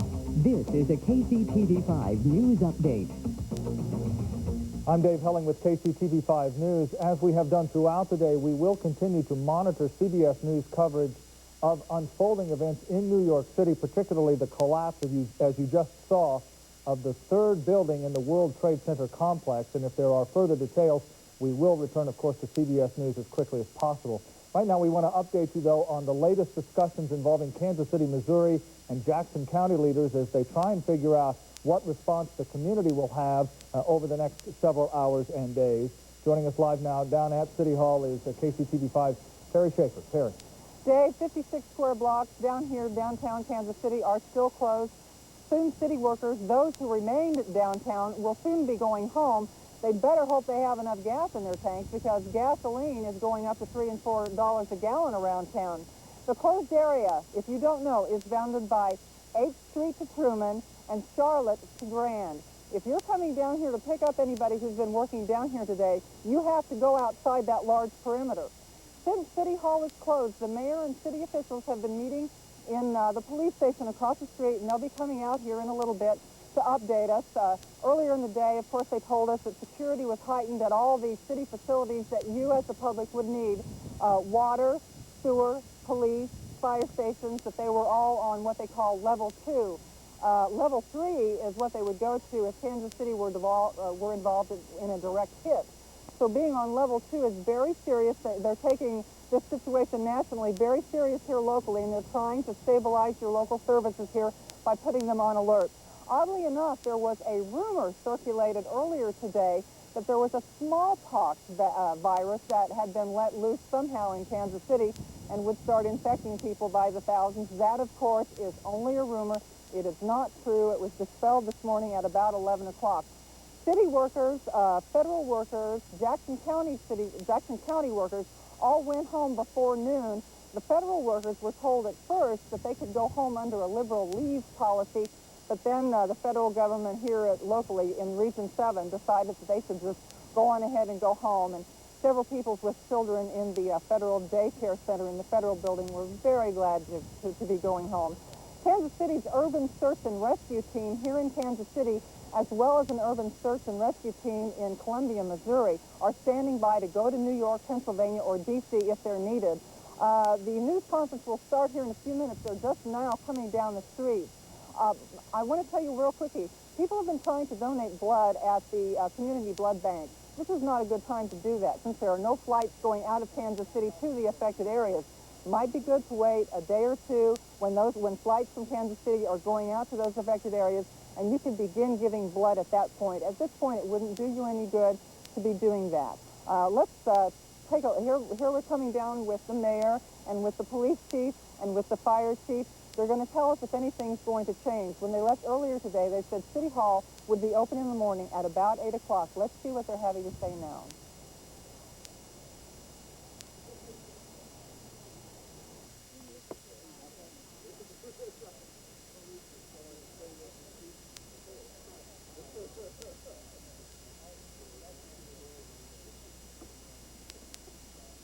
This is Dave Helling reporting again. We are waiting for the beginning of the news conference involving city officials. I can tell you who we are looking at there for the most part. Of course, you recognize Mayor Kay Barnes there on the left part of your screen.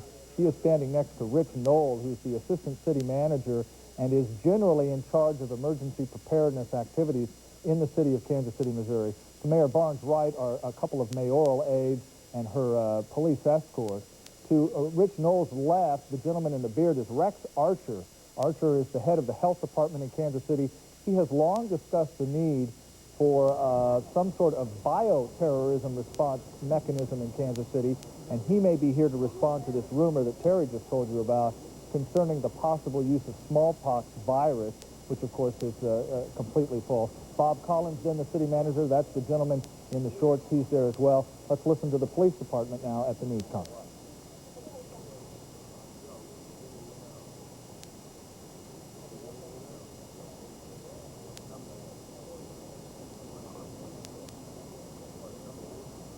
I know that most of you were here this morning. We will try to stay by the same rules that we did this morning. The speakers on this conference will once again be the mayor, Chief Dyer, Chief Easley, Assistant City Manager Rich Knoll, and also Dr. Archer. We do ask you to keep your questions until after each one of our speakers have had an opportunity at the podium, and then we will open it up to questions again. Again, we remind you to, or ask you to please keep your questions relevant to operations of the city government and city government departments if you can, please. And at this time, I'd like to introduce Mayor Barnes. Mayor? As I said this morning and will continue to say over the next few days, we must continue to keep in mind the people who have lost their lives and those who have been injured, and certainly our thoughts and prayers are with all of the families and friends that have been affected. I have a couple of other comments that I would like to make. First, City Hall will be open tomorrow. Will be business as usual. We will be having some additional announcements this afternoon regarding related activities, and some of the other individuals here will speak to those. Also, Kansas City residents have responded in the expected way to our guests that have arrived at KCI on the 18-plus flights that were diverted to our airport.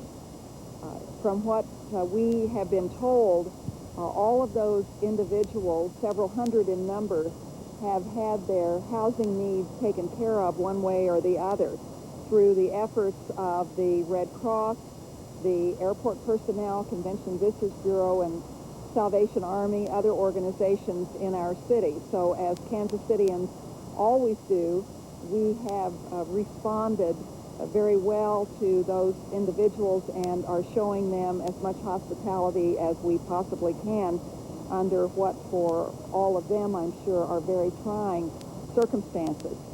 I'll close my comments by saying, as I said earlier, that our democracy is strong and our city is strong. We will respond to this crisis as we have in the past. I think it's important for those of us who are older and have perhaps experienced crises in the past in this country to be sure to counsel the young people that we will persevere and move through this crisis. It is important for them to understand that.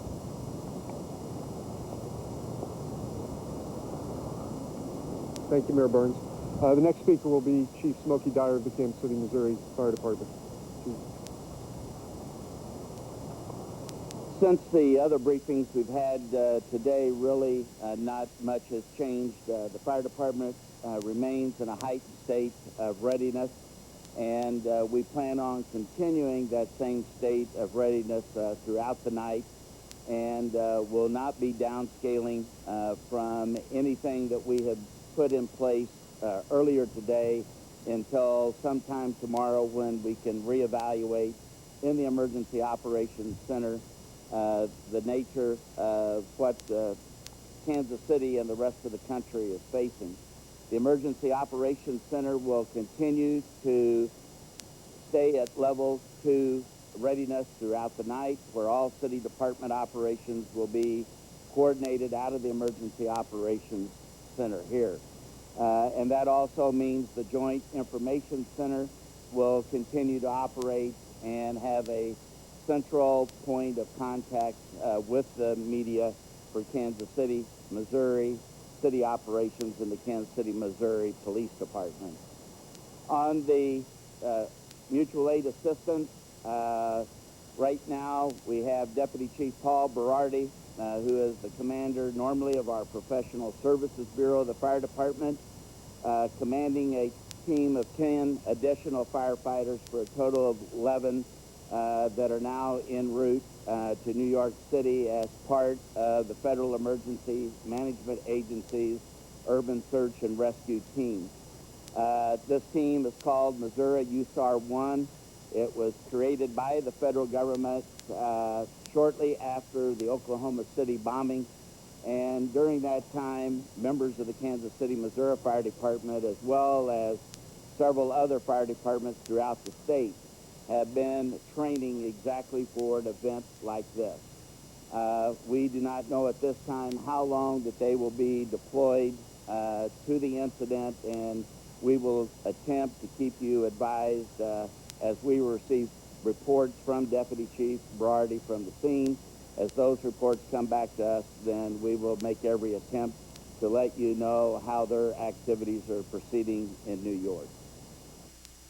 That was Fire Chief Smokey Dyer, Kansas City, Missouri Fire Chief Smokey Dyer, briefing the media at City Hall, as well as Mayor Kay Barnes, about the latest developments in the operation of Kansas City, Missouri during the crisis. Mayor Barnes saying that City Hall will be open tomorrow. We don't know, however, if that will be the case for the federal building, which is nearby, of course, or the federal courthouse, or other state employees. We'll have to follow that story as the evening progresses. One other note at this hour, there appears to be throughout Kansas City, and Terry Schaefer referred to this, there appears to be a bit of a gasoline panic underway. Gas lines forming at stations throughout the metropolitan area. There are scattered reports that prices for gasoline are going up. So we are following that story very closely, and we'll have details on that as the evening unfolds as well. There are a lot of other details of this story, as you might imagine, throughout Kansas City, Missouri, Kansas City, Kansas, the states of Kansas and Missouri. Coming up in about 20 minutes, KCTV5's Russell Kinsall and Ann Peterson will have Kansas City's most complete coverage of today's event. For now, I'm Dave Helling reporting. Back to CBS News. Earlier, there was no one in the building at the time that it collapsed about 15 minutes ago. However, I will tell you that when we left there an hour ago, there were several New York City police officers and firefighters down there making sure that no one else came into the area. Dan? Scott Pelley on the scene reporting live from Lower Manhattan. Now we're going to show you again videotape of World Trade Center Building 7. This is the one that just collapsed within the last hour and a half, 2 hours at the outside. This was a 47-story tall building. This is a scene on the ground just after this building came tumbling down. And yet new bellows of the horrible smoke. And the stench from the smoke began to fill Lower Manhattan all anew.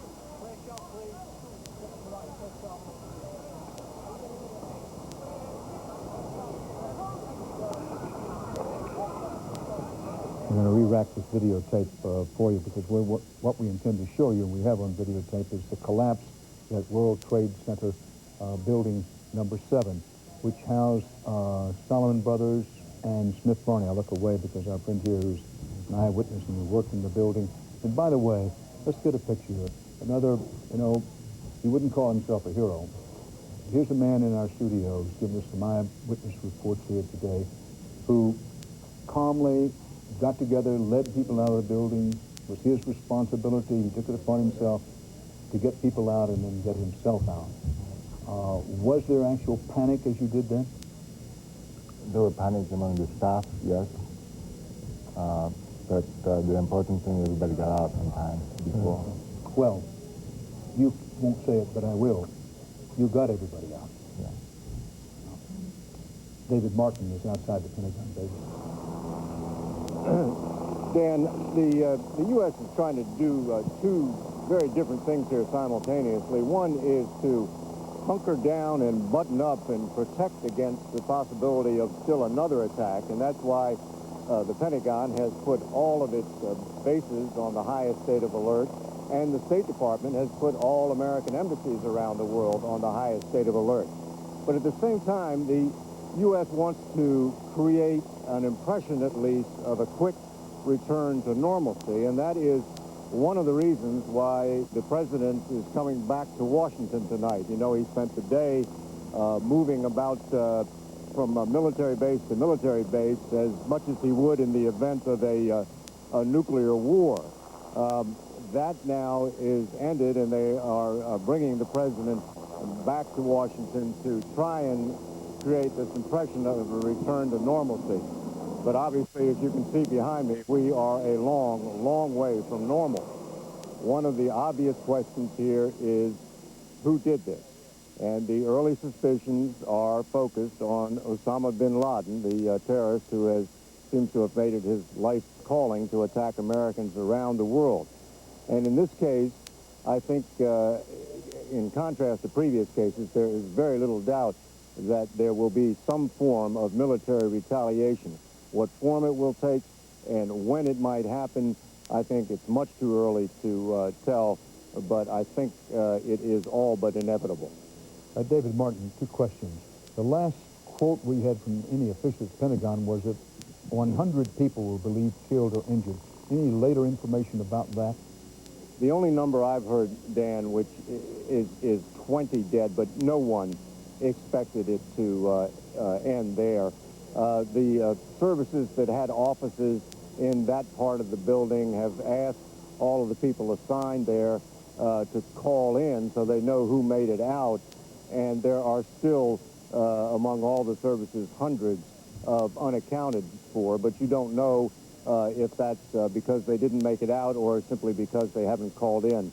But if you just take a fully loaded commercial airliner, you know that the death toll is going to go much higher than 20, no matter who was caught in the building.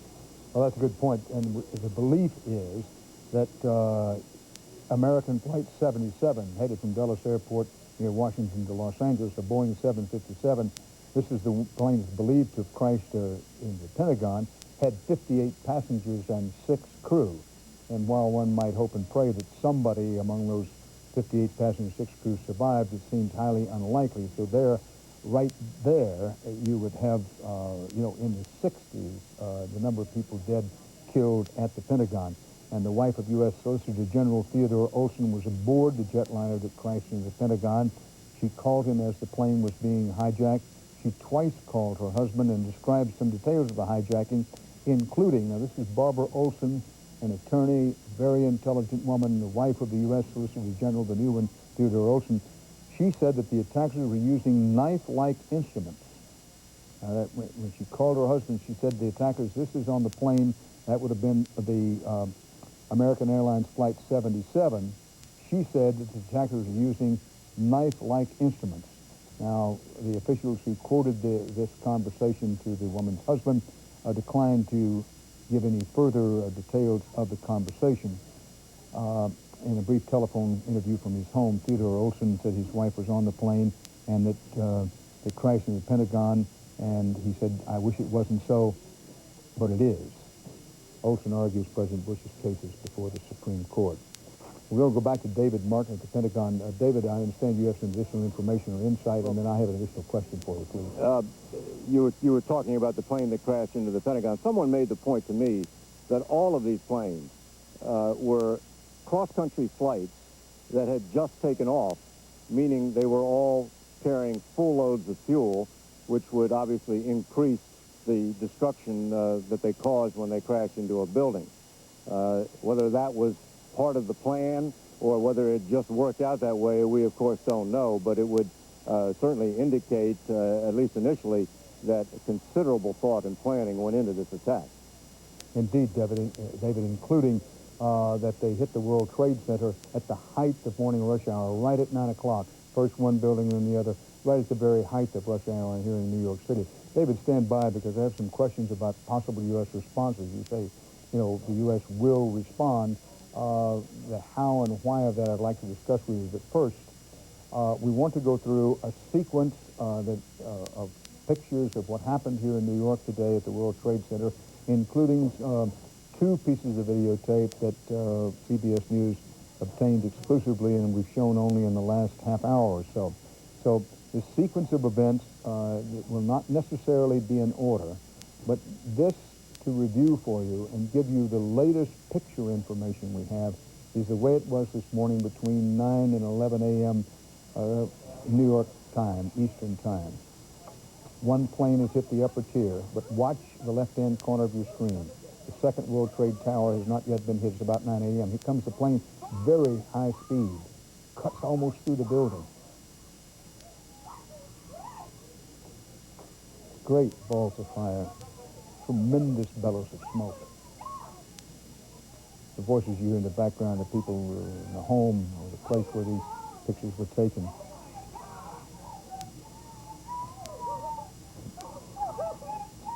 So the second building was hit. Now, you note the plane went in at about, that aircraft hit that tower at floor about 71. The first building was hit, 90 or above, say. So both buildings are now smoke and flame. Now, different view. Both buildings are aflame.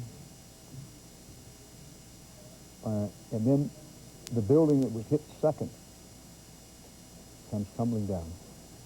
That was the one where the airplane came in particularly quickly and hit the building at about floor 71.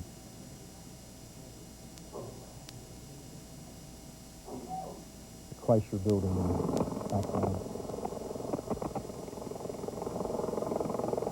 Now the second tower, which was actually hit first by American Flight 11, begins to crumble.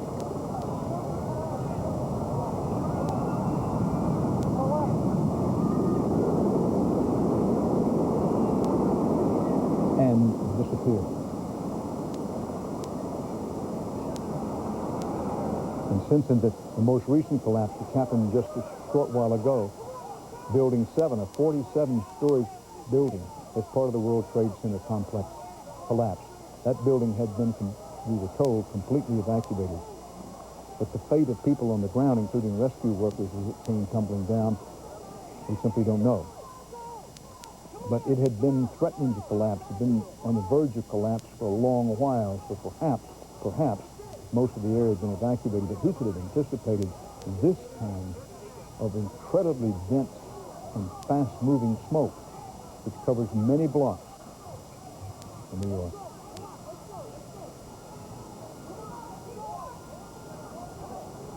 And like some white monster, came quickly down side streets and major thoroughfares. Now stay with me here, stay with us here. CBS, this is another, see the plane? This is another view, more videotape. Plane.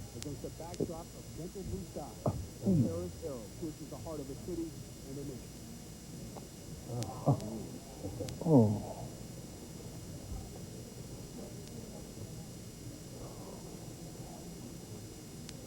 Those two sequences we should see again. And we will show you. Some of this video has just now become available. And in the aftermath, well, if you've been with us, you know what happens. We're going to try to re-rack up. That's the opposite side of the second tower hit. Now, we had different views during the day, but this was photographed from that side of the building. Now, we're going to recue that sequence of videotape. This includes new videotape material obtained by CBS News over the last hour and a half. We've shown some of it. Now, this is the latest new video we have. You see the plane coming in high speed, aiming for the mid-level, and hits it. That was the second flight, United Flight 175, and this is the reverse side of the building. See, the plane actually pierced the building and virtually came out the other side. Yet another view, the plane hitting. It's almost like the building swallowed the plane. Yeah. Yes.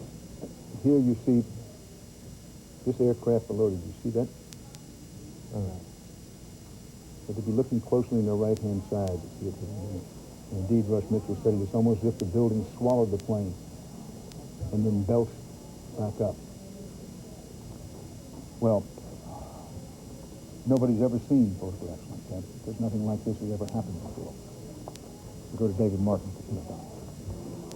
Dan, we were talking earlier about trying to give the appearance of a return to normalcy. Well, now we have one other appearance of normalcy, which is the fact that Defense Secretary Rumsfeld will give a briefing later this evening in the briefing room in the Pentagon. In other words, we're going to be allowed to go back into the Pentagon, and obviously as that is designed in part to give a show that you can damage the Pentagon, but you can't sink it, that business continues in there as normal. Now, obviously, one of the pieces of business that's going to be continuing now is planning for some sort of military retaliation, although I think it's much too early for us to really have any good idea of what that might look like. David Martin, we're going to go to Bob Orr, has some new information in just a moment, but once in the Far East, an intelligence operative who was talking about revenge for things, terrorist events, used the quote, he said it was an old Oriental expression, revenge is best served cold, which the thought was that you don't want to enrage, lash out immediately.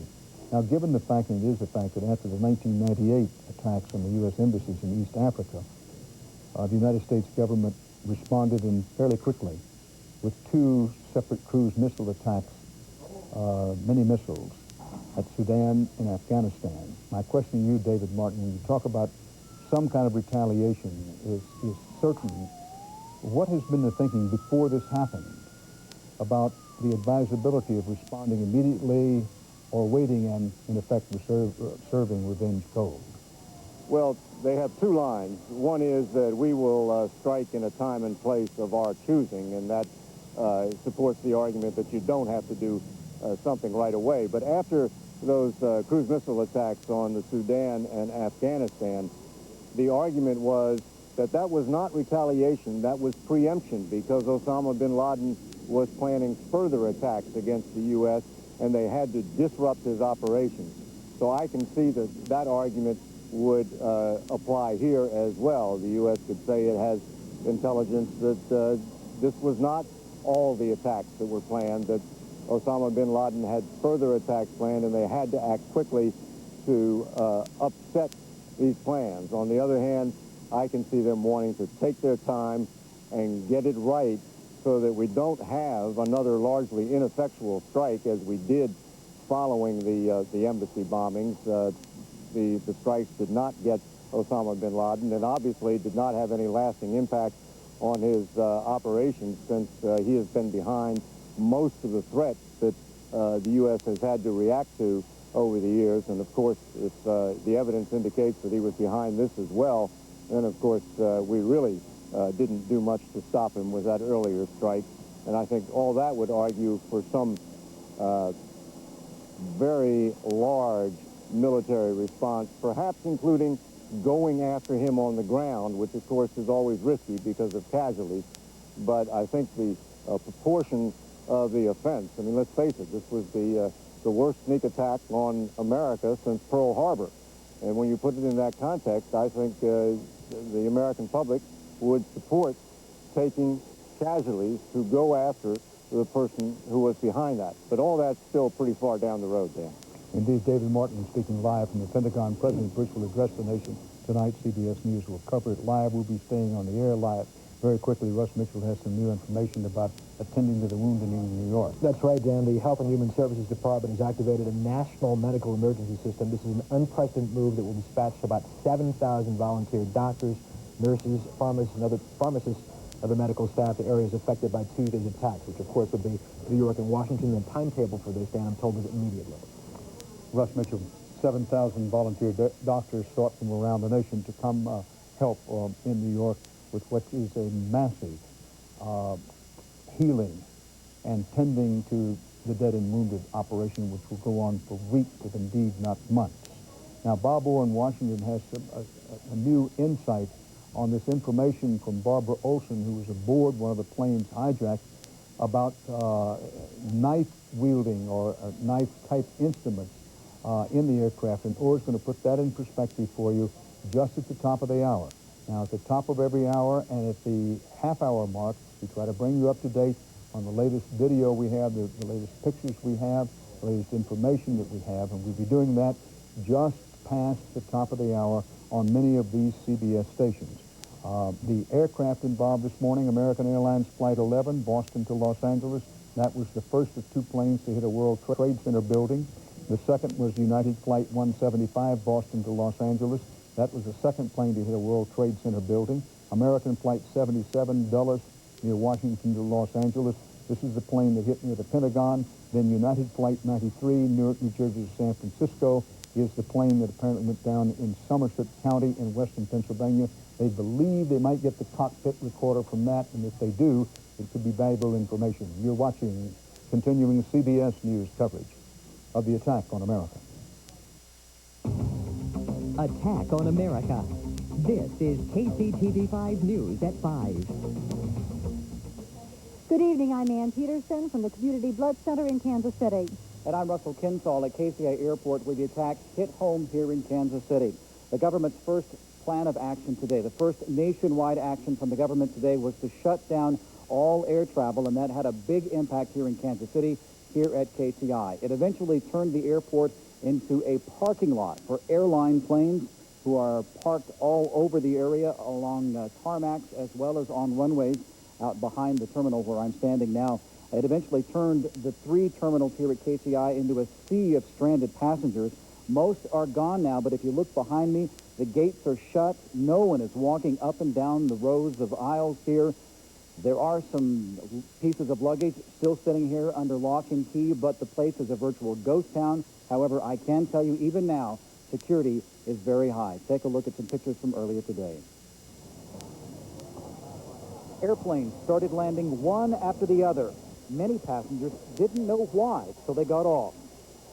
Well, we found out what had happened to the World Trade Center, and our first thoughts were to just get off that plane and be safe, and thank God we're here. Passengers started lining up at ticket counters to find out what to do next. Airport workers had already launched into their plan of action. Get the passengers offloaded, get the aircraft away from the terminal building, and we have the east-west runway 927 shut down. One of our taxiways and the overhaul base is available for parking, so if you look out there, it's quite a sea of aluminum. 89 planes are parked at KCI. They were landed and locked until further notice from the FAA. 71 were scheduled to arrive here. 18 had to be diverted. Many passengers got off and grabbed their cell phones to check on loved ones. In New York, I live on Long Island, and they cut off all the bridges, so transportation can't get in and out of there. I'm concerned. I have little kids. I want to make sure there's enough food and milk, etc., for my kids. We could have had somebody at the Pentagon. I don't think we did. We're trying to find out. Plane passengers who are now stranded in Kansas City loaded onto vans, shuttle buses, and even a rented school bus to get to their hotels and wait out the mammoth travel delay. Meanwhile, airport officers enforced strict rules on parking. No one allowed to stop or park along the curb closest to the terminal. And inside, a bomb-sniffing dog strolled through the building on a routine patrol with a much greater sense of importance this time around. As passengers waited for rides, there were tears and prayers for others and to say thanks. I, in fact, work downtown near the World Trade Center, so I'm actually quite happy that I'm not down there today. Many of those forced to spend the night here in Kansas City are pilots and the crew aboard the airliners. They're wondering what they will do. They're ordered to sit by the phone at their hotels and just wait for an order from their airline company about when travel will resume. But KCTV5's Krista Claus talked with some of those crew members about how this tragedy is affecting them. Flight 77 and Flight 11 out of Boston. Right, that's the one we just took last week. Off-duty American Airlines flight attendant Shelby Allen is keeping in contact with friends by cell phone after her flight was diverted to Kansas City. She often flies the route of the plane that crashed into the Pentagon, a coincidence that she says is worrisome. Or like, is it worth it? You know, I mean, in this day and age, for that to happen, you never would think that that would happen. You know, 20 years ago, okay, but now, and so it kind of makes you think twice. Shelby says crew members have extensive training for crises like hijacking. She says the procedures are so top secret, they're not even printed in airline training manuals. Have a sabotage and hijacking course, and it's not even in our manuals because it's so secure. You know, we don't want anyone to know about it. Shelby says during flight, the cockpit door is locked and flight attendants are told not to open it. If someone on board demands the door be opened, the flight attendant signals danger to the pilot by saying a special password. Shelby never conceived of uttering that word. Now her heart goes out to her colleagues that probably did. It's close to home when, you know, you're a flight attendant based there, and you may know some of those people. Pilot Steve Bross has similar fears. We found him on his day off at KCI, helping hand out water to stranded passengers, doing anything, he says, to help out. I also have a lot of friends that work for the other airlines, American especially, and I'm waiting to hear what's going on with the other airlines out there. On Wednesday, Bross will man an international flight to Lima, Peru. He says he'll rely on safety measures already in place, but now wonders if stricter security is needed. As tight as it can be with the locks that we have on the door and the security at the gates. It's hard unless you go to the next step where you just, you know, personally search every person. And we haven't done that in the past, so maybe we're going to come to that now. Krista Claus, KCTV 5. Once all flights were grounded at KCI, airline employees as well as stranded passengers went searching for places to stay. Some are still searching at this hour. All hotels anywhere near the airport soon filled to capacity. The general manager at the airport, Hilton, says he's doing everything in his power to get everybody a bed. You know, typically especially the airline personnel would have single rooms. In this case, because airlines have more people than their normal commitments to us, if they might have 15 rooms typically in a night, then they might be having 20 or 30 people needing a room. So they've been very good about doubling up, sharing with each other in order to conserve rooms. Now, if you are still searching for lodging, the city has set up a hotel hotline to help you find a place to stay. I am told there are still rooms available, maybe not close to the airport, but there are still rooms available around the metropolitan area. The number to call is 816-691-3872, 816-691-3872. Some people weren't sure what to do. Some thought they might wait around to see what the airlines had to say. There was this young guy, a Marine, that wasn't sure where he was supposed to go because he couldn't get in touch with his commanding officer, had a new assignment out to California, wasn't quite sure what he should do. We got him that hotline so that he could find a place to stay tonight. The hotels are going out of their way to try to help these stranded passengers. In fact, the airport out here has received calls from community groups asking, are there stranded passengers out at the airport? Do we need to go out there and maybe fire up some grills and cook them some meals, bring some cots? What can we do to help? Well, there are no longer very many stranded passengers, no need to bring meals to the airport, but there may be a way that the community can lend a helping hand. KCTV5's Ann Peterson is at the Community Blood Bank with more on that part of the story. Ann? Thank you, Russell. You should see how packed it is inside the Community Blood Center here at 40th and Main. People have been streaming in here all day, wanting to help out in any way they can because they want to give the gift of life. Sir, why are you here to donate blood? Because I love people, and I want to see somebody else help too. That's all I could think of to do. The one thing we can do, we can't do much else, but this we can do. This gives me a feeling of, I don't know, a feeling of helping in a helpless situation. I mean, I'm a federal employee and our office is closed, and I mean, there's nothing I could do at home. I had to do something, and so I spent time listening to the radio all day, and I came down here. A lot of people feel so helpless in a situation like this, and the only way they feel that they can help is to give. Joining me now is Dr. Jay Menatov. He is the executive director of the Community Blood Center here, and you have had an overwhelming response. Is this a good thing, or is this actually more than you can handle? How many people have you had here today? Well, Ann, we think since system-wide, perhaps 1,000 people so far today. The normal use in the Kansas City area is 550 a day. So this is an overwhelming response. Overall, my advice would be let's evaluate the situation, see how much blood truly is needed in New York, and be able to supply what I suspect will be an ongoing need. But to be more than today, it'll probably go on for weeks. With blood donation, there has always been a problem with supply and demand. With a tragedy of this magnitude, I would think that the demand is absolutely incredible. What instructions do you have for people to donate blood? My advice would be let's see what news we get They're burn victims. We know they have needs that go on for weeks and weeks. The outpouring, as you said, has been overwhelming. The need will persist. My guess is over the next week or two or even longer.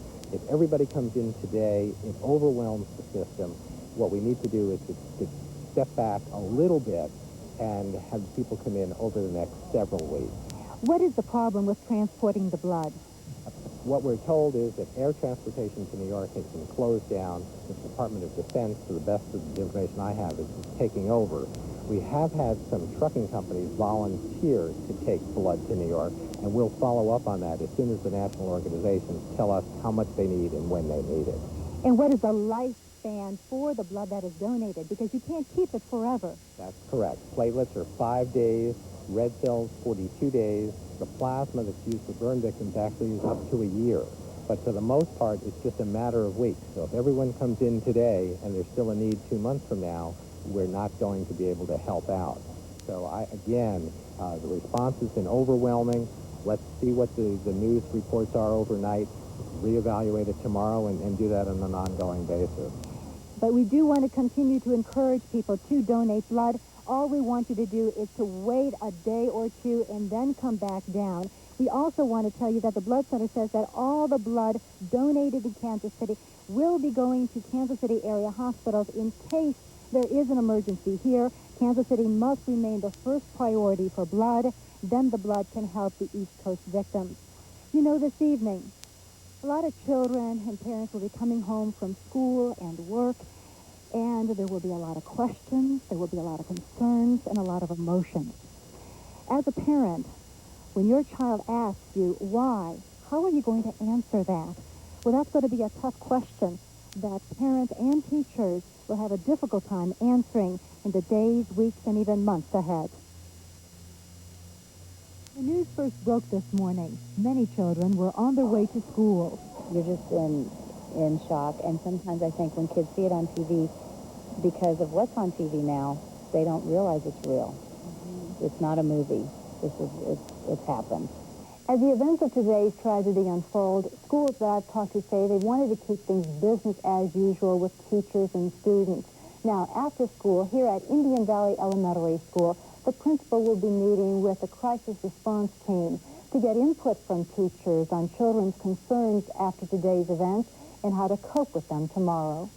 At the end of the day, I'm going to have what I'm going to call a little fireside chat with all the students and faculty over the public address system to talk about the events of the day and kind of commend them on the way they've taken school as normal pretty much today. Just a couple of kids, as they've come through, have said, have you heard what happened today? Yes, we have, and they said it's really sad.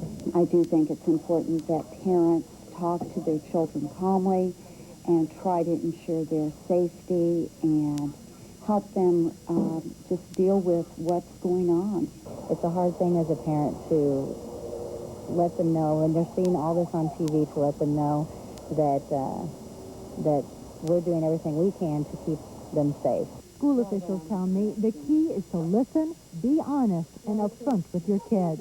And probably not go into so much detail that it's scary for them. I am told we have breaking news at this time. Let's go back to Dave Helling in the newsroom. Dave? Thank you very much, and we do have breaking news indeed to report. To CNN reporting at this hour that there are explosions in Kabul, Afghanistan. Again, that from CNN. Afghanistan is where suspected terrorist Osama bin Laden is headquartered. Now, bin Laden's representatives have throughout the day refused to take any credit for the events of today on the East Coast. But again, CNN now reporting explosions in Kabul. Let's carry their coverage. There's an ammunition dump, the fire at that dump now dying down, and we're hearing no more detonations coming from that dump. Certainly, Kabul is within striking range of some of the long-range missiles that the Northern Alliance has and is capable of launching in this direction. And certainly, in the past, the Northern Alliance has launched missiles at Kabul. It is not without the realms of possibility that the Northern Alliance could launch missiles at this time. The Northern Alliance, in the last couple of days, has gone through the rather traumatic process of an assassination attempt on its key leader, Ahmed Shah Massoud, still unconfirmed whether that leader is alive or dead, and certainly there's a ferocity within the internal fighting going on in Afghanistan at this time. One certainly cannot rule out that any missiles falling on the city tonight could be coming from that Northern Alliance. So, Nick Robertson, just to clarify, you're saying it could well be part of an internal, a civil war that we see here, and not the result of something coming from the West, NATO, the United States. From our vantage point this evening, we can certainly report a large number of explosions around the city, what appears to be an ammunition dump on fire, a lot of return fire coming up from positions in Kabul. We cannot say from this position at this time exactly where the missiles are coming from, those causing the detonations in and around the city of Kabul. It is possible it's from the Northern Alliance, and of course there is the other possibility that we've been talking about this evening. And Nick, is this typical of the kind of fire that you've been seeing back and forth in this war that's been going on in Afghanistan? Is this at all typical? No, one would definitely have to say it's not typical. The strikes on Kabul have been very infrequent over the last few years, very occasional. The Northern Alliance very aware that it's been blamed in the past of many civilian casualties by launching attacks on Kabul, so there have been very few direct attacks on the city, and indeed the forces of the Northern Alliance are at such a distance back from the city, only long-range, well, medium-range missiles capable of going 30, 40, 50 miles are able to reach the city from their positions, and it's certainly not something that's happened in this city, a barrage of this type, a sustained artillery attack or missile attack of this type in recent years even. You're looking at CNN coverage of explosions tonight in Kabul, Afghanistan, but there is no clear indication, as you just heard, as to whether those explosions are directly related to any possible retaliation by the United States. Afghanistan, of course, the home of terrorist mastermind Osama bin Laden, but again, no direct evidence that the United States is involved or may be involved in those explosions. And in fact, as you heard CNN report, it may be the result of other warfare taking place in the Middle East. We'll continue to monitor that situation, of course, and bring you updates as they become available. Now, one of the most tangible results of these terrorist attacks today is taking place tonight at your neighborhood gas station. Lines are backed up 10 to 20 cars deep at some stations with people trying to top off their tanks. We're told prices haven't gone up, but some stations' reserves are dwindling. Some are reportedly out of gasoline altogether. One station owner in Fairway told us they normally get deliveries every other day. They got a full shipment last night, but think their tanks can hold only about 2 days' worth. Let's get out to Dee Griffin now at 75th and Metcalf for the latest. Dee. Well, Dave, here at the Amoco station at 75th and Metcalf, there are more than 10 or 20 cars. There are about 50 cars backed up. Take a look at this. You have cars coming off of Metcalf over there. They're looping around the station, coming into the parking lot. Then you have a second row right here, and these cars are extending way back into the neighborhood over here. They have been sitting here now for about 30, 45 minutes. We've watched them. Now, here's what's going on. These cars over here are merging into one line to get to those two pumps right there in the first lane. Then you have a second lane right here. Cars are coming off of Metcalf, pushing up this way to get to those pumps at number 2. Then number 3, you have a line over here that goes to number 3 and number 4, and then it's causing mad chaos trying to get out of those spots right here. Now, we have people who have stretched way out here onto Metcalf, and they're getting out of their cars to take a look and see how long this line will last. You have people have been honking at each other trying to get in here, trying to jockey for a position in line. Now, I spoke to these gentlemen just a few minutes ago. Why are you here? Why did you wait till today to come get gas? Well, I'll tell you, I'm down to about a half a tank of gas. I want to fill it up before the price goes up. You couldn't wait till tomorrow with the half a tank? Well, I could have, but I'm not going to take a chance on it. Now, you have heard that the gas prices are going up? I've heard they've gone up quite a bit today in different areas. Okay, so you got a little scared there? I'm just a little bit nervous about it. Now, how long have you been in line? I've been here about 45 minutes. Is it worth it? Sure it is.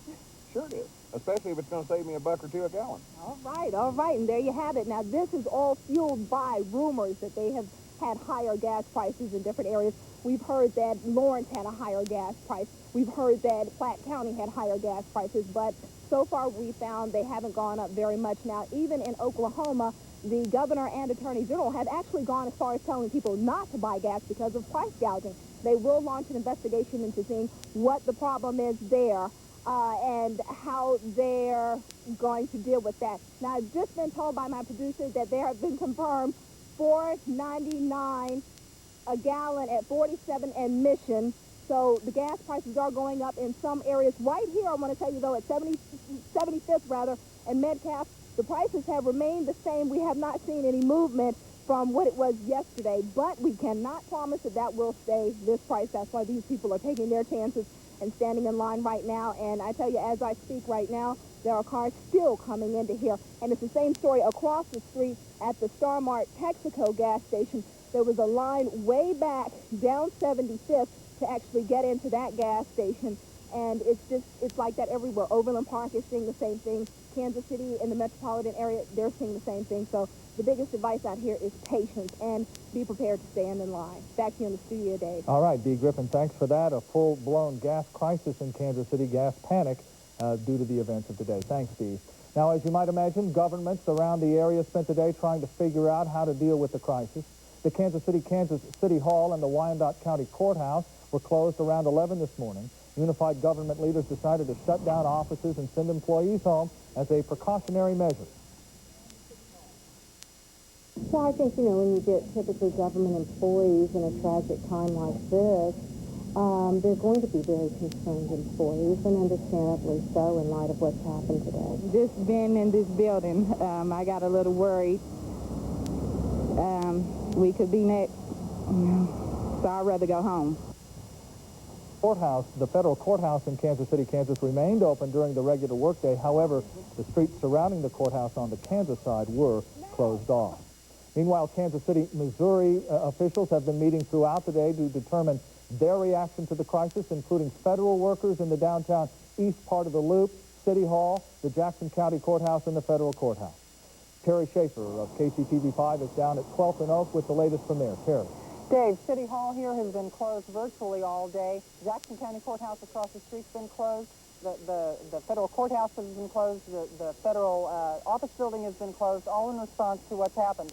The mayor and several other city officials just finished a press conference a few minutes ago, and I want to get to that gas price thing. I asked Mayor Barnes how she'll respond to this possible price gouging, and she says she doesn't think that this is a good time for people to be making money off of other people's misfortune. I asked her if she'll look into it, and she was non-committal.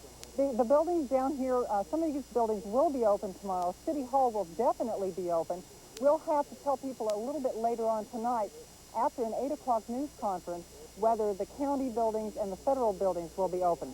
I want to show you how it looked a little bit earlier today as the crisis unfolded. Kansas City officials closed the 56 square block area after the attacks in New York, D.C., and Pennsylvania. Kansas City office workers were relieved to go home. I think it can happen anywhere. There, it's not about how big the city is or how famous it is. It's all about, the minds of the people that are doing it. I really feel for the family. I feel the same way, like I just want to go home and hug my son. A police officer kept sentry atop the police station. Federal government officials told Kansas City workers at first they could go home under the liberal leave policy. Then the federal buildings were closed for good. Parents safely and gratefully picked up their children in the daycare center. Headquarters, this is please leave, for safety purpose, yeah. City and county employees were also sent home. They were evacuating, however they said it. I don't know if there was an actual memo put out. I just know the court administration and the county collaborated and decided that'd be the best thing to do. Now, New York City officials did call the Kansas City Health Department to find out how many beds we had to respond to this. Well, Kansas City is a part of the National Medical Disaster System. It has 71 red code beds. Those are very serious beds.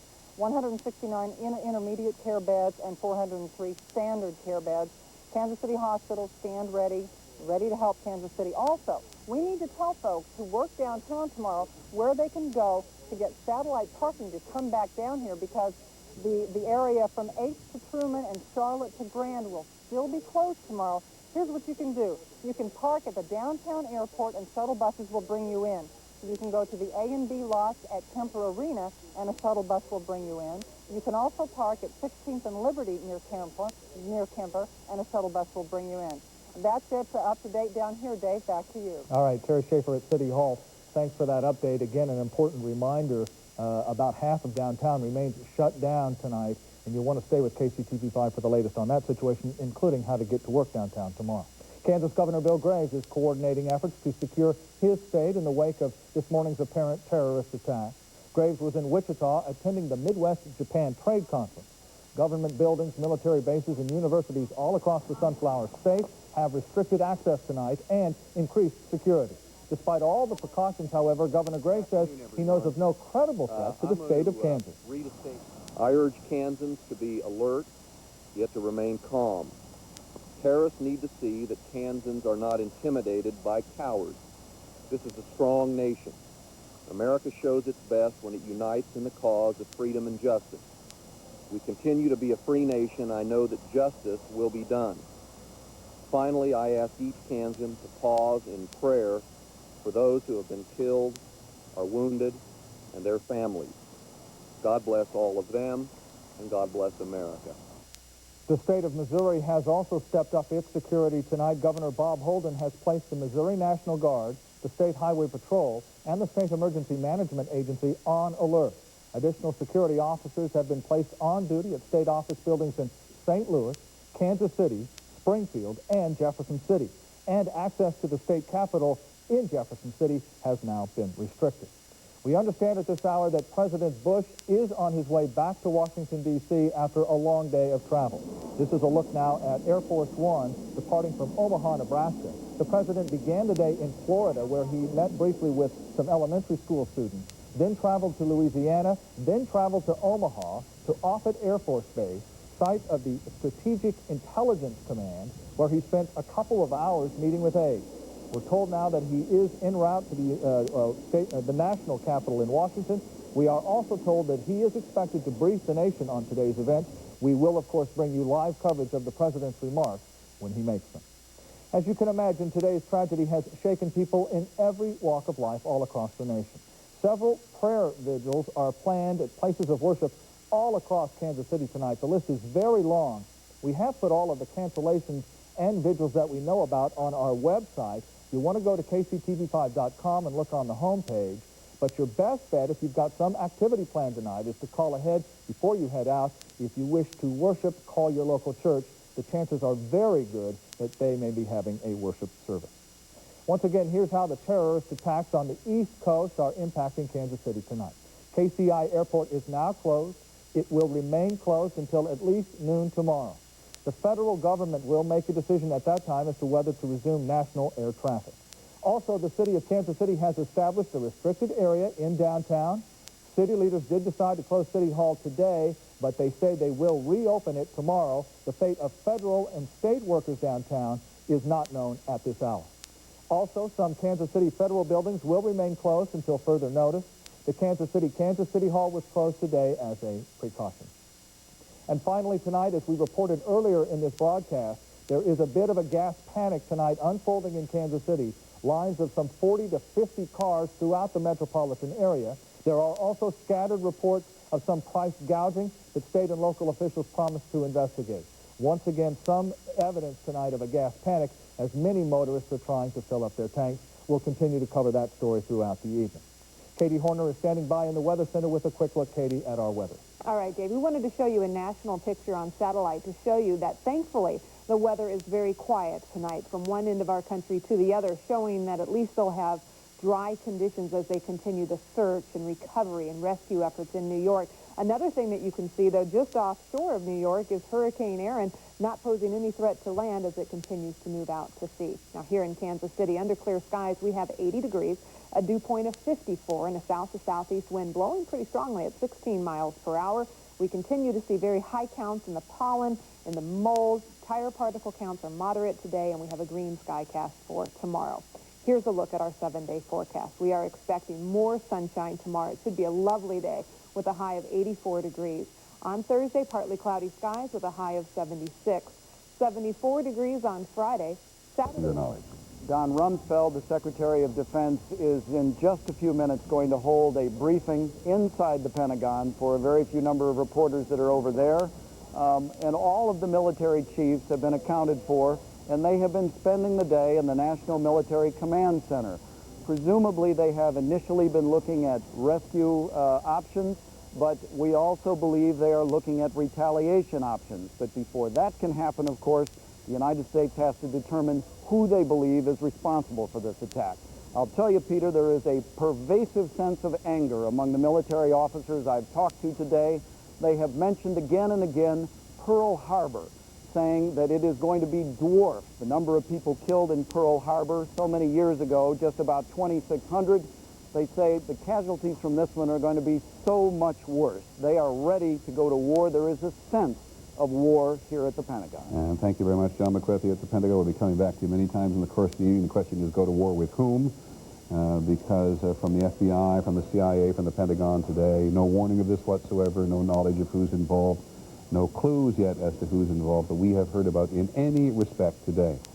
It has been interesting today to try to focus on the president, too, because the country does so clearly focus, I can't read that, I'm sorry, does focus on the president in a moment like this for leadership. And I believe that Ann Compton, who's been with the president all day, in a very tight group of people with the president, is on Air Force One and can talk to us at the moment. Annie, can you hear me? Yes, Peter, I can. We're just getting off of Air Force One. He has arrived back in Washington with a dramatic flight with F-16s and F-15s on either wing as he came into Andrews Air Force Base. And the president feels it's important to address the nation tonight. Later this evening, he will give what we are told is a message of reassurance to Americans that the United States has been tested before and has always passed those tests. And when we saw him briefly toward the back of the plane, he was resolute. Annie, thank you very much. The president will take a helicopter, I gather, from Andrews Air Force Base downtown, or do we know that? Well, we do know that, but it's one of the things we aren't going to talk about until he's safely at home. We just did, inadvertently, and as we had not been told not to talk about it, but there was some question. The president does traditionally come from Andrews Air Force Base down, and one assumes, given the extraordinary security that's surrounded the president today and how the Secret Service has moved him first from Florida and then out to Nebraska and now to Louisiana, first of all, and then to Nebraska and back to Washington, president all over the country. Here's the Secretary of Defense, Don Rumsfeld, who's been in the Pentagon all day.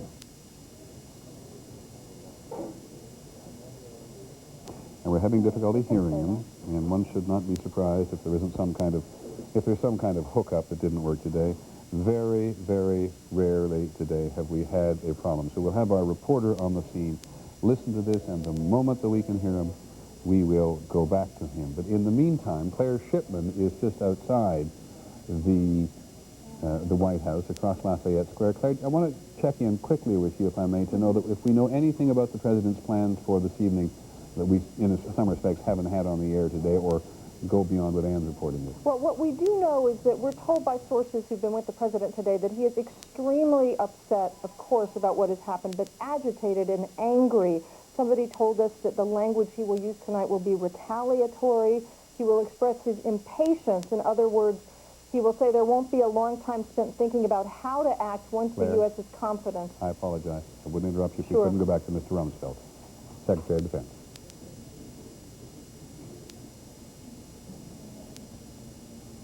Well, the best laid plans. First of all, here we are. Kind enough to come down and has been with us. We've very recently had a discussion with the President of the United States. Chairman Hugh Shelton has just landed from Europe. Secretary of the Army, Tom White, who has a responsibility for incidents like this, as executive agent for the Department of Defense, is also joining me. It's an indication that the United States government is functioning in the face of this terrible act against our country. I should add that the briefing here is taking place in the Pentagon. The Pentagon's functioning. It'll be in business tomorrow.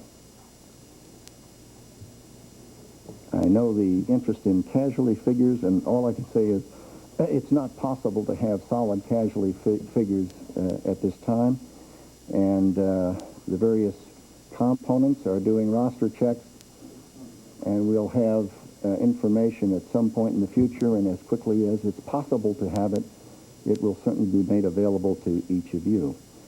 I'll be happy to take a few questions after asking First General Shelton if he would like to say anything, and then we will allow the others to make a remark or two. General Shelton, Thank you, outgoing Secretary. Chairman of the Joint Chiefs. Ladies and gentlemen, as the Secretary just said, today we have watched the tragedy of an outrageous act of barbaric terrorism carried out by fanatics against both civilians and military people. Acts that have killed and maimed many innocent and decent citizens of our country. I extend my condolences to the entire Department of Defense families, military and civilian, and to the families of all those throughout our nation who lost loved ones. I think this is indeed a reminder of the tragedy and the tragic dangers that we face day in and day out, both here at home as well as abroad. I would tell you up front, I have no intentions of discussing today what comes next, but make no mistake about it, your armed forces are ready.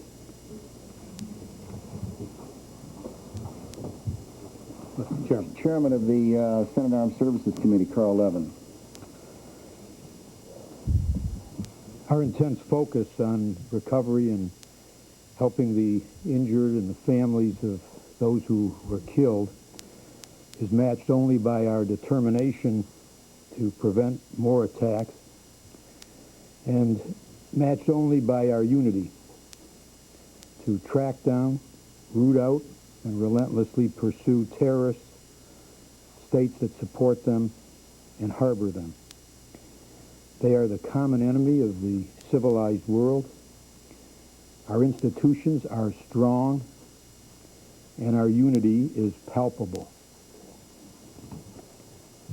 Senator John Warner. Thank you. As a past chairman preceding Carl Levin, I can assure you that the Congress stands behind our president, and the president speaks with one voice for this entire nation. This is indeed the most tragic hour in America's history, and yet I think it can be its finest hour, as our president and those with him, most notably our Secretary of Defense, our chairman, and the men and women of the armed forces all over this world stand ready not only to defend this nation and our allies against further attack, but to take such actions as are directed in the future in retaliation for this terrorist act. A series of terrorist acts unprecedented in world history. We call upon the entire world to step up and help, because terrorism is a common enemy to all, and we're in this together. The United States has borne the brunt, but who can be next? Step forward and let us hold accountable and punish those that have perpetrated this attack. Again, I commend the Secretary, the Chairman, and how proud we are. We spoke with our President here moments ago, got a firm grip on this situation, and the Secretary and General have a firm grip on our armed forces and in communication of the world over. The Secretary of Defense, Carl Levin, Senator, Democratic Senator Carl Levin. They're going to take questions. Let's stay here with this, see if anything is revealed. Mr. Secretary, did you have any inkling at all, in any way, that something of this nature and something of this scope might be planned? Charlie, we don't discuss intelligence matters. I see. And how would you respond if you find out who did this? Obviously, the President of the United States has spoken on that subject, and those are issues that he will address in good time. Mr. Secretary, we are getting reports from CNN and others that there are bombs exploding in Kabul, Afghanistan. Are we at the moment striking back, and if so, is the target Osama bin Laden and his organization? I've seen those reports. in no way is the United States government connected to those explosions. What about Osama bin Laden? Do you suspect him as the prime suspect in this? It's not the time for discussions like that. Mr. Secretary, you said you could not be specific about casualties. Can you give us some characterization of whether it's dozens or hundreds in the building?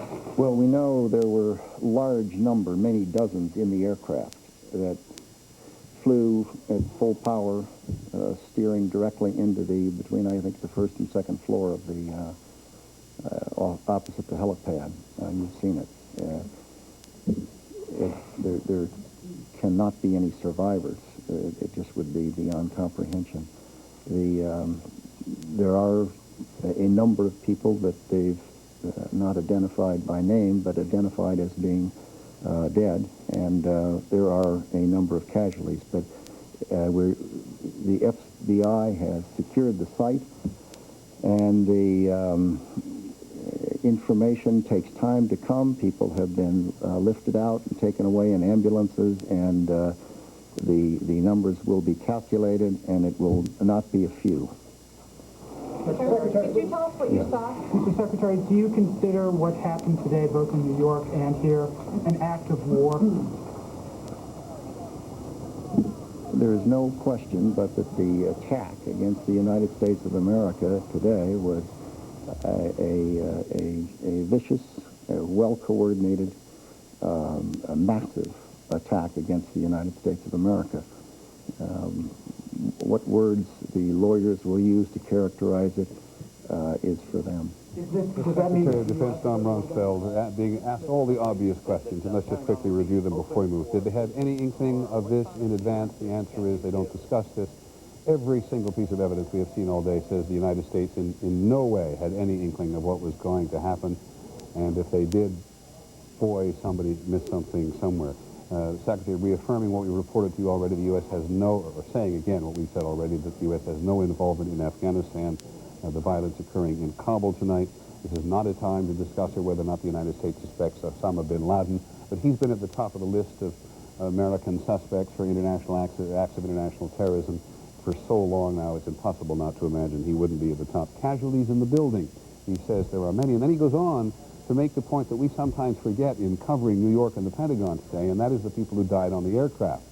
266 people died on 3 aircraft today, 4 aircraft today. The 2 that crashed into the trade towers, the 1 that crashed into the Pentagon, and the 1 that crashed in Pennsylvania today, whether or not it was on a mission or not. Was this an act of war? Secretary of Defense and everybody else in the government today, you can expect to be very careful about using the phrase an act of war, because it imposes on the United States certain requirements to respond in certain ways if they find themselves involved in a war, especially with another country. We believe this is now the president coming from Andrews Air Force Base to the White House, but it was Senator John Warner, one of the most senior politicians involved with the military for many, many years now, and a man with a real sense of history and knowledge of history, surely, who describes this as the most tragic hour in America's history. I think there will be people, not least of whom are historians throughout the country, will argue with the senator about that today.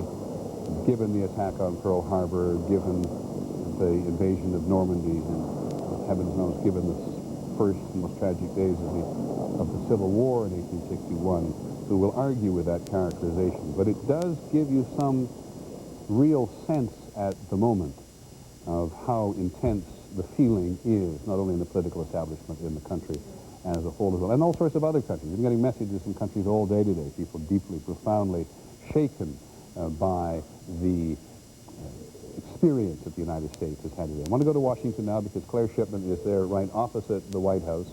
We'll come back to Charlie Gibson and casualties in just a moment, but as we think, Claire, that the president may indeed be arriving, are those helicopters, Air Force or Marine One as it's called, the president's helicopter coming from Andrews Air Force Base? Yes, that's right, Peter. And in fact, we're told the only reason that his security team felt comfortable letting him chopper back to the White House is because there is substantial air cover in the area keeping him protected. But it has been a long day for him, as you noted, and he has, we're told from people who were with him, wanted to get back to the White House all day, but again was listening very closely to his security team, who wanted to be absolutely certain that that was going to be all right. We were talking earlier, the president is very eager to make plain tonight that his mood is retaliatory, to express impatience. We got a little bit of a hint of that from a statement from Ari Fleischer, his press secretary today, who said not so long ago, we will find these people and they will suffer the consequences of taking on this nation. I wouldn't be surprised to hear something like that from the president tonight. Equally eager to get back, Peter, just as the president is back, congressional leaders, they're planning to make a public statement tonight at 7:30 p.m. Again, everybody wanting to show this is business as usual in Washington, certainly not usual in the way we would ever define it, but they want to show a government that is up and functioning, because they think that the PR element here, in terms of sending a message around the world, is every bit as important as security measures. As we wait, I'm going to bring in the voice of Charlie Gibson at the moment, because I do not want to go away from this scene on what I assume is the south lawn of the White House. We'll just stay with this and watch the president come out. But Charlie, you've been trying to get some kind of handle on casualties throughout the day. Have had any success? Well, no, Peter. People want a number, and as if it were some way to quantify these most horrific of acts. And properly, no one has been willing to speculate on what that number may be. Obviously, any low number would have to be ratcheted up at some point, and to give upper-end estimates are probably too horrible to imagine. As the mayor of New York, Rudolph Giuliani, said, when we get the final number, it will be more than we can bear. The concern, obviously, is that there were emergency workers inside the World Trade Centers when they collapsed, when the Twin Towers came down, and the evacuations had not been completed. And as the Secretary of Defense said a moment ago, when we get the totals from the Pentagon, it will be a lot more than a few. We do have some estimates on injured, but again, these are highly unreliable. The mayor, again, saying at least 2,100 injured in New York, 1,500 taken to Liberty State Park across the Hudson River in New Jersey, 600 taken to hospitals, and the most chilling, one of the most chilling quotes that we've heard today, St. Vincent's Hospital here in New York had more than 200 injured. One doctor, Stephen Stern, saying there hundreds of people burned head to toe, and we know many burn victims have been evacuated, some as far away as being taken to Canada, some being flown to Vanderbilt Hospital in Nashville. The military apparently flying those burn victims out. Thanks, Charlie. There he is, the president, coming back from a trip that has taken him first to Florida today to talk about education, when ironically the political establishment in Washington wanted to talk about federal budget and keeping the country out of recession. And then this happened just as the president was visiting a group of people. He learned about it, spoke to the people, then moved on to Louisiana and then out to Nebraska, where he went into a bunker totally reminiscent of the situation which the president might have found himself in and which the country prepared for during the Cold War, when the issue was nuclear exchange between the United States and the Soviet Union. And now, after something of a sharp debate, we gather, between the president's political staff and between the Secret Service, the president is coming home to the White House. There's nothing that this president, this new and young president, could ever have imagined was going to occur on his watch, which would test his leadership qualities so. And he is going, and how he responds, how he accommodates the country's frustration, how he accommodates the country's anxiety and anger, and how he responds or finds a way to respond, and as we've said many times, to whom will mark George Bush, however it goes, one way or the other. As if he would speak to the nation at 9 o'clock tonight, and as Claire Shipman said to us, the representatives of the Congress, who've been pretty forthright today, earlier Senator Biden earlier today, saying that Congress must be seen to keep going, that the most important thing is that terrorists not be allowed to see that American life has been interrupted to any greater extent than it already has today. So we're going to hear in full later tonight, but we shall be on the air for the entire time for any development. Lisa Stark, who covers aviation for us on a full-time basis from Washington, is in Seattle today. Among other things, the headquarters of the Boeing company, which had its aircraft involved in these hijackings today, 757 and a 767. What can you tell us, Lisa? Well, Peter, it now appears that the weapon of choice appears to have been knives on board these planes. We know from reports from our sources and others that reports from flight attendants on an American flight and from passengers on two different flights, we're now learning, the United flight that went into the World Trade Tower as well as the flight that went into the Pentagon. Cell phone calls from passengers on both those flights reported that men were on board with knives or box cutters, that flight attendants had been injured or killed, that people had stormed the cockpit. We also learned that on one of the flights, the American Airlines flight that went into the World Trade Tower, the flight attendant was also able to tell the American Airlines Operations Center, she reached them and told them what was going on board, she was able to tell them the actual seat number of the passenger who was causing the problems on the plane. So that may lead authorities at least to one name, at least the name of the person who booked that ticket. She was able to give that information to the people at American Airlines. Obviously, this was a major security breach at least at 3 U.S. airports. There will be a lot of talk, as there is already, about how this could possibly have happened. One person told me these are obviously shocking events, but not that surprising. There have been a number of reports throughout the years about security problems at U.S. airports. The Department of Transportation Inspector General, the GAO, all of those groups have done reports talking about how easy it is to penetrate secure areas, to get on airplanes, how easy it is to get devices past the people who are checking you at the screening machines.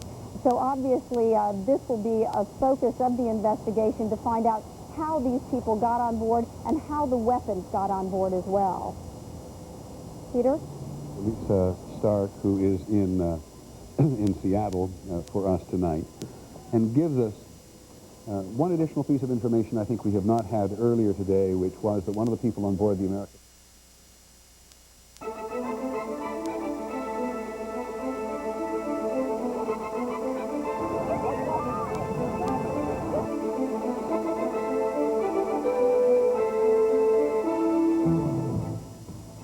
Good evening, everyone. It's been a day of terror that began in the nation's largest city, moved to the national capital, and has now spread across the country and around the world. Here is the very latest on what we know tonight. Explosions are reported in Afghanistan's capital city. That's where terrorist Osama bin Laden is suspected to be hiding. It is not clear if this is retaliation for today's attacks in the U.S. Meantime, a massive search and rescue mission is underway in the rubble of the World Trade Center. Crews from across the country, including Kansas City, are headed east to help.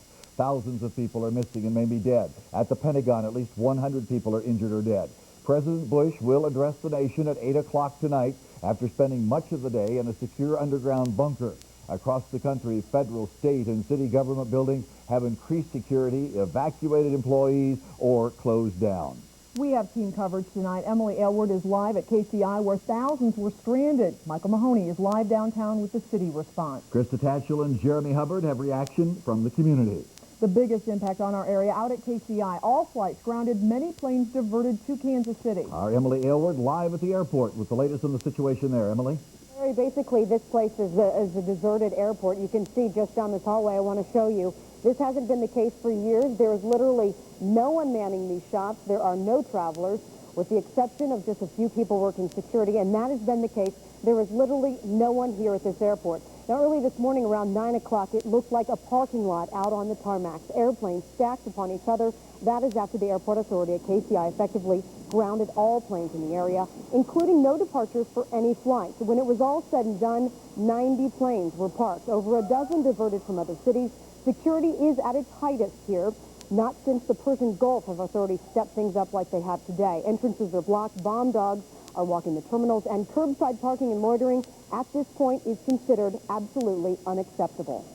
Buttoning down all the hatches and regrouping, trying to increase the security as best we can, get people taken care of out of the airport as best possible, and let the situations develop, and also work with the federal agencies to ensure the safety of the traveling public.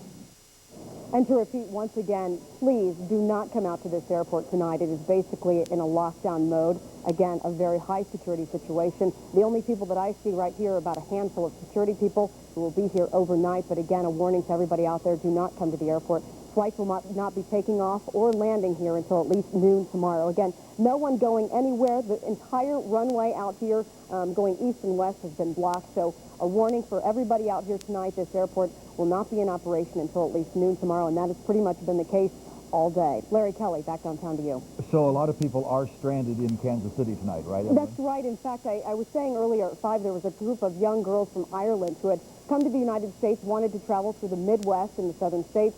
They had nowhere to go. They had limited cash, and luckily someone from a hotel brought them over in a shuttle, let them stay at their hotel where the Red Cross is set up. And again, there are some other spots in Kansas City where people are setting up, trying to accommodate at least 17 planes full of people that were diverted to the Kansas City area. So a lot of people renting cars, getting hotel rooms, trying to contact family, relatives, anybody that they know in Kansas City who might be able to help them out. Okay, a lot of people dealing with an unexpected situation tonight. Absolutely. Thanks, Emily. The city of Kansas City responded to today's events by activating its emergency team and shutting down parts of downtown. Our Michael Mahoney is live downtown now with that part of the story. Michael, why did they do that? Because, Kelly, they believed or they feared that the government complex and the high rises down here represented a potential target. Basically, right now, you can see a few Kansas City cops that are watching the perimeter around here on the eastern side of downtown, the government district. City Hall closed at about 10:30 this morning. It will be open for business tomorrow as well. There will be restricted parking on the east side of downtown between an area of 7th to 14th Street, Charlotte to McGee. There will be downtown satellite parking at the downtown airport, at lots A and B at Kemper, and at the Liberty lot at 16th Street. ATA buses will shuttle the folks who usually work down here and park down here from those locations to their place of employment. And 11 members of the Kansas City Fire Department have been sent off, specialists in search and rescue and search and recovery, to the New York City area to help with the rescue efforts there. As the scope of this attack grew today, Kansas City, as we mentioned before, felt perhaps the high-rises of City Hall and the courthouse represented potential targets for the terrorists, and so they closed them. It was all there was to it.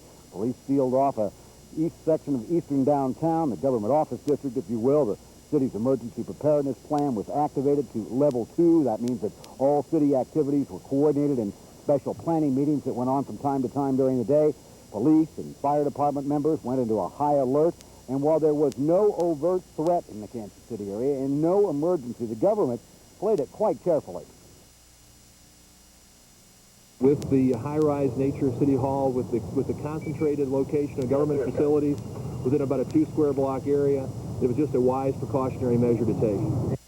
That's Rich Knoll, the assistant city manager. Again, to sort of reset things and restate things, City Hall was closed today. They expect it to be open business as usual tomorrow. However, there will be parking restrictions in the government district on the east side of downtown from 7th Street to 14th Street, Charlotte to McGee. If you park in those areas, try to find alternate parking in the satellite areas that they're going to open up at the downtown airport, at lots A and B down at Kemper Arena, and at the Liberty lot at 16th Street. There will be ATA free shuttles bringing you down to where you work. That is the latest from City Hall. Back to you. Michael Mahoney live. Thank you very much, Michael. And as he just mentioned, in situations like this, they try to play it safe. Everybody gets moved out. We have some pictures from one of our city cameras showing prisoners down at the Kansas City jail. You can see them being loaded onto a bus. They're being evacuated. Federal employees were also evacuated from their downtown offices as a precaution this morning. Workers at the U.S. Federal Courthouse on 9th Street left in a state of shock. Security outside the courthouse was beefed up while streets around federal buildings closed down. Everything's kind of surreal. It's kind of unbelievable that this really happened. Just found a lot of emotions right now. So. To actually have it happen to the second World Trade Center building and then the Pentagon, it's just like Armageddon here right now. And there's a lot of people panicking to get the heck out of here. Federal officials say they are continuing to monitor the situation but expect federal offices to reopen tomorrow. The Kansas City FBI is also heightening their security. The FBI office in Kansas City, all the agents in the FBI office in Kansas City have been notified to be on standby to possibly be called to work in one aspect or another on this case. But as of right now, it's just too early to tell how many people here will go or how many people here will have to do investigative work in other places. Jeff Lanza went on to say it's still not known what involvement it will have in this investigation. Folks in Olathe also on high alert in response to today's activities. This was the scene outside the Department of Transportation and FAA building where people were prohibited from entering. The building remained open throughout the day, but only employees were allowed in. Officers surrounded the building, making sure traffic kept moving in the area. The Johnson County Courthouse in Olathe deciding to stay open today. Just around noon today, the court administrator and one of the judges discussed the situation. They decided to continue with operations, but there were some precautions taken and some changes put into place. The Johnson County Sheriff's Department has heightened security, and they haven't divulged what they've done, but they have taken added efforts to provide security. The scheduling in the courthouse is going as scheduled, normal routine.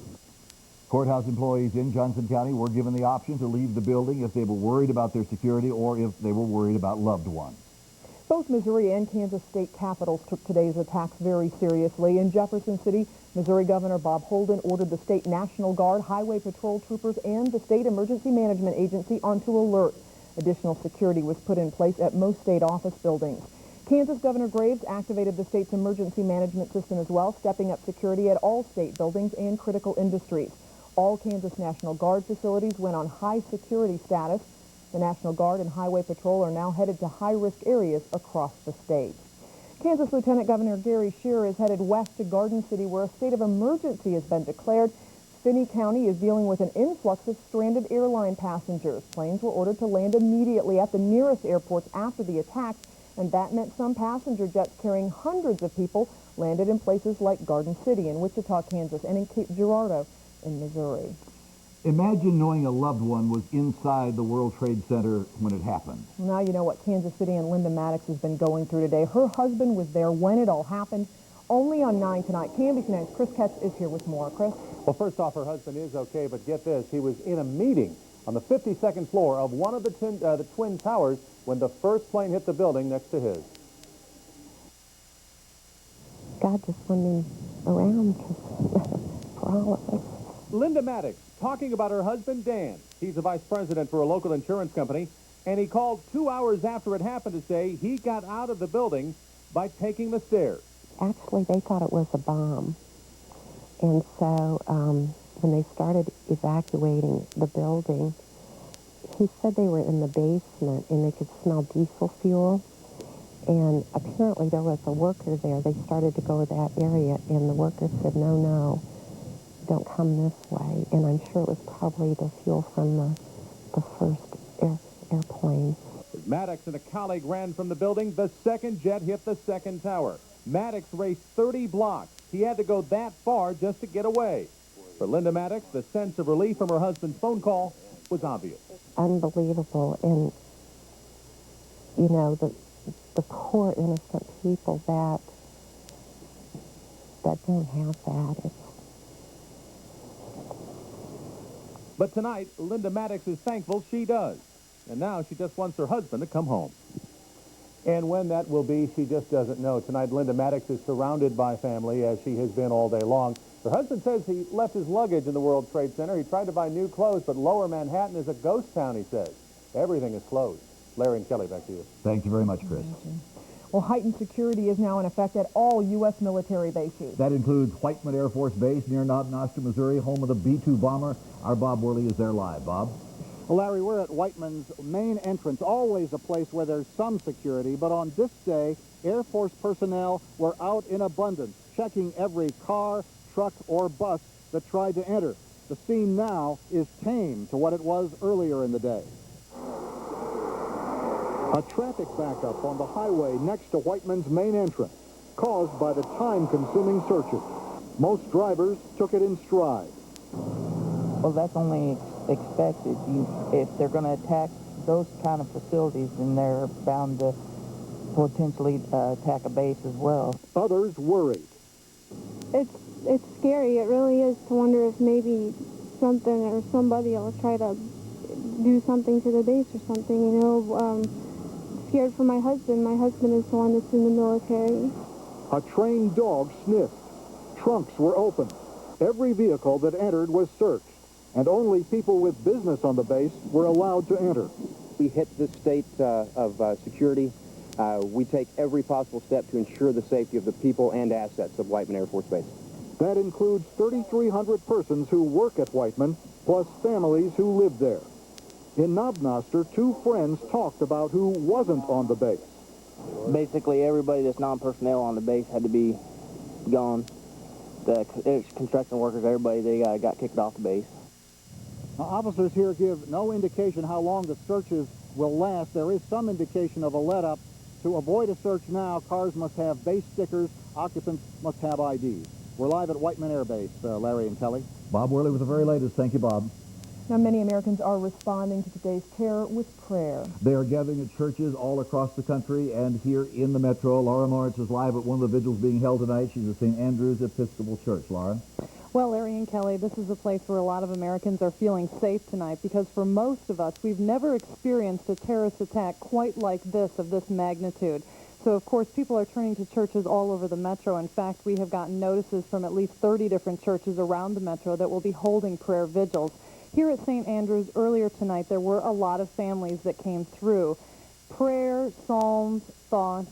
A lot of people are in their prayers, including some of their enemies. And they have chosen scriptures that address those issues. And a lot of them left together, and maybe it is possibly a way for families to communicate with their children who are asking many questions from the pictures that they've seen on television about what has happened. This prayer vigil will last until 8 o'clock tonight. The doors are open. It is kind of a come and go as you please. There is a deacon on hand who will talk to people if they feel like they need guidance.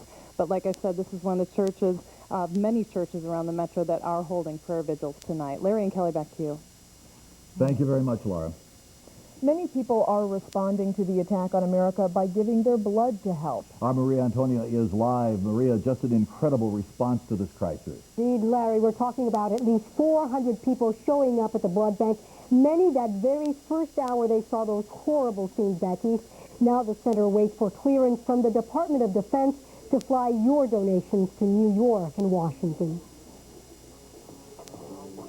The one thing is, in a national tragedy like this, it's wonderful to see the support that we get. A long line that lingers out the door. It's amazing. Worried faces, hundreds of them waiting to help. People stepping up and wanting to do something to help out with the circumstances the way they are. Watching the worst imaginable on TV.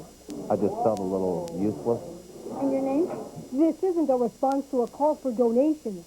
Folks just said, I want to do something. I've got to do something. These are just folks showing up on their own. I was going to do some painting today, but didn't seem important. You're in number 23 over here? This is a need that will go beyond a few hours, even a few days. If you don't have the opportunity to come down today, to really consider coming within the next couple of days to the next couple of weeks. That center at 4040 Main is expanding its hours. It will be open until 9 tonight, along with the others in Blue Springs, Gladstone, and Overland Park. Now, the center will open at 7 in the morning, and again, they emphasize they need donors sort of spread out, coming in small groups over the next few days and weeks, and they say they haven't seen a response like this, Larry and Kelly, since the Hyatt nightmare here in Kansas City, and that, of course, goes back some 20 years. Thank you very much, Maria. Well, government buildings, including the White House, have all been evacuated, and security throughout the town has been tightened after this extraordinary attack. Laurie Kinney from our exclusive Washington Bureau has the very latest on the government's reaction to today's tragedy. To assist survivors and victim families. Thousands of FBI agents in all of the field offices across the country and in the international Legat offices, assisted by personnel from other Department of Justice agencies, are cooperating. Attorney General John Ashcroft making comments at the White House regarding today's tragedies and apparent terrorist attacks. People can report any information about these crimes. That address is www.ifccfbi.gov. That address again, www.ifccfbi.gov. Individuals can report any information they know about these crimes to that website. It takes courage for individuals to come forward in situations like this, and I urge anyone with information that may be useful and helpful to authorities to use this opportunity. The Office of Victims of Crime has established a toll-free 800 number for family and friends of victims. They can call 800-331-0075 to leave contact information for a future time when more information is available, to find out information about a victim, or to find out information about the rights of victims and the services available to victim survivors and victim families. The determination of these terrorists will not deter the determination of the American people. We are survivors, and freedom is a survivor.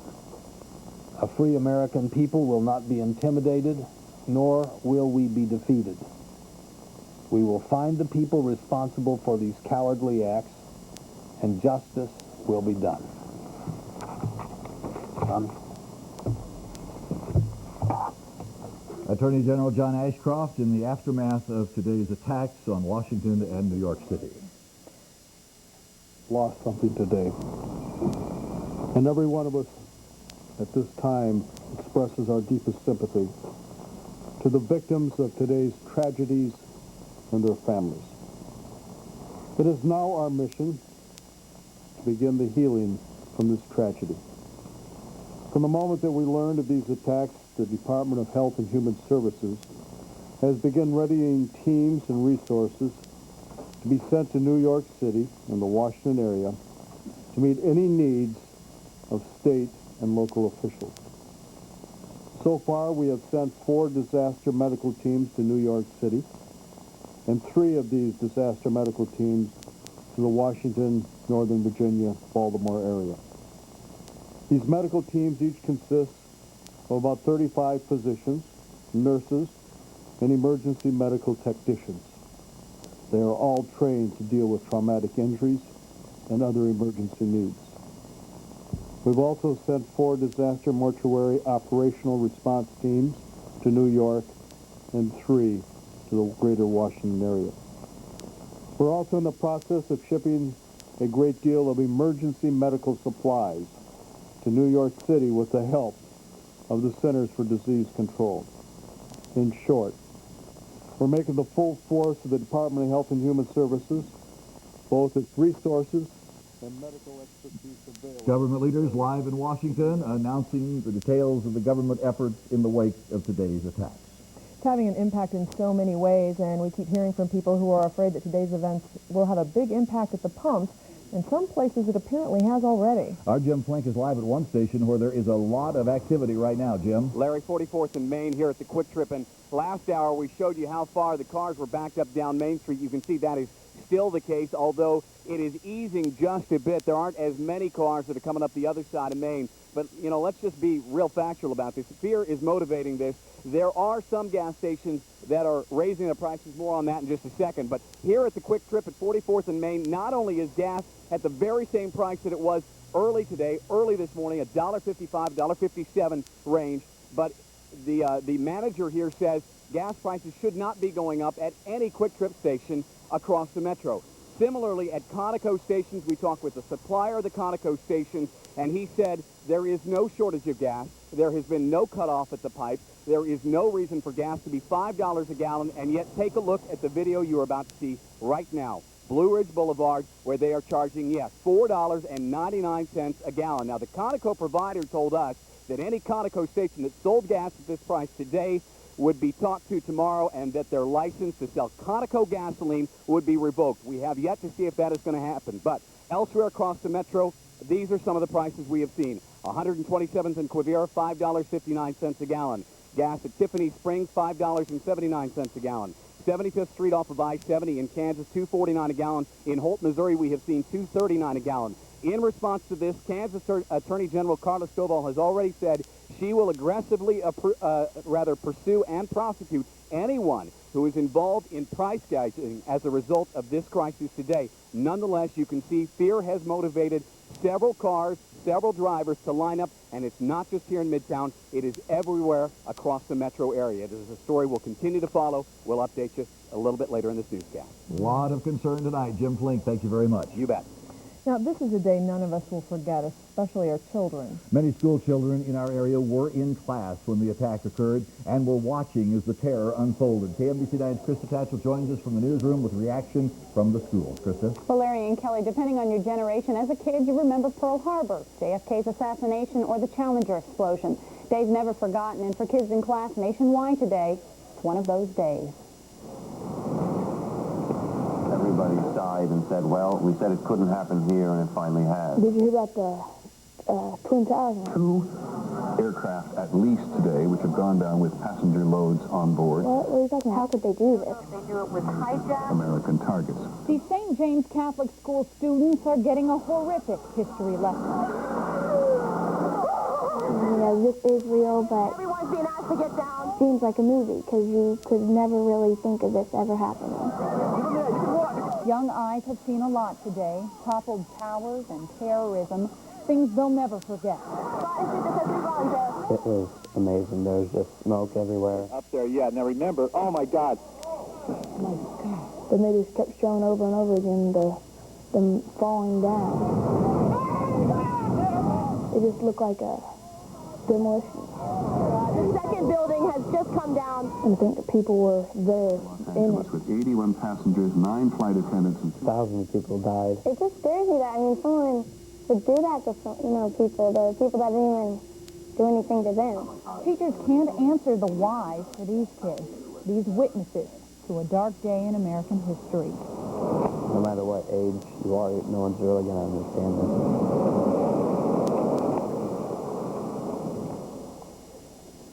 Many evening school activities, sports and otherwise, are canceled for most school districts in Kansas and Missouri out of respect for the attack's victims and their families. Thank you, Kristen. Sure.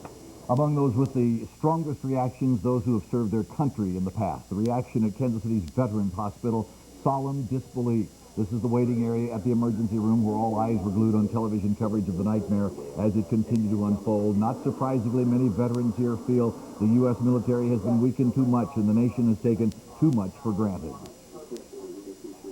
to say that it can't get any worse is an understatement. But I think that all of America ought to be in mindset. One man we talked with who didn't want to be interviewed says that his son just began a job as a military police officer at the Pentagon yesterday. Well, as you can imagine, everyone in the country is trying to get in touch with loved ones, so Sprint is also dealing with the situation tonight.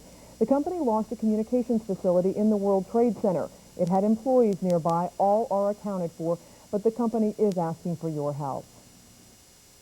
We're asking people, unless they have to call into New York or into Washington, to please refrain from doing so, because that can hamper the military and the fire and rescue people from doing their job. We do have to block some calls going into those areas just to keep the network up and running. Sprint has donated phones and service to emergency crews and people in New York and gave $500,000 to the Red Cross.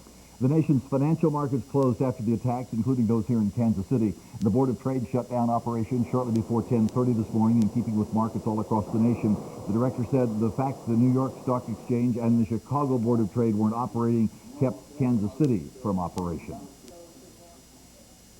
We have had no threats here. We've had no incidents here. We're not concerned about the safety here. It's just more an economic purpose of having a business open. If you can't do your normal routine business, we may as well let people go home. Just hours ago, it was decided that all trading will be closed again tomorrow until further notice.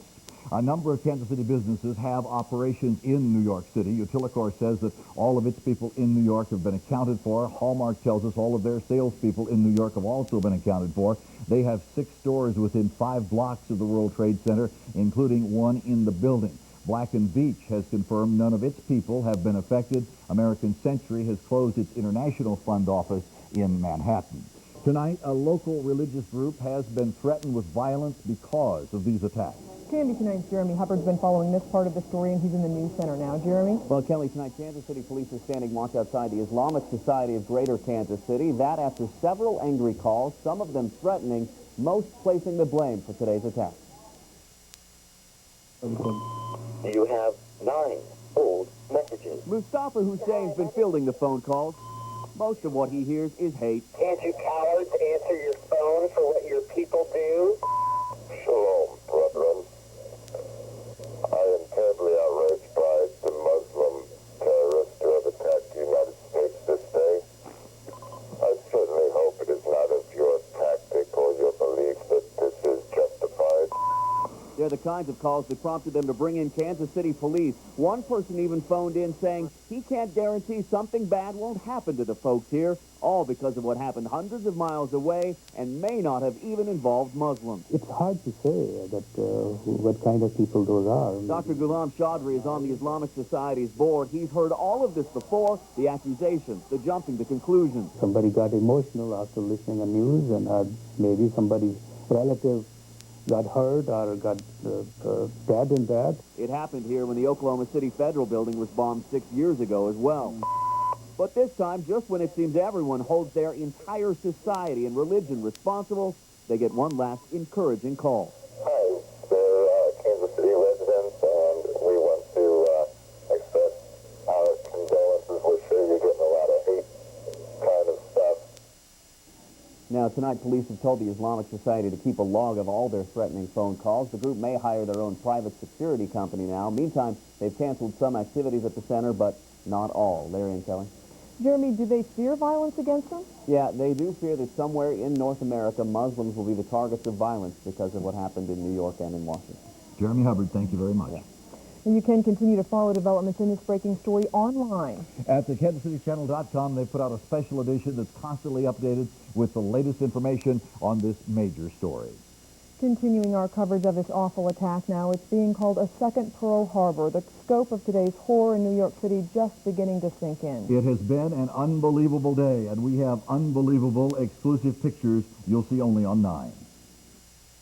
In one of the most devastating attacks ever against the United States, a hijacked commercial jetliner crashed into the World Trade Center. Minutes later, a second hijacked commercial jetliner crashed into the second tower. This amazing photograph, obtained exclusively by KMBC 9 News, shows the jet seconds before impact. And this second photograph, again seen only on 9, shows the impact as that second jet slams into one of the Trade Center's towers. Both towers, 110 stories tall, collapsed in a mass of rubble and smoke. Rescuers tried their best to work through the twisted steel of the skyscrapers, where some 50,000 people work each day. Many tried to escape as fire and smoke trapped them in their offices and workplaces. We saw what we thought was debris, and we realized it was people jumping. Rescuers worked to save lives, but the death toll is expected to be in the thousands. Hundreds and hundreds of people are being treated for injuries. Mayor Giuliani was on the scene touring the destruction. He became emotional as he described the horror he saw. In the hours after the attack, the New York skyline looked much like the aftermath of an atomic bomb explosion as huge clouds of smoke billowed from the ruins. No terrorist group has taken responsibility for the destruction. The massive cleanup and counting of the victims is just beginning. The city of Kansas City is responding to this crisis with heightened security and helping out hundreds of unexpected visitors. Michael Mahoney has tracked the city's response downtown, which I imagine is pretty deserted at this point. Michael, what has it been like downtown? Well, it's been a pretty tense day, and right now the government district on the east side, in effect, is under occupation by the Kansas City Police. Behind me, you might be able to see a half dozen or so officers who are here manning things. We're on a very quiet night. And at first, Kelly, was very tense down here, especially when the scope of what was happening seemed to continue to expand. And then there was this tension that you could clearly feel. First, they blocked off the streets and the government buildings, and then people were advised that they ought to think about leaving. And then around 10:30, they flat shut the buildings down. It was a day that you could talk to strangers because there was only one thing to talk about. Michael Winfield sat transfixed in his car listening to the radio. He had already seen enough on TV. And then we seen the second one, we seen the plane fly behind and hit right in the middle. I mean, right before our eyes. Kind of freaky. And the only way to stop it is for young men with short hair and long knives to go kill them.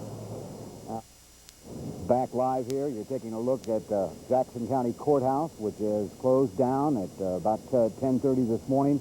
And Catherine Shields going from department to department, the county executive, telling the workers there that although there were no emergencies and no specific threats, that they had been advised by the emergency preparedness people that all government buildings in Kansas City, Missouri are to be shut down, and that's what took place, and that's why you can see the police behind me monitoring things. A couple things you do need to know. Mayor Barnes says they expect business as usual and for City Hall to be open tomorrow. However, there will be restricted parking on the east side of downtown between 7th and 14th Street, Charlotte to McGee. If you park in that area, you ought to try one of the satellite lots that they're setting up. There will be one down at the downtown airport. There'll also be satellite parking at lots A and B at Kemper Arena and at the Liberty lot on 16th Street. The ATA will be providing free shuttles into this area on the east side of downtown for the people who normally park here. After a very tense day, as the government buildings closed down in response to the attacks on the East Coast. Back to you. Michael Mahoney, live downtown. Thank you, Michael.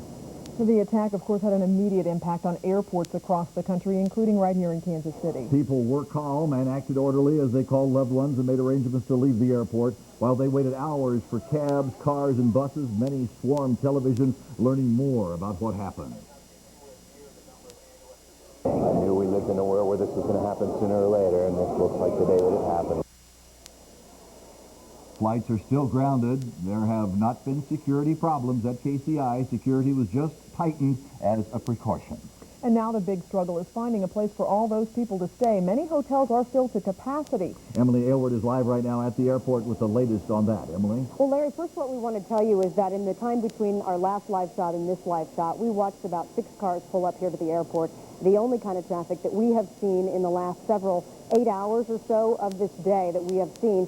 6 cars pulled up, at least 24 men and women stepped out of those cars. We are told that they are ATA and possibly FBI agents. We can only assume that they are possibly headed to the East Coast, either Washington, D.C. or New York City.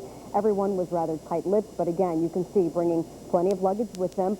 Walking into the airport, again, the only people that we have seen all day walking into this airport with at least some sort of intention of flying out. We can only assume, again, that they are, again, heading to the East Coast, possibly Washington, D.C. or New York City. So far, we have not seen an aircraft that is waiting for them, and we have been instructed not to take pictures of them boarding any sort of airplane. Now, on to the other news. Basically, this entire airport today, with the exception of those 24 people, is basically cleared out. You can look all the way down this hallway. The only person that I have seen working today is the gentleman that works at that Burger King. But so far, stranded travelers trying to make their way through an awfully uncomfortable and awkward situation, many of them trying to make some sort of arrangements for where they're going to stay. And I think we have some video of some hotels of people waiting to book into that. That's right. Here at the Marriott, we see people in the lobby waiting to check in.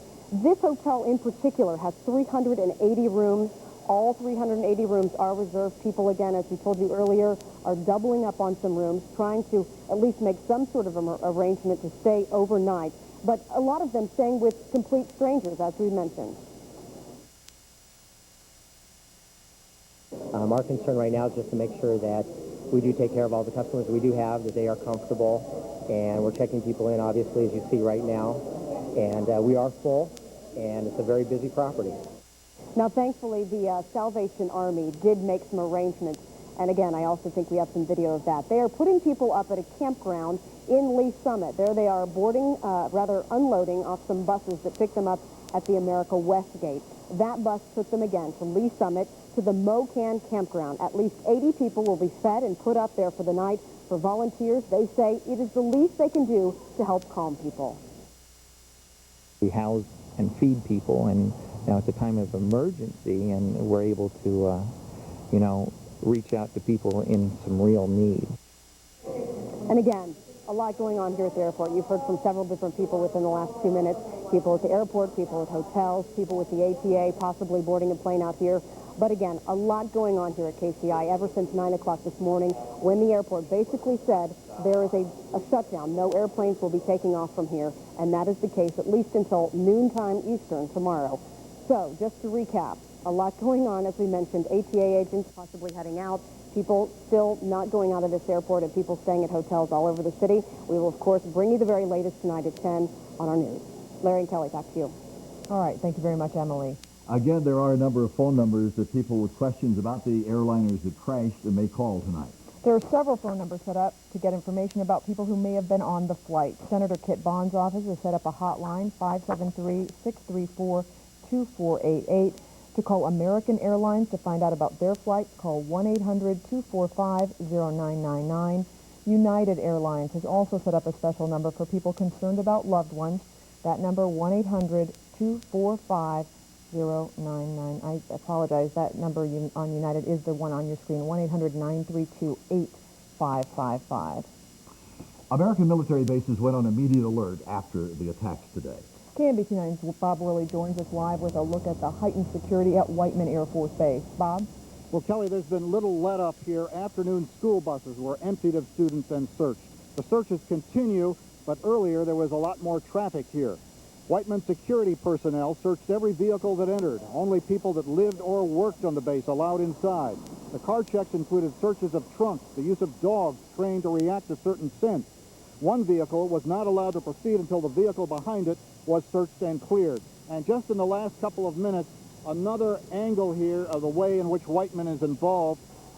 Emergency disaster equipment was trucked in here in 2 large trucks. Speculation is that equipment will be flown from here to Washington or New York. We're live at Whiteman, Larry and Kelly. All right, thanks very much, Bob, for the latest from there. As we mentioned, passengers all over the country are impacted by this, including our own reporter, Peggy Bright. That's right, and she joins us now live from the phone, on the phone from Reno. Can you tell us the situation there, Peggy? Kelly, it's been just the same here as what I've been hearing you describe there. People absolutely astonished. We got up here this morning. I've been visiting my brother here, and when we got up, we turned on the TV to see the World Trade Towers both being impacted by those planes. We stood here, watched. We tried to get ready for our flight, which was an American flight, supposed to take off about 3 hours later, and within the hour, they did announce that no flights would be taking off. So, of course, we have no idea how we're going to be getting back from here. We've been on the phone with the American representatives. What they've told us is that they won't know anything until at least tomorrow, and so to call back either tonight or tomorrow and see what we can be told. Meantime, this afternoon, we decided to go out to see if it was possible to perhaps buy a used car in order to drive back here from Reno. And while we were out, we stopped for lunch inside that restaurant. Absolute silence among the patrons there as we stood, and everyone was watching all of the coverage going on of this attack. Just complete astonishment here in Reno. I think it is tough to know what to say in a situation like this, something Yeah. we've never dealt with before. Yep. Peggy Bright, thank you very much. You bet. Lots of people lining up to give blood during this tragedy. People are also lining up tonight to get gas. We're going to go back to our Jim Flint, who is live at one station where people started rushing to get the gas hours ago. Jim? Started to rush, Kelly, but certainly had a long time to wait. In fact, a lot of people were waiting more than an hour. Hour and 25 minutes was not uncommon. But as you can see, if you look over this gentleman's shoulder who's filling up right now, the price here at the Quick Trip at 44th and Main is $1.55 a gallon. That's what it was very first thing this morning. And Quick Trip officials tell me that's the way that it was and will continue to be here at all Quick Trips across the metro. Similar with Conoco as well, but you can see as we walk down Main Street here, the line has dwindled somewhat, but as you said earlier, people have been waiting in line. Why? Because of the fear that prices would go up. And in fact, some people are charging much more for a gallon of gas. $5.59 at 127th and Quivira. Gas at the Tiffany Springs exit, $5.79. 75th Street off of I-70 in Kansas, $2.49, $2.39 in Holt, Missouri, and also we had video earlier today of $4.99 at the Blue Ridge exit off of I-70. There are certainly some people that are gouging the prices. The Attorney General from Kansas has assured us that she will be pursuing those cases vigorously. Perhaps as soon as tomorrow. You can bet that the Missouri Attorney General won't be far behind. Back downtown to you. All right, thanks, Jim. People all over the city are talking about this attack. At a Midtown coffee shop, the radio blared the news over speakers. The Broadway Cafe is a popular hangout for young people. One woman we talked to outside hadn't heard the word at all until a man walked by, and inside a belief that no one could have prevented this. It's got to be difficult to prevent in a free country, you know. We're not under a military state or anything, so, I mean, people are free to do as they will, but I can't believe that someone would perpetrate this upon our nation.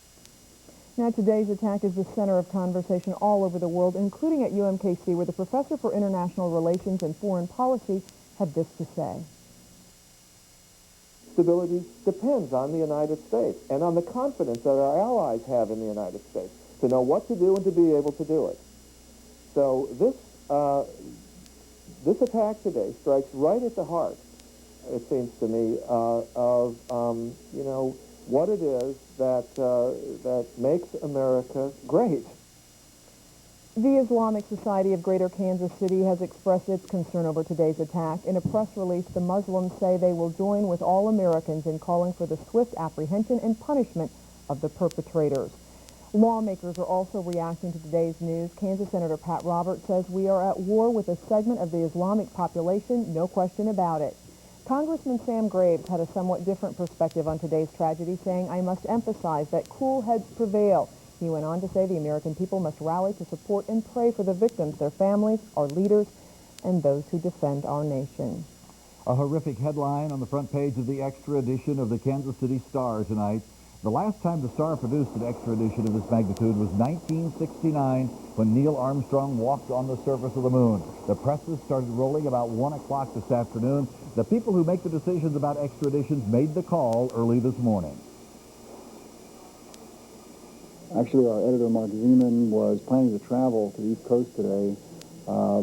Hearing all this on the radio or television, I'm not sure how he heard it originally, canceled his plans, came in, very quickly recognized that the scale of this was so huge. The extra edition of the Kansas City Star costs 50 cents. It's being sold on street corners and area grocery stores this evening. Of course, this is all a lot to take in today, very numbing situation. We do want to take one quick check of the weather. Okay, we'll try to get to it as quickly as we can, give you guys a little time to get more information. First off, it was a warm day by standards. When you think about the middle part of September going toward October, we should not be this warm, but from our Instant Weather Network reporting stations, we see low to middle 80s across the board this afternoon. Winds out of the southeast. That's going to continue to warm things up and eventually give us a little higher humidity as well. It's been very calm all day in Kansas City. A lot of blue sky for the most part. A few clouds are starting to bubble up, as you can see. Current temperature downtown, 79 degrees with low humidity. Dew point still at 51, so later on tonight I think we are going to go down again with cool mornings for sure, in spite of those southeast winds at around 8 miles an hour. Pinpoint 9 Doppler radar first off as we look around 75 miles in Kansas City. We see mostly clear skies as you head up toward Nebraska and Iowa. Also, no echoes being reported. Eastern parts of Kansas or the western parts of Missouri at this time. Weather watchers at 6 p.m., some of them called in with the following readings, with the mostly clear skies being reported. Dick Kramer and Kearney with 79 degrees, 77 in Lone Jack, 76 in Oak Grove, and Chanute, maybe a sign of things to come later on, currently 80 degrees. Temperatures at KCI were in the 80s also. Look at cloud scan, a couple of things of interest. First of all, a few clouds trying to move into the central part of the United States. You can see off the east coast what's left of Hurricane Aaron that goes farther into the cooler waters of the Atlantic. Also, you can't see it, but there's another hurricane that is probably going to head away from us. I think that one is Felix. But down here, over the western parts of Florida, as we wipe away the clouds and just look at the Doppler radar network, this could, if it becomes a hurricane, or at least a named storm, will probably become Gabrielle. It's over the eastern parts of the Gulf of Mexico. You see all the heavy thunderstorms extending from Georgia through Alabama, going back toward Mississippi. Lots of showers and thunderstorms over the peninsula of Florida. A few showers near Brownsville, Texas, and also a few showers currently west of the Great Basin. Zoom it in, not many echoes to be found here in Kansas City, with the exception of the UP of Michigan and also lower Michigan. There's a weak front. It doesn't have much moisture to work with, although we still have the warm flow ahead of it. I think we'll just see partly to mostly sunny skies on Wednesday. Thicker clouds on Thursday as the push of cooler air moves through is not really going to be that noticeable. In other words, we're not talking about a chilly condition. Also, as we look toward Thursday's weather map, a good chance of scattered showers in the upper Midwest. I don't think that's really going to represent a good chance of rain for us, but that's the best we can do for the next few days. Strong south winds, evening temperature at 71. Tonight, 55 with south winds at 10 to 15 miles an hour. And tomorrow's high temperature, much like today, above normal. Lots of sunshine and a high of 85. Here's your 5-day trend as we look toward Thursday. That's the day of transition as that front moves down toward us. We'll see temperatures dropping back to 76 for a high. And as it does so, maybe a chance of showers and thunderstorms. Friday's high, 75. After starting in the morning, temperatures in the middle 50s. Could be kind of cloudy and wet for the Wizards game, but it clears out pretty quick on Sunday. But look at that morning temperature, 49, afternoon high on Sunday, 70 degrees. Okay, thanks, Brian. Sure. We have late information now that President Bush will address the nation at 7:30 tonight Central Time. We, of course, will carry that address here on KMBC-9. And we will have continuing coverage from KMBC-9 News as well as from ABC News. All right, Len Dawson, you know that area of New York City quite well, going there every week for your HBO shows you've done for so many years. Give us a sense of what you think it's like there tonight. Larry, I've been going there for at least 25 years, and you've been to New York City, and you know that under normal situations there, it's very crowded, very dense, and a lot of hustle and bustle. I've been to the top of that building for a restaurant, which is a beautiful place, or was a beautiful place, but I've talked to people in New York today. They are in a state of shock. You know, they have brought that city, this brought that city to a standstill, and you got to imagine there's about 11 million people in that city, and it is just disastrous, and they're, you know, the people I've talked to today are really numb, just kind of like I'm numb right now. But needless to say, this terrible tragedy is touching the sports world as well. College football games scheduled for this weekend may be canceled because of safety and air travel concerns. Baseball has canceled all Tuesday contests, including the Royals game at Kauffman Stadium against Cleveland. The U.S. women's national soccer game in Columbus, Ohio, is called off. Now, Wednesday's MLS game will not take place either, nor will Jack Nicklaus's visit to the Lionsgate golf course that he designed. PGA has postponed the start of tournaments until Friday. The NFL has not decided about its games, and there's been no decision about the women's national soccer game scheduled to take place at Arrowhead Stadium. But the team will not arrive here tomorrow as scheduled. They don't know when they will. Well, like they are all over town, flags are flying at half-staff at Kauffman Stadium. Royals players who showed up for a workout instead were glued to television sets in the clubhouse. Royals manager Tony Muser is a father figure to many of his players, and for them, Tony is trying to put this tragedy in perspective. So it touches me, and all you can do is educate your kids, and, you know, we have a lot of Latin players that really don't understand, you know, what it's all about. But it's a matter of teaching and getting through this together. Well, have you ever been to the World Trade Center? Yep, been up there to the observatory and checked out the city from up there, which was kind of scary. I was speaking with my wife this morning, and I said, you know, what if I'd have been in New York? I have some friends there. Maybe we were out in the town checking everything out, and it just kind of sends a chill down your back to think that you could have been there and I could have been directly affecting you.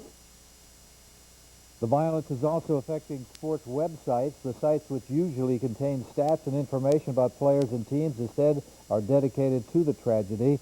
This is certainly a time when sports means very little concern to what happened around the country today. Thank you very much, Len. Now, coverage of today's attack will continue from KMBC-9 News and from ABC, including the President's address to the nation right here on Channel 9 that has been moved up now to 7:30 our time. ABC, of course, will continue the coverage of the attacks in the World Trade Center and the Pentagon. That includes taking Nightline live after our 10 o'clock news tonight. And, of course, we will continue to follow the developments here in Kansas City, and we'll bring you updates as warranted. We now rejoin ABC live coverage of today's events. We'll see you a little bit later. Good night.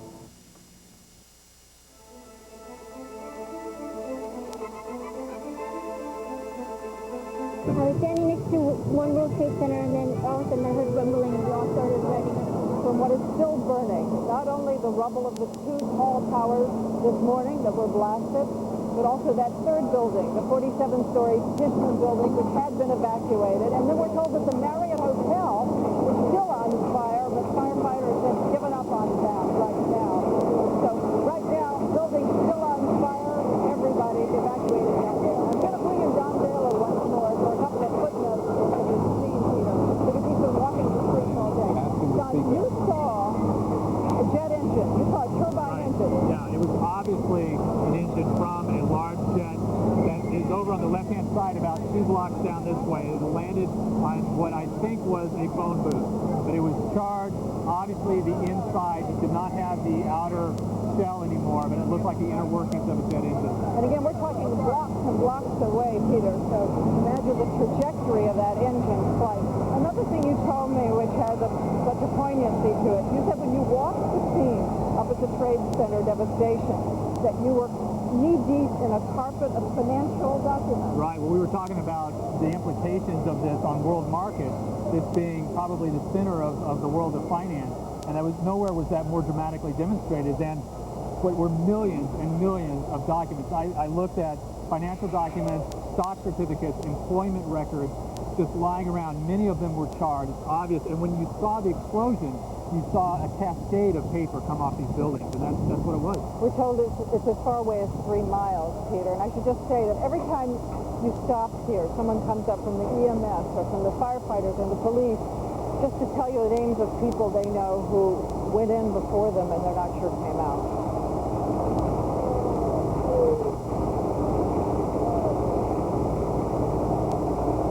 Thanks very much, Diane. So I must tell you, for the future, it's very hard to hear you down there because of the emergency equipment that's working in Midtown. I'm sure your engineers will tell you if we could move you just a little bit away from that, we'd like very much to hear clearly as we can, obviously, under the circumstances, what you're saying.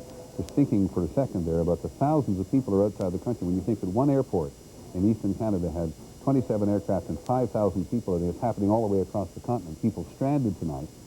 And one assumes, though, the cell phone network in the United States, at least today, certainly in the eastern United States, was jammed with people trying to make calls related to this incident, the press, government officials, emergency officials.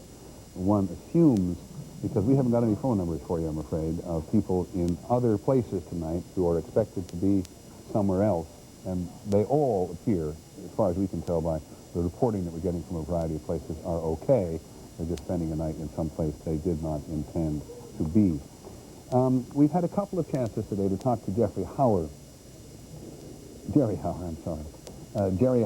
who is the man who set up New York City's emergency headquarters on the west side of Manhattan, right down there by the trade towers, which is no longer usable today because it was, if not one of the first, one of the early victims of these two extraordinary collapses of the two trade tower buildings. But he's with us again tonight. Jerry, grateful that you came back. You just tell us what you know that's going on. Well, there's a massive effort underway right now, Peter, to get medical resources into the city. As you heard earlier, Secretary Thompson has mobilized a number of Department of Health and Human Services, DMAT teams, Dean Morse teams, which are the mortuary teams. They are bringing in the Comfort, which is a naval ship. It is a hospital ship that will help provide resources and much-needed beds. Joe Albaugh, the director of FEMA, is coordinating the federal government's effort to assist the city and Washington, D.C., and there will be numerous urban search and rescue teams coming into the city to aid with dogs, with search equipment, to aid New York City's firefighters, because clearly this is going to be a long-term operation. Our firefighters here in the city, our police and emergency medical services have been absolutely heroic today in their efforts. A number of them have become victims in the process today in trying to rescue people in these buildings, and the fatigue will set in, but they are the consummate professionals. They will do everything they can to continue to try and search for victims. But there will come a point very soon where once the fire is out, they will start to pick through the rubble. Jerry, yes. let me interrupt you and even be more specific, if I may. Mike Carter is the Vice President of the Firefighters Union, estimates that half of the 400 firefighters who first reached the scene at the trade tower may be dead. And here's what he says: we have entire companies that are just missing. We have lost chiefs. And Cardinal Edward Egan, the Roman Catholic cardinal in New York City, who administered the last rites to a dozen victims, said the firefighters and the police were dead in great numbers. Now, I don't mean to reach out for numbers, except to quantify the scope of this disaster, much of which we can see on our face. But what can you add to those two comments? Well, first of all, many of those people, the chiefs that I heard on the radio as I was listening to this evolve are very close personal friends. Many of the police officers, the emergency service unit, these are the people that were the first responders, the first two rescue units, the first two fire units. Were all in the building either doing rescues or firefighting, and they transmitted a third alarm almost immediately, which is upwards of 150 to maybe 200 firefighters, and then they rapidly brought in more resources. They transmitted a 5th alarm and then an additional 5th alarm. So there were hundreds and hundreds of firefighters and police officers trying to save the people in those buildings. And to try and quantify it at this point, how many people? No, I didn't mean to make you do that. I just want to know whether or not you you were aware of what the head of the Firefighters Union in Cardinal Egan had said in terms of the dimension of the disaster for the fire department. Absolutely, and some very, very senior people in the fire department are missing. Some very senior chiefs, some of the specialty units, the rescue units. Same in the police department. Some of the senior police officials, the inspectors that were on the scene, the emergency service units. These people are true heroes that were going in and paid the ultimate sacrifice of trying to rescue New Yorkers. Now, let me ask you one other thing. The mayor has gone out of his way today to say there are 170 hospitals in New York, and we know that one of them, St. Vincent's, was pretty much overwhelmed today, and one of them was put briefly out of operations because it lost its gas, or it lost its power temporarily. But now the Attorney General comes along and says they are sending 4 disaster medical teams to New York and also 3 to the Pentagon. Is there some suggestion here that New York, under the present circumstances, can't handle this by itself? Well, I think that a couple of things. First of all, the number of burn beds in New York is not that significant, and there will be and are quite a number of burn victims. There is going to be a need to do constant triage. There's going to be need to support the relief effort, the search and rescue effort. And the hospitals have been overwhelmed. These teams will help with triage of the walking wounded. There are still a lot of people being triaged. And it will provide some relief to the hospitals, to the hospital workers who are going to be working around the clock to deal with these very critically injured patients. And perhaps, thank you very much, Jerry. I really appreciate the time you've given us today. I know you had to walk up here to our newsroom on the west side, a heck of a long way from this disaster. And of course, we are all insulated from the absolute intensity of it by working in newsroom. But perhaps the most ominous statement tonight, I think, at this stage, comes from Dr. Bruce Logan, who was the chief of medicine at NYU Downtown Hospital, and he told the Reuters news agency, the vast majority of victims have still not gotten here. The hospital staff is really pulling together, but the worst, said Dr. Logan, I'm afraid, is still to come. I think everybody knows. You know, we talked to a lawyer. What's his name? Tom? I apologize for forgetting his name. Tom Humphreys, who worked on the 47th, 48th floor, 57th floor, thanks, Tom. 57th floor of Tower Number 1, the northern tower at the World Trade Center. And he was in it when the first aircraft hit that tower, and he said all things were pretty calm given the circumstances, and many people in that tower managed to evacuate the building. And it was pretty early in the morning, and a lot of people hadn't come to work, as far as he was concerned. And even some people from the higher floors, underneath, he was certainly scared of the explosion. He wasn't sure if people came from above those floors. Managed to make a fairly orderly evacuation from the building. And that's given people reason to hope today that the casualty numbers that might have been anticipated, given the 50,000 people working in the trade center, may have been lower. But the answer is we simply do not know. Peter, sorry, Don. I just spoke to people at the office of the chief medical examiner of the New York City morgue, where they only have 8 fatalities so far. They are bracing for so many more.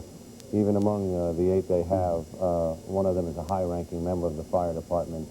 Another is a close personal friend of mine and of Jerry Howard.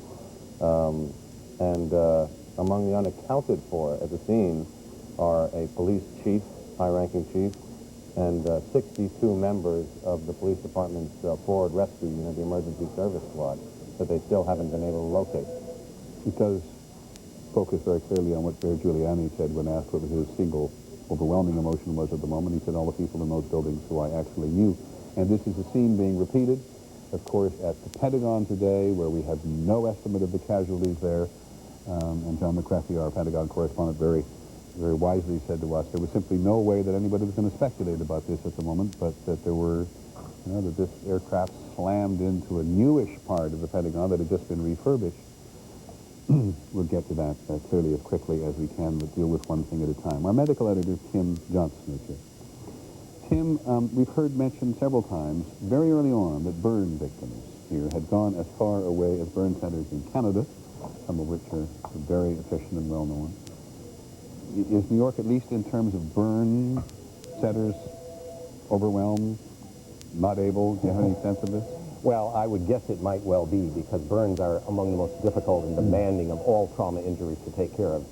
Demanding in terms of personnel, of medical resources, of space, long-term care. The two huge, overwhelming problem with severe burns are fluid loss, which can lead to shock and quick death, and then long-term infection. Enormous problems taking care of the infections that result with serious burns. And so the care of these people really is something that demands long-term care and a lot of resources and a lot of personnel, and it can very quickly overwhelm even a major city like New York. And so New York may have an adequate number of burn centers, but it's not for the ordinary burn cases that occur in everyday life, but not for the kinds of injuries and numbers that may come out of this. And the most middle-sized cities, which might have been what we call the tri-state area, New York, Connecticut, New Jersey, have burn centers? They have burn centers, but limited numbers of beds in most of those cities. We're going to have to talk about major cities, Boston, Chicago, cities in Canada, elsewhere, to take care of numbers that might well come out of this kind of a disaster. And we're going to go to the triage center in a moment and talk to ABC's Cynthia McFadden, who's been there waiting like so many other people. But explain to people again just basically what happens in triage. It's a question of selecting who to take care of and who to put aside. Absolutely. You have limited resources by definition, and you have to decide who is most likely to benefit from those resources. Some you can put aside for later care. Others are so near death that any care is not going to be possible. So you focus on the ones that need immediate emergency care and have a chance of survival. And it must be one of the toughest decisions that a doctor ever has to make. It is. I worked in an emergency room for 15 years, and that is among the toughest decisions, of course. I believe, by the way, and this is particularly relevant to the New York audience, we won't necessarily find the phone number here, but when Mayor Giuliani and the police commissioner, the fire commissioner, the FBI in New York, and the governor were all giving a news conference some time ago, the mayor had said, we really don't feel any hate and anger being New Yorkers pulled together, and the governor had said, that, you know, that we will, of course, get through this. He did point out that there was a true, genuine need for blood donors. And then I think we heard exactly the same thing from Attorney General Ashcroft, who said that anybody in the country who wanted to participate or felt they could give something, one of the things was to contact their local Red Cross center, because as we know, there's a shortage of blood in the country. And the governor also said that they like it if doctors volunteered and nurses volunteered. Now, there's a catastrophic shortage of nurses in the country, and the burden that will be on doctors and nurses here. The military, Tim and John, pretty much as I understand, they're getting civilian help at the Pentagon as well. The military pretty much is able to take care of its own under most circumstances, right? It is, and the majority of injuries in the military, and I suspect the majority of injuries from this tragedy today will be crush injuries of various sorts. Again, burns are in a very special category requiring very special kinds of care, and that's going to be a real issue. We also know, and I think we actually can give you some sense of this already, that 3 ships of the U.S. Navy are on their way to New York, one of which, the USS Comfort, is a hospital ship with 1,100 beds on its way, dispatched by the Health and Human Services and the military. And the aircraft carrier, the USS John F. Kennedy and the George Washington, are coming as well, on their way from farther down the East Coast to be put in New York Harbor lest they are needed for a variety of reasons. And these aircraft carriers, particularly, and the Comfort, are hugely capable of taking care of casualties in a wide variety of ways. Hang on, Dr. Tim, we'll come back to you in just a second. I do want to go to Cynthia McFadden, who is at the triage center itself. Cynthia, do you hear me? I do, Peter. So just bring us up to date with what's happened there since we last checked. Well, Peter, we're still standing by waiting. There are still hundreds of doctors and nurses here waiting. The grim realities are that they expect to tag hundreds, perhaps thousands of victims of this explosion throughout the night tonight. The reason the ambulances are still sitting empty at this point is because we understand from rescue workers they have not been able to get close enough to the actual midpoint of the explosion to actually bring anybody out, which is the reason that they are still standing by. They've told us the system here, Peter, I heard you talking about setting up a triage system. The system here will be as follows. Victims who come in and are tagged red are victims that they believe can be saved. Victims who are tagged yellow and green are walking wounded and will be quickly taken away to other locations. And then there are the black tags for those people who they feel they cannot help. Thanks, Cynthia. We'll come back to you. I want to go quickly to Stoystown, Pennsylvania, to where ABC's Dan Harris is standing by. 4 aircraft involved today, and we know that on each one of them there was a hijacking in process. And the aircraft that crashed near Johnstown, Pennsylvania, was United Flight 93 with 38 passengers and 7 crew on board. ABC's Dan Harris rushed to the scene of that accident, and I hope is with us now. Dan, do you hear me? Peter, I do hear you. And we have a new piece of information on this crash from ABC's Lisa Stark, who, as you know, covers aviation for ABC News. She tells us that Flight 93, which, as you mentioned, was departing from Newark and headed to San Francisco, filed for a change of flight plan request, requesting to change its destination from San Francisco to Washington. Shortly after that, it turned around and crashed about a mile from where we are right now in Stoystown, Pennsylvania. It crashed, and I believe we have some pictures of the crash scene. Crashed in an open field. All that you really see there is a huge crater. You can't even see it very well from our vantage point. A huge black gaping hole, as investigators are describing it. There is a lot of debris, most of it very small pieces of black charred remains. The FBI tonight is making a huge grid, and tomorrow morning it will begin what it calls a painstaking process of gathering the evidence. At this point, they say they're treating this as a crime, though they won't go so far as to say it is indeed an act of terrorism.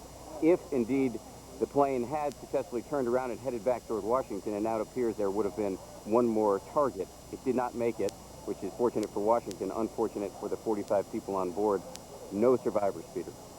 Dan, it was indeed a chilling moment when you made a reference there to United Flight 93 asking for a change of flight plan, headed for San Francisco, asking for a flight plan that takes it to Washington. Have you picked up anything else on the ground tonight? We have picked up from the FBI that there was 911 contact from the plane. Now, they wouldn't go so far as to confirm a report that has been circulating. The report says that one of the passengers locked himself in the bathroom of that plane and called 911 at 9:58 a.m., got in touch with a local 911 operator in this part of Pennsylvania, southwestern Pennsylvania, and told him there had been some sort of explosion on the plane. Shortly after that, 2 minutes later, in fact, the plane did go down. That report is not confirmed in total in some. However, the FBI says it has received tapes of a 911 call, and it is going to go over those tapes. Just help us place Stoystown, Pennsylvania, a little more, with a little greater familiarity to people. You're fairly close to Johnstown? We are fairly close to Johnstown. Stoystown is about 75 miles southeast of Pittsburgh and about 30 miles north of Maryland.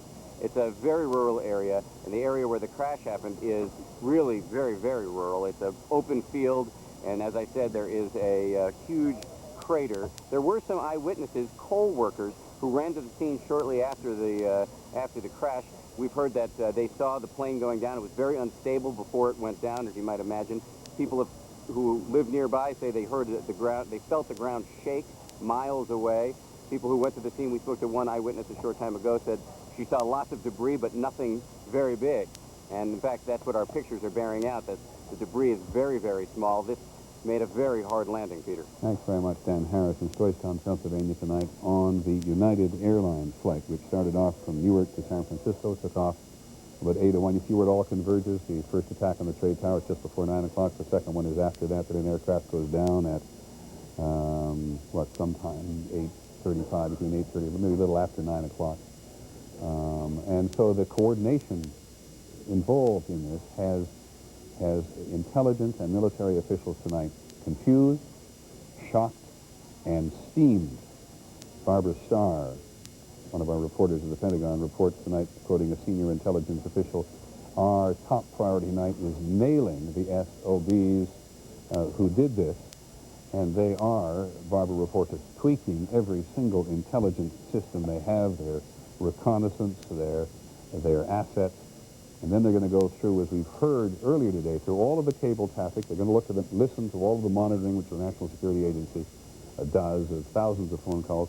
And again, though this may not lead to anything, just a short while ago, Senator Orrin Hatch of Utah, who's a member of the Senate Intelligence Committee, told the Associated Press that U.S. intelligence intercepted communications between supporters of Osama bin Laden discussing the attacks on the World Trade Center.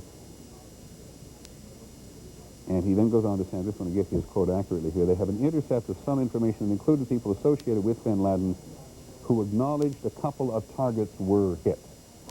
I'm not sure how much that tells us at this point. They may simply having been reacting, if this report is true, they may simply have been reacting, as many people all over the world did immediately, to the fact that these attacks had actually occurred. It's not going to be very long from now before the president. I'm missing anything, John, before I go back to Washington and talk politics? No, we're up to date. Okay. John McCarthy, outside the Pentagon, unusually removed from your post, which I know must be very frustrating at this point, John. Want to add to Barbara Starr's reporting in terms of attitude on behalf of the military at the moment? Well, attitude and what you described as the intelligence community is now doing is a major wash. They are going after every agent they have all over the globe. They are focusing every piece of technology they have.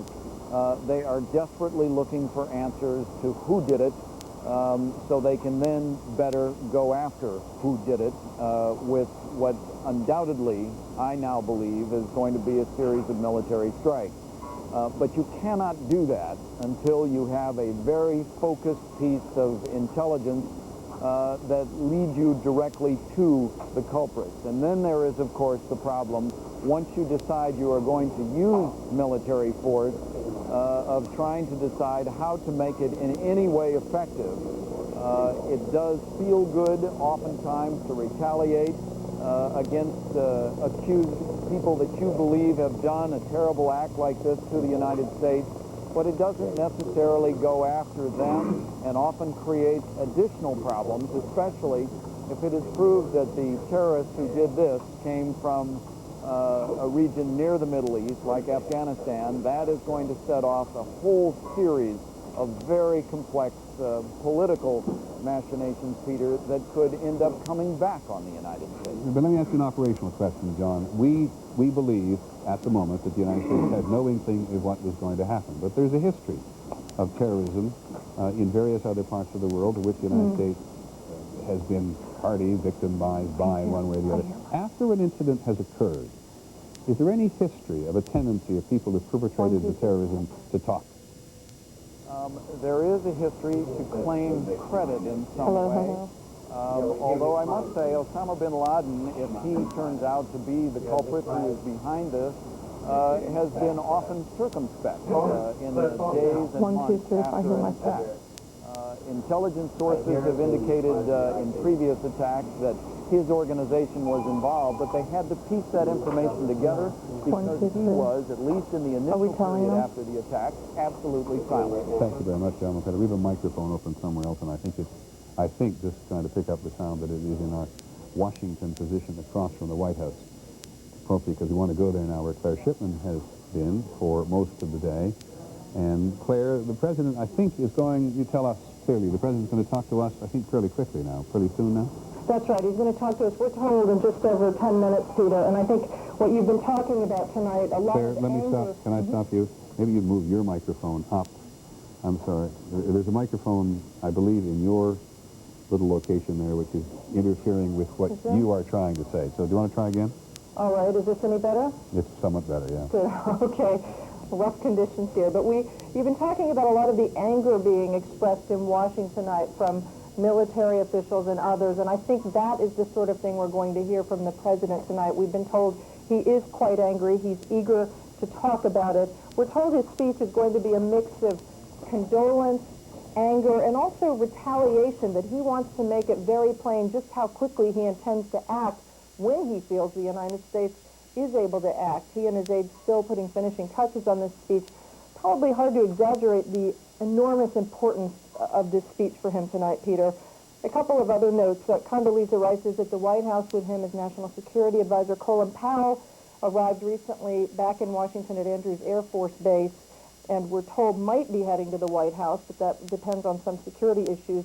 The president was to meet with Vice President Cheney once he arrived back to the White House, and then we were told from security forces that he was going to have to leave the White House. They didn't want to keep the president and the vice president for very long in the same location, and he would either be heading home or to Camp David. Peter?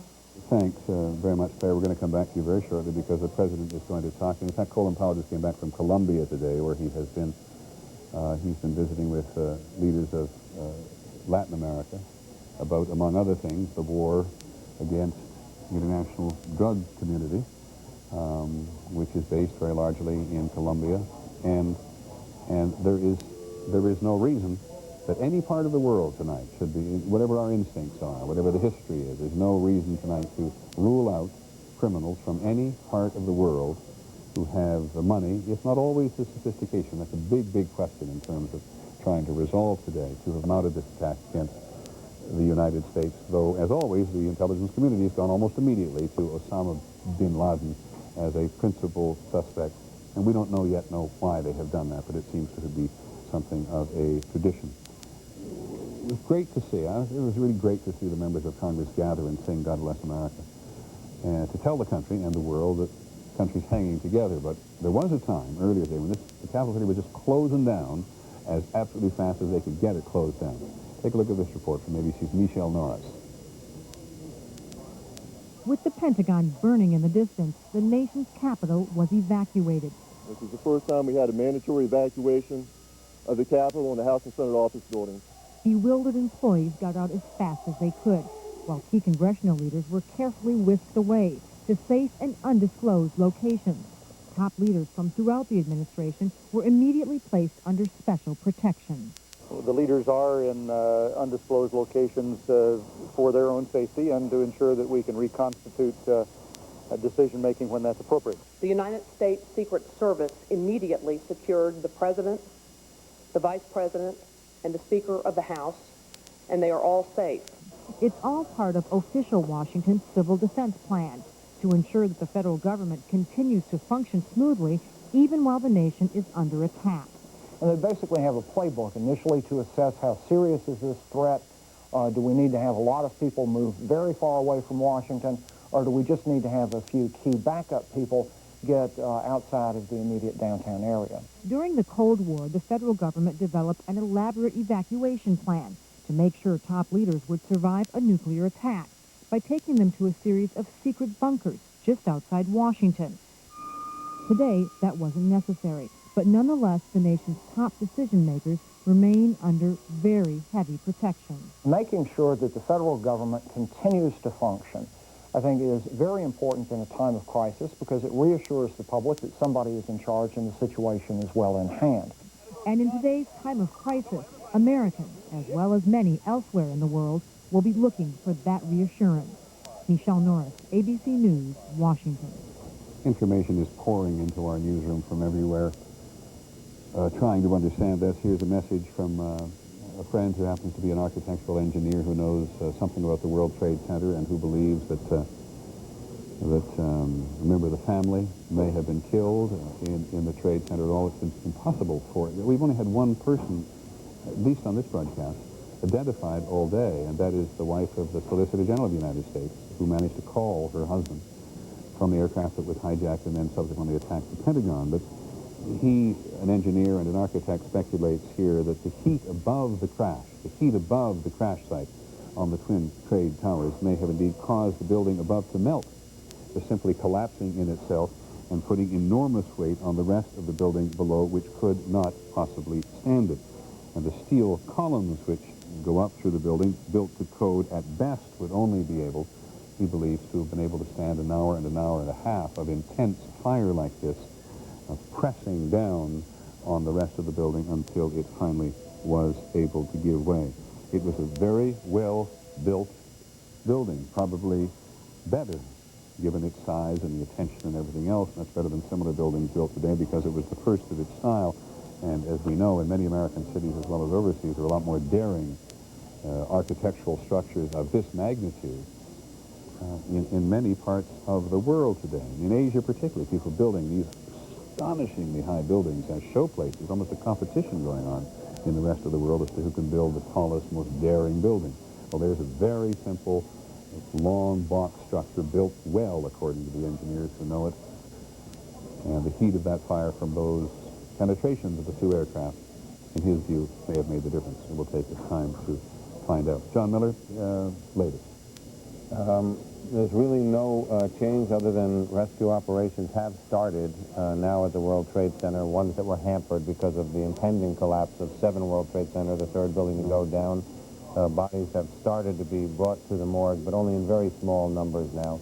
That's going to be a massive operation that continues. And, of course, as we've all discussed, the mounting of a massive federal investigation in tandem with the intelligence community's assistance to the military to try to put a name to this. I wonder if anybody else is as aware as I am at the moment. I'm sure people are aware as I am at the moment of previous investigations we have done of far lesser incidents. Attack on TWA 800 is one. The investigation of the Al-Khobar Towers, which was conducted by retired General Wayne Downing, who's with us in our Washington Bureau. We'll talk to him after the president tonight. All of these investigations have gone on and on and on and on, and many of them just really didn't resolve anything in the final analysis. Yet many of them did. The largest acts of terrorism on U.S. soil, ironically the bombing of the World Trade Center, the attacks in East Africa have been solved to the extent that people have been charged, many have been brought back to this country. The FBI actually has a terrific track record that way in chasing these leads out to the ends of the earth. We were talking about something a minute ago, though, that is part of the fog of war in these things. After the Al-Khobar explosion, there were intercepts of people calling Osama bin Laden's headquarters to congratulate him. And in these intercepts, there was no, he didn't say, well, thanks, but it wasn't me. Now the government is taking the position that it was the Iranians. So you really have to sort through the information very carefully before you choose your suspect. Yeah, I just simply wish to make the point that it's going to take a long time, and that the impatience that we all feel about striking back at somebody who's done this thing to the country is not going to be requited, I think, for very long. ABC's Pierre Thomas, by the way, reports that his FBI sources are telling him that several people on board both 2 of the planes which went down, this would be the one of the Pentagon, at least one of those coming either to New York or to Pennsylvania, were able to get out on their cell phones and call their relatives. And they described horrific scenes on board the aircraft, people being attacked and stabbed on board the aircraft itself. We've heard at least one piece of information that the weapon of choice, at least on one of the aircraft, was a box cutter, but professionals and sometimes amateur use with the razor blade through it, that enabled it to open up cardboard boxes in a hurry, and has, of course, been a weapon of crime with which we're all familiar. And as John Miller, who knows more about these things than most, pointed out easily, you take a plastic one on board and it's very hard for a security device to detect. But I want to go quickly to Midtown, New York City again, just before we go to the president, and get a quick update from Diane. Sorry, Diane. Peter, I'm standing out here, and as you can see around me, there's a dramatic change in activity, and I don't know how much you could hear earlier when we were telling you about it, but we have 6 bulldozers down here now. We have an entire line, an entire street full of EMS crews and ambulances. It appears they have got the lights up, the generators are working, and it's very possible they could be moving in soon for some kind of activity actually on the site.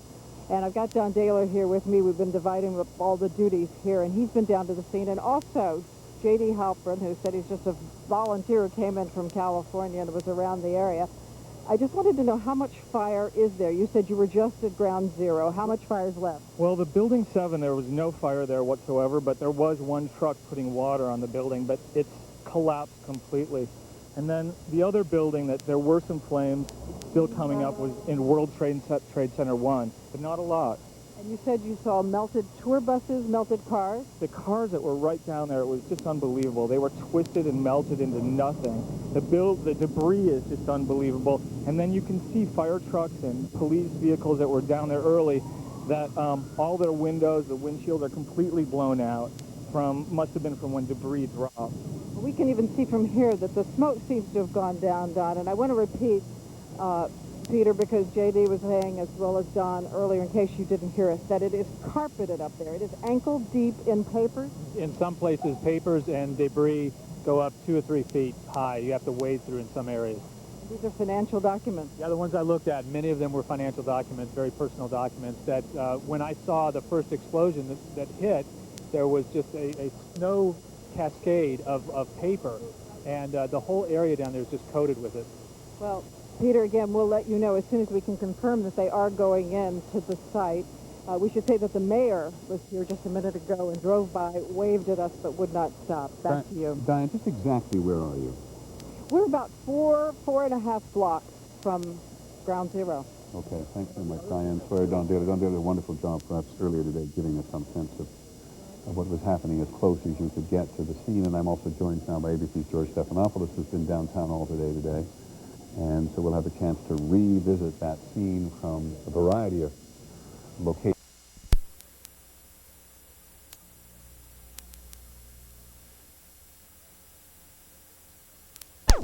And to the ends of the earth. That stage has grown to become Opryland USA. And now with the Opryland USA passport, you can enjoy it all for just $99.95 per person plus tax. There's never been a better country music vacation value. So call now, 1-615-871-6169. Opryland USA, America's country vacation destination. Welcome back to Primetime Country. Now here's your host, Katie Hahn.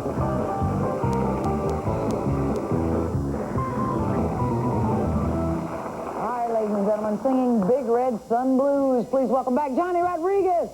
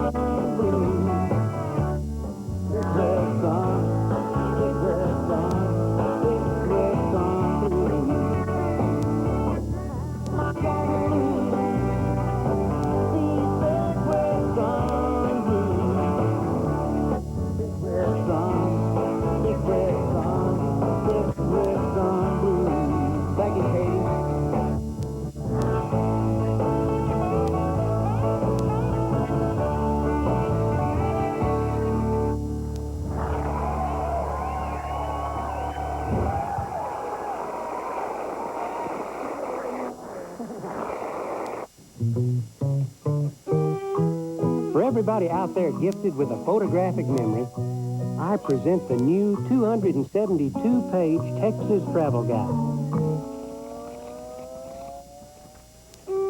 Exciting, huh? Hope you enjoyed reading it. Of course, if you don't have a photographic memory, we'll send you a free copy. Just call 1-800-8888-TAX. Hi, I'm your new assistant. Hi. I'm going to get some coffee. You want some? Please. When you're looking to make a great cup of coffee, Oh, look to Folgers Crystals. Made with rich mountain-grown beans, their eye-opening aroma and flavor are sure to make a good impression on anyone's morning. no. Hey. Baker? Yes? This coffee. Yes? It's great. Thanks.